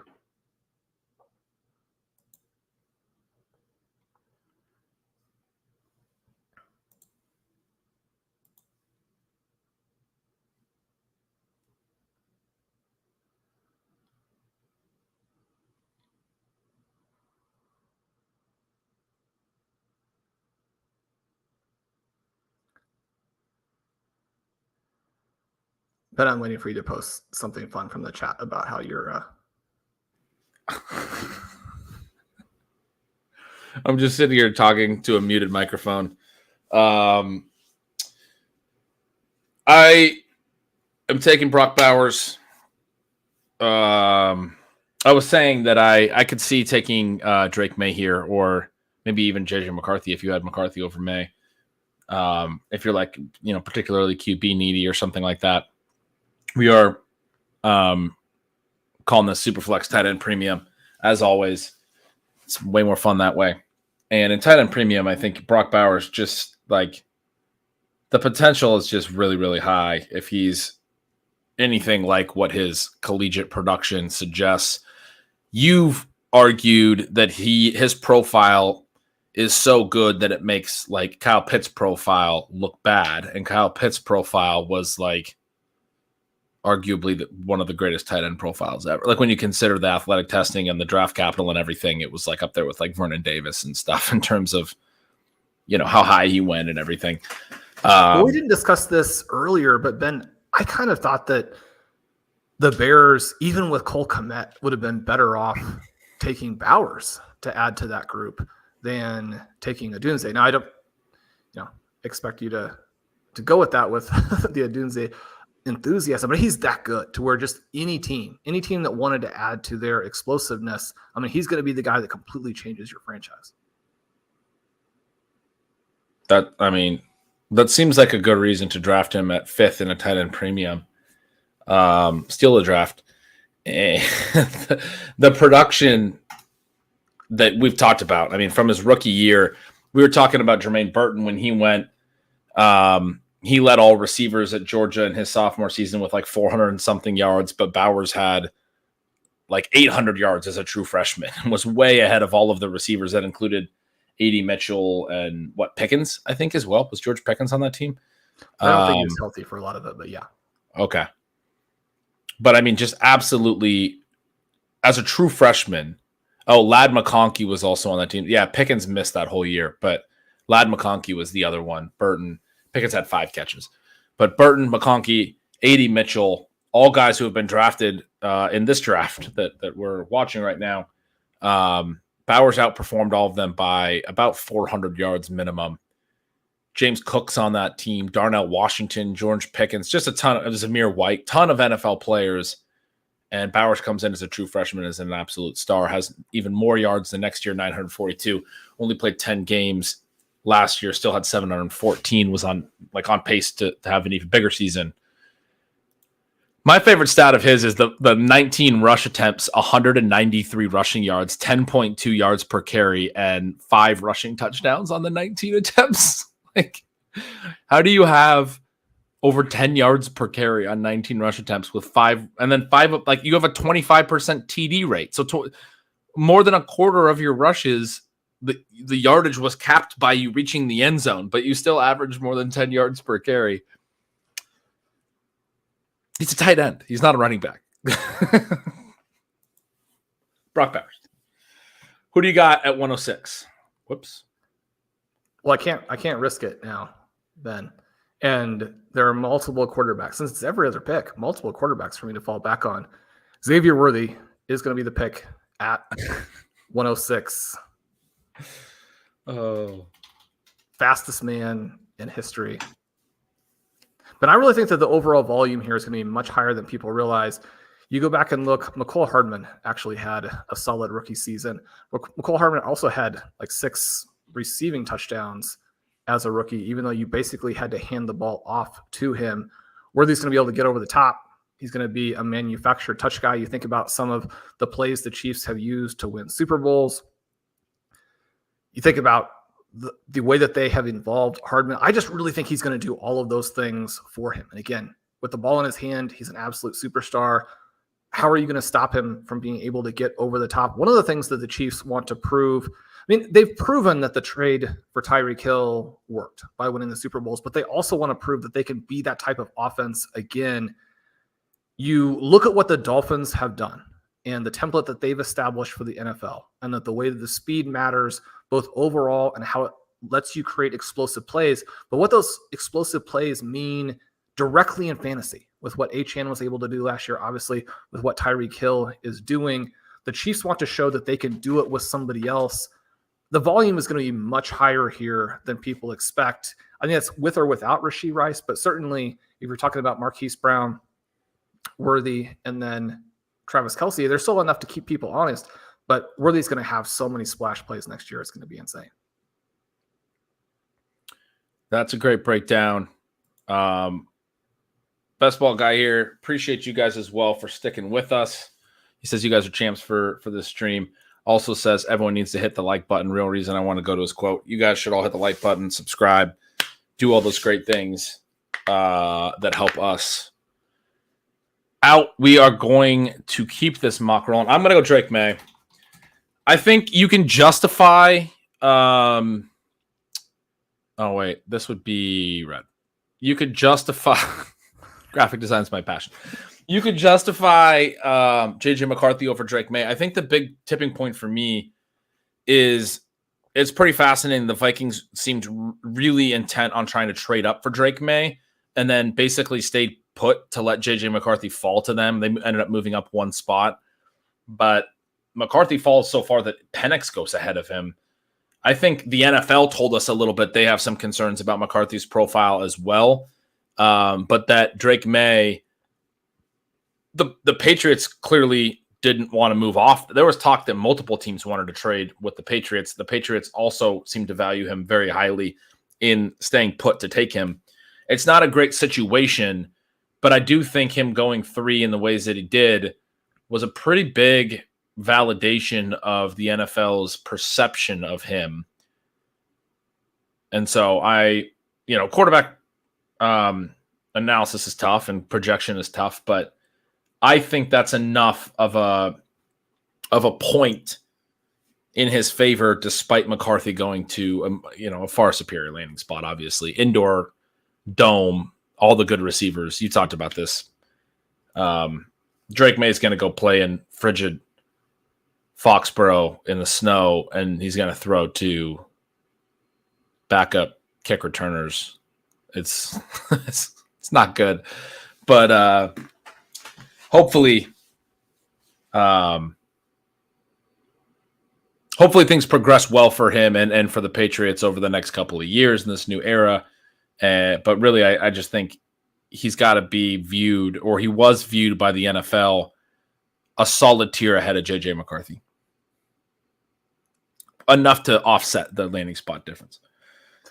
I like that. And I think there are a lot of different ways that May can be successful. And I think that he's one of these guys who's going to get a really long leash.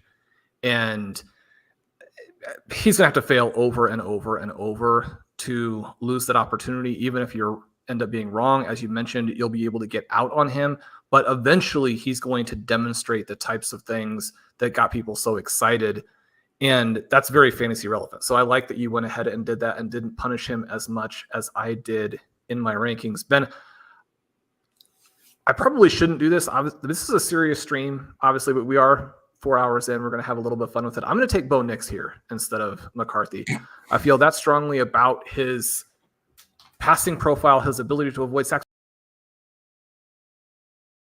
Actually lost rushing value in 2023. And I think that if you are the quarterback, you don't want to take those hits necessarily. I think if you're the team, you don't necessarily want the guys to take the hits. If you're Bo Nix and your pressure to sack rate is insane, you're super effective on all these underneath passes. You don't necessarily do the rushing. 2022, right? He has 14 rushing touchdowns. He has 13 on designed plays. That's almost as many as Hurts had for Oklahoma in his big season. It's almost twice as many as Richardson has a year ago. I'm not in any way suggesting he's going to be a rushing force like those guys. I don't think that he is, but I think that there's actually a little bit of hybrid value here that puts him ahead of McCarthy for me, because I think that you're going to also get the volume, right? If he ended up being a poor man's version of Drew Brees, again, you're talking about somebody who at this price. That's the brokest ass version of Drew Brees I've ever heard. Poor.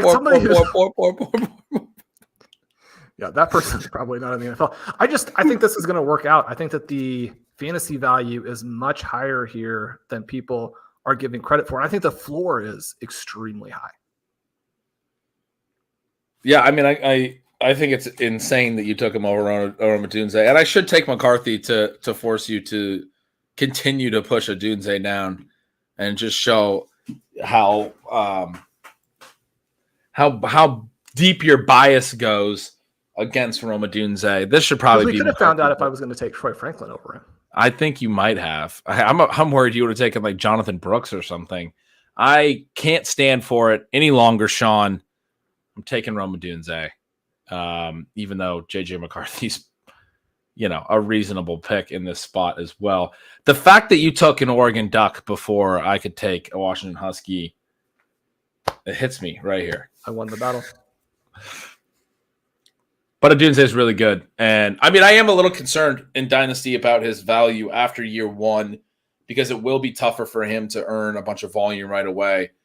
On the flip side, I think he's good enough to overcome this situation, and particularly if either of those other guys misses a little bit of time. But I mean, we've also talked favorably about Cole Kmet this offseason. I mean, this team has good receiving weapons. Like, there's a lot of competition here. Even if, like, say, Keenan Allen goes down for a little bit, you're still talking about having both DJ Moore and Cole Kmet alongside him. It's a tricky situation for earning immediate volume, but I still think he's going to be good within that, I think he's going to earn enough volume to look good within that context and also be very efficient and do a lot of really good things because he is really good. He does everything. I mean, I think everyone knows the scouting report on him by now, but and I should note that I moved DJ Moore and Keenan Allen even much further down because I do think that Odunze is going to really hurt them.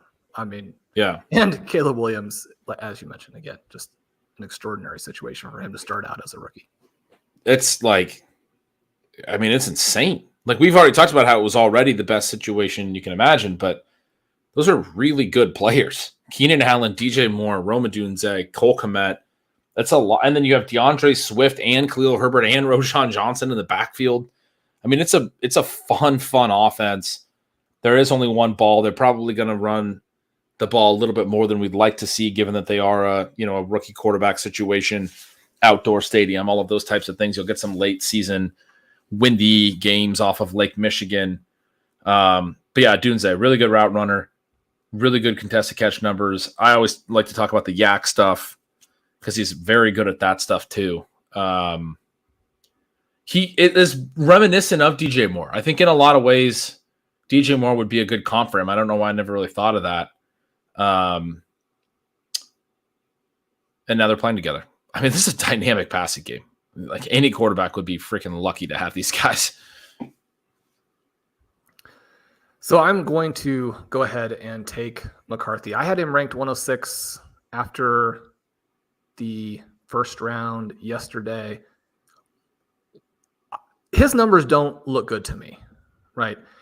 And I struggle with some of the positive outlooks that are based on some of the charting, that type of element. And yet I also think that McCarthy is actually not a game manager in terms of how you look at him at the next level. He's just going to be something completely, totally different.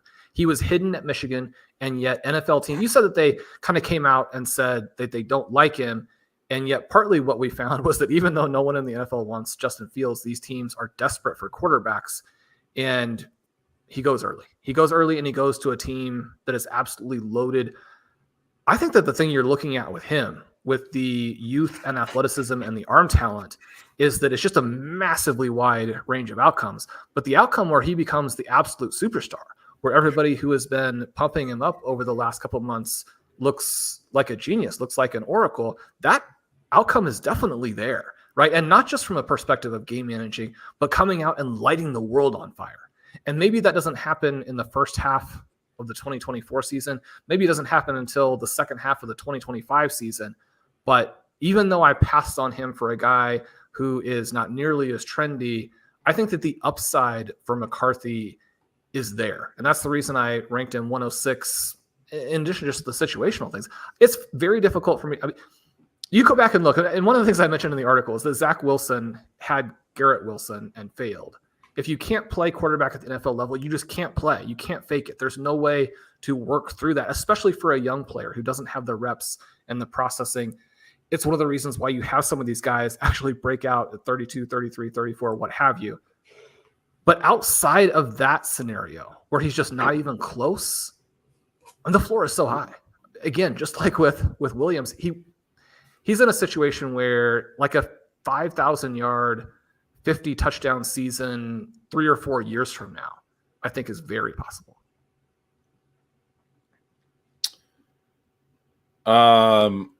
I am going to trade out of this pick.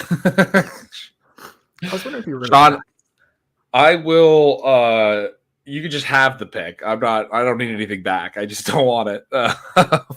I'm gonna take our first running back, and I'm gonna skip Jonathon Brooks, and I'm gonna take Trey Benson because I really do like the landing spot with the Cardinals, and I think he's gonna get more early opportunity and be productive early, and thus his value will rise. Profit.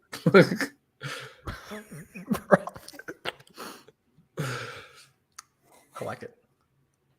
I don't have a strong take about this. Genuinely, the reason I'm doing this, I mean, it probably You already made the case earlier that Jonathon Brooks should still stay ahead of Benson. I just really like the Benson landing spot more. But probably this should be one of the receivers, but I don't want to have to pick any of the receivers. So I'm picking a running back. That's where we're at. I'll tell you later when I take the other guy who I think should go here, but I just refuse to take him. Actually, I mean, it has to be Brian Thomas. Okay, fine. Other than Brian Thomas. Brian Thomas is the one that I was never going to take, but yeah, it probably should be Brian Thomas. But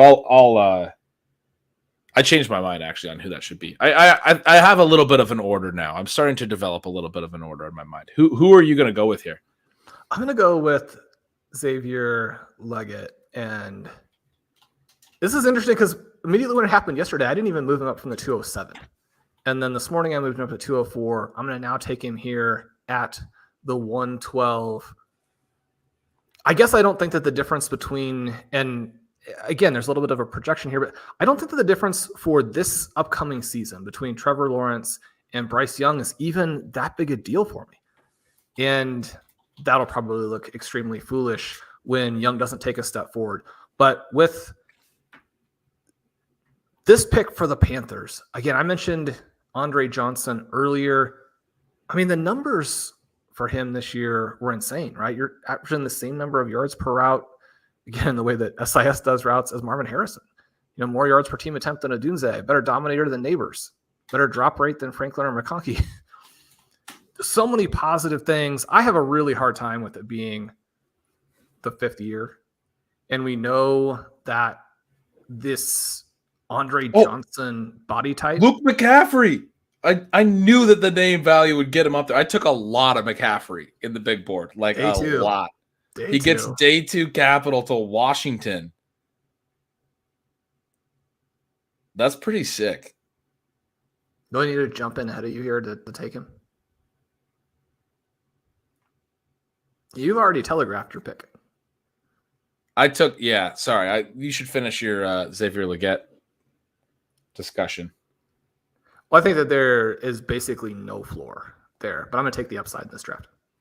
Yeah, I like Leggett too. He would have been in consideration for me. I think McConkey with the landing spot with the Chargers, it's just so favorable with Justin Herbert, even with the and the lack of competition, even with the expected really low number of pass attempts. I don't think it's going to be as low as some people think. You don't have Herbert scrambling a ton or anything like that. So like there will be dropbacks and there will be like a lot of it will be off like play action, and so it'll be higher efficiency. The offense is going to be a little bit of a throwback offense, but still intelligently designed to some degree. Like Harbaugh's a good coach, and Greg Roman can design a really good run game, and they're going to come out and establish it, but they're also going to throw off of that and get into high efficiency passing situations because of that. Like the play action stuff is improves efficiency. I think it's all very good for McConkey. He goes early in day 2, second pick of the second round. The Chargers trade up to make that pick. I like him here. I probably should have taken him over Benson, I think. But I also really like Leggett in this tier. Neither of those is the guy that I was saying I think should go there. We'll get to him in a second, but I don't think he should go ahead of McConkey, the other guy that I'm thinking of. I like your note there about the Chargers offense and how it's going to be an NFL offense. They're going to throw enough to support someone who succeeds, and then you have Justin Herbert. And so that removes a lot of the risk. I don't know if it's going to be McConkey. I do think that you're going to get a league winner at receiver there. I'm going to go ahead and take Brian Thomas. We discussed him at some length, so I'm just going to throw out the bold prediction that he leads the Jaguars in receiving this year. Wow. That's bold. This is the name that I just keep alluding to. I don't want to draft him, but he went with the first pick of the second round to the Bills. They're going to treat him. He's got the size. They're going to treat him like their ex-receiver. They're going to throw to him in the red zone. Obviously, Dalton Kincaid's going to be a huge part of the passing game. I think Dalton Kincaid's one of those veteran big-time winners because of this Coleman pick. But the fact that the Bills took Coleman and then didn't take any other receiver on the first 2 days. They're just waiting until day 3 to potentially add another.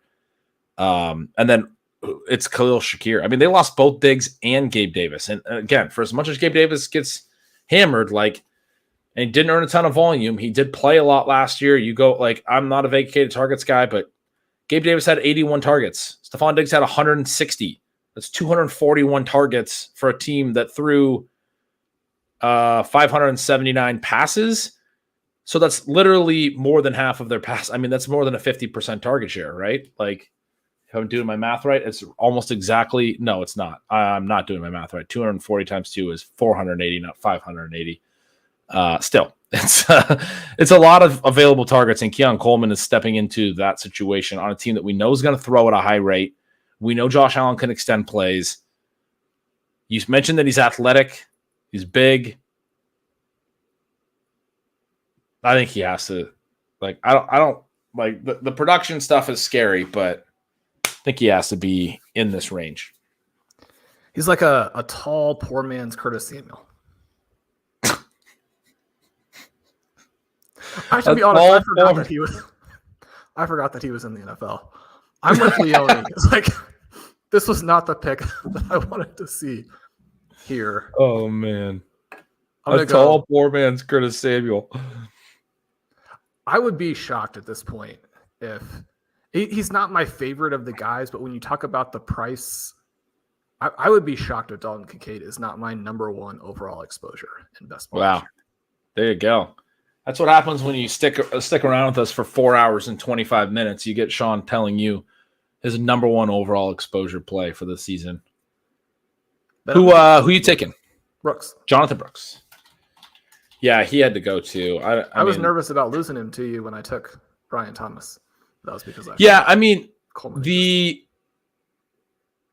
the tier from I legitimately don't think Trey Benson belongs here, but I don't think anyone does. Probably if I could go back, I would probably take McConkey. Maybe Brian Thomas belongs there. Maybe Jonathon Brooks belongs there. This is just a big tier, right?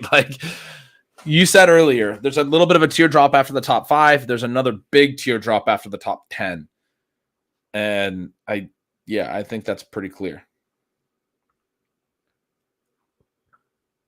What you have any big thoughts on?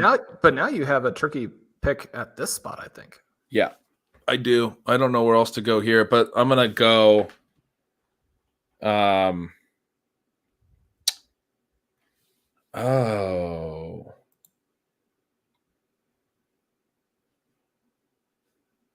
Oh man. There's 3 picks I want to make. The pick, well, no.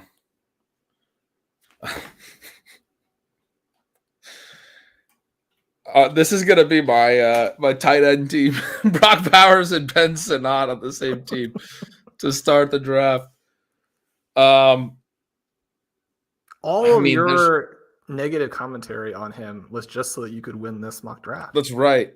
I did. I snuck him down to 206. It's tight end premium, Sean. I don't know if I mentioned that, but Ben Sinnott at the 206. All right, who you got after him? Well, I kind of want to take Kool-Aid McKinstry, but I'm not sure how I would play him effectively.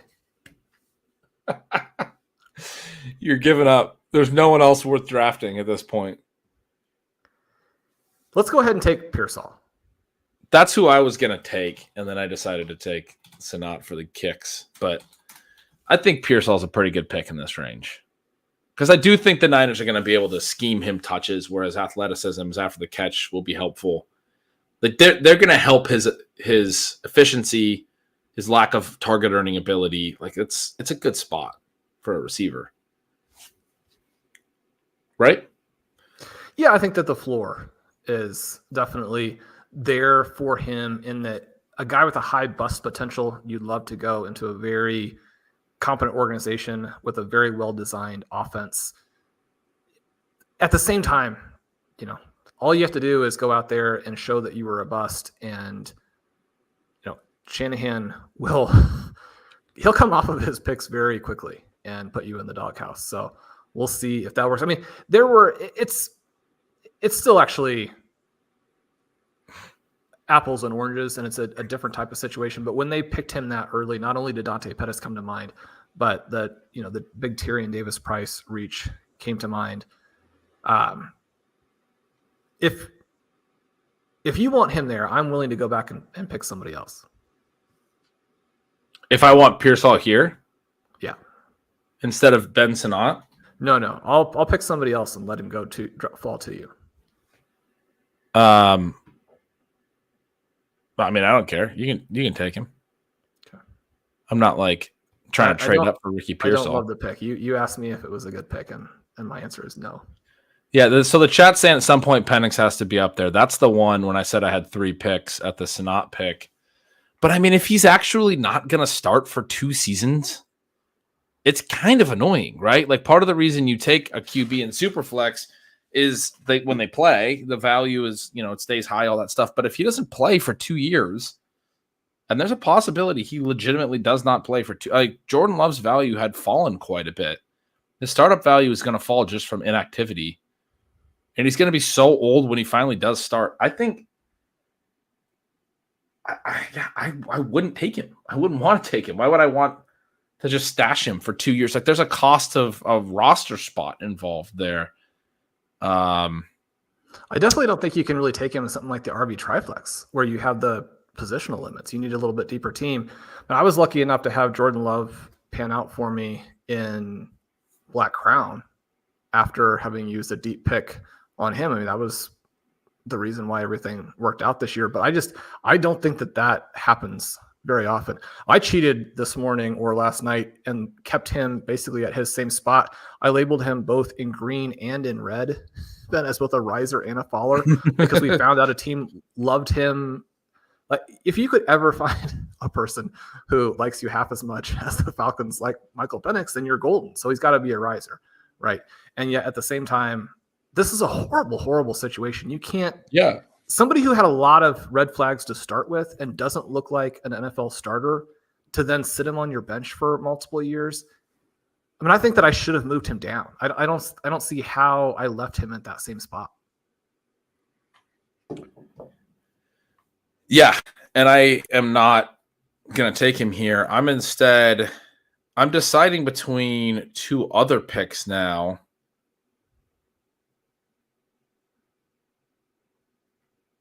And I'll just say it. It's Corum and MarShawn Lloyd. I'm having a hard time with it because I do think I like Lloyd's profile better for some of the reasons you've said. But even though I think Corum's more of a direct handcuff, I think the Rams situation has the potential to be so valuable if Kyron does miss time that Corum could really have some strong periods of production there. But at the same time, I mean, the Packers are a good offense too. I think it's Lloyd. But I think it's close. And so anyway, that was me talking through that. Oh, so you put Lloyd up there. Oh, that was the one I was going to go back and take instead. I think that the Packers situation is similar in that the upside there with how they looked over the last month of last season. I mean, they completely and totally blew their playoff game. They looked like the far better team. They could look very, very good next season. And I think that there will be, as we mentioned, that contrast between Lloyd and the starter. So I missed on that one. And that puts me into a little bit of a difficult situation because I almost want to take a day 3 running back instead of these guys who've been drafted. That's sort of where I am on the receivers. I mean, the receiver drafting we know is always super inefficient in the 3rd round. And nothing changed about that today. However, your guy, Jalen Polk, does go early enough, and he goes into a situation where he's going to get a ton of opportunity, whether that translates into snaps, routes, and then targets. Another question, but I'm going to take Jalen Polk right there. So the chat wanted me to take Drake May and Jalen Polk as a stack. I was thinking I'd get him with a Dunze and make my all Huskies team. And so then I tried to push him, and then you took him in between there, and look at that. Now I get no Jalen Polk. I don't even get drafted. What are you doing? I'm gonna take Blake Corum. because I know there's some concerns with this profile. I think he's immediately going to step into an offense that's good for running back production, can be workhorse-y if Kyren were to miss time, potentially some work alongside Kyren. I don't think he's really like into a committee right away or anything, but I do think he will. His range of production, the standalone value, probably not great. The contingent upside, I think, is really strong. And the fact that there's basically no number 3, like he's clearly one of the 2 backs on the team, is, I think, a really positive element. So anyway, I think he definitely belongs in the second round of these rookies. I'm going to take Adonai Mitchell. I didn't actually go ahead and make the case. We mostly talked about the landing spot, but Mitchell is one of these guys I think was covered up by teammates. And we talked about a little bit, I think, on a previous pod, but the advanced metrics for the Texas QB last season, especially the deep passes, were terrible. And so there's a possibility that despite the enthusiasm around him, that he was actually a weakness instead of a strength, may have held back a number of their guys. Mitchell is this extraordinary athlete. And at a certain point, and we've reached that point, you have to also kind of game out what if you are wrong about some key idea that you're holding. And for me, that would be Anthony Richardson being a successful passer. As a fantasy player, I don't think there's much question. But if he can emerge as a passer, and certainly this is the guy he would actually seem to be like the best fit with of the multiple receivers they have, I think it's narrow, but I think that the upside there is extreme in some very specific scenarios. And when he's drafted number 52 overall, it doesn't even have to happen for him this season. He's going to be a guy where the expectations are both low enough and the draft capital is high enough that he kind of, works that pathway in between where he's going to get, again, I think a nice, slow introduction, but then eventually maybe be their guy. If he's the number 1 receiver for the Colts in a couple of years, that wouldn't surprise me. I'm going to go ahead and take Tip Ryman. No, I'm just kidding. I'm not going to take Michael Penix. I'm going to go take my fun pick now that he got day 2 capital. I do think at this point in rookie drafts, there's an argument for sort of the floor player that's going to be productive. I think there's a shorter path for a slot receiver. And I think McCaffrey has the skill set. He tested really well in the agility drills. Both of the years he played receiver, he had pretty dang strong targets per route run, low ADOT, not like the most exciting stuff in the world, but was able to go out and earn volume. Is obviously Christian McCaffrey's brother, Ed McCaffrey's son, has the football genes in his family. You'd think the football IQ is there. The coaches care about that kind of stuff. I think they're going to play him reasonably early, and I think that's why they took him in the 3rd round. I'm going against everything I said about the Commanders' pass volume by taking 2 Commanders rookie pass catchers in this rookie 2nd round, but I'm pretty stoked that Luke McCaffrey snuck into the 3rd round there. I think you could make the case for Malachi Corley or Jermaine Burton or Roman Wilson, any of those guys, probably less so Jalen McMillan, because I think he has a tougher path to targets. Talked through that when he got picked. But like in a similar way to how we talk about how like in round 3, oftentimes the tight ends are really good picks in rookie drafts. You've been writing about that and talking about that for a long time. Or some of these positions where maybe it's a little bit of a floor pick. I think slot receiver can fit that a little bit. And a guy like McCaffrey can make some sense as you get deeper into your rookie draft. Because I do think he's going to have some productive seasons. The worry is that he's only like, Hunter Renfrow or something, like not a really good, like, I guess the upside is, can he be a slot plus type? Can he actually, not Amon-Ra St. Brown, but can he be good? And probably not. Probably he's just like a 60 catch guy with no real big yardage numbers, and it's no big touchdown numbers, and it's not that fantasy friendly. But I think there'll be like at least some production. You know what I mean? And I don't know why that's like so appealing, but I do think it's appealing on some level. The ceiling is, can he get to, I don't know, as I'm talking through this, I don't know that a slot receiver for a mobile quarterback is actually like the best the best spot. I'm starting to talk myself back out of Luke McCaffrey as I'm drafting him. I don't know. What do you think? Are you stoked about him at all? The thing you mentioned there about the testing, I'm blown away by the fact that his combine was almost exactly the same as Christian's.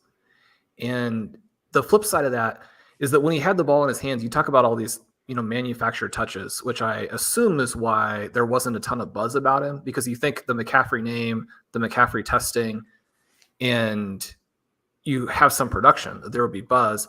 But I think people don't think that what he's doing, and this is somebody who came into college wanting to be a quarterback, right? And so then you have to make that position change. So that's both good and bad, but you could argue that he's still like early on in his, journey as a receiver, and that maybe he still has a big jump to take, and you end up as a huge winner there as the Washington Commanders. My only question with that is that if you're that athletic, and one of the things we see from Christian McCaffrey is that he might, if you had to play him at wide receiver, would he be a top 10 wide receiver in the NFL? It seems like he might be. The way he separates off the line is absolutely unreal. But Christian McCaffrey can make people miss, as though it's a video game. You don't have those numbers with the ball in his hands for Luke, which I don't know what to make of that, right? You just would have loved to see more of that type of production if you're getting these underneath, slot types of targets. So that part I think is a little bit confusing, but having him picked here as opposed to, I really thought he was going to go in round 6. I had the very last pick in my pre-draft rookie draft. Last pick in round 4, I was deciding between McCaffrey and a priority undrafted free agent type of running back. And I finally pulled the trigger on McCaffrey. Very excited about that now. But I do think that this is an earlier pick than what people were expecting. I think that part of it's really cool. I also think you've opened me up to taking another Washington player in Jalen McMillan. That's where we're closing it. Not Michael Penix, but Jalen McMillan. So a lot of receivers, like we saw in the actual draft. The only players drafted that we didn't pick were Malachi Corley, Jermaine Burton, Roman Wilson. I think you can make the case for any of them in this range. It's pretty flat at this point. But yeah, we took all the running backs that have been taken. We took the remaining receivers. Oh, I guess there's Tip Riemann, the other tight end, and then Michael Penix at quarterback. And then all the players that have not yet been drafted, including Troy Franklin, who has fallen to day 3. Huge bummer there. There was some thought that he could potentially even sneak into the back of round 1. We don't see his name called at all here in rounds 2 and 3.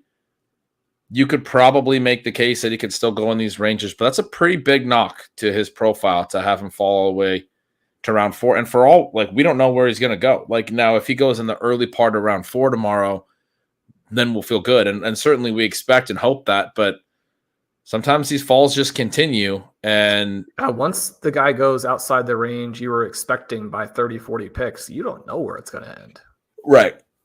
When we did the day 3 draft coverage, we thought Sam Howell was going to be picked every pick, and you got to wait. And then he didn't go until the 5th round. We did that through the second and the 3rd round, and then the whole 4th round, and then I think he finally went in the early 5th round. Shawn, 4 hours, 43 minutes into this stream. We've got a bunch of people still sticking with us. Appreciate you guys, but the draft has ended for the day. We won't be back tomorrow. I think it's about time we turn out the lights and let the party be over. I got some cold Thai food to finish eating. What do you think? I loved it. It was so much fun. I appreciate everybody who came in for a moment, stayed for the whole thing, anywhere in between. We had a blast with it.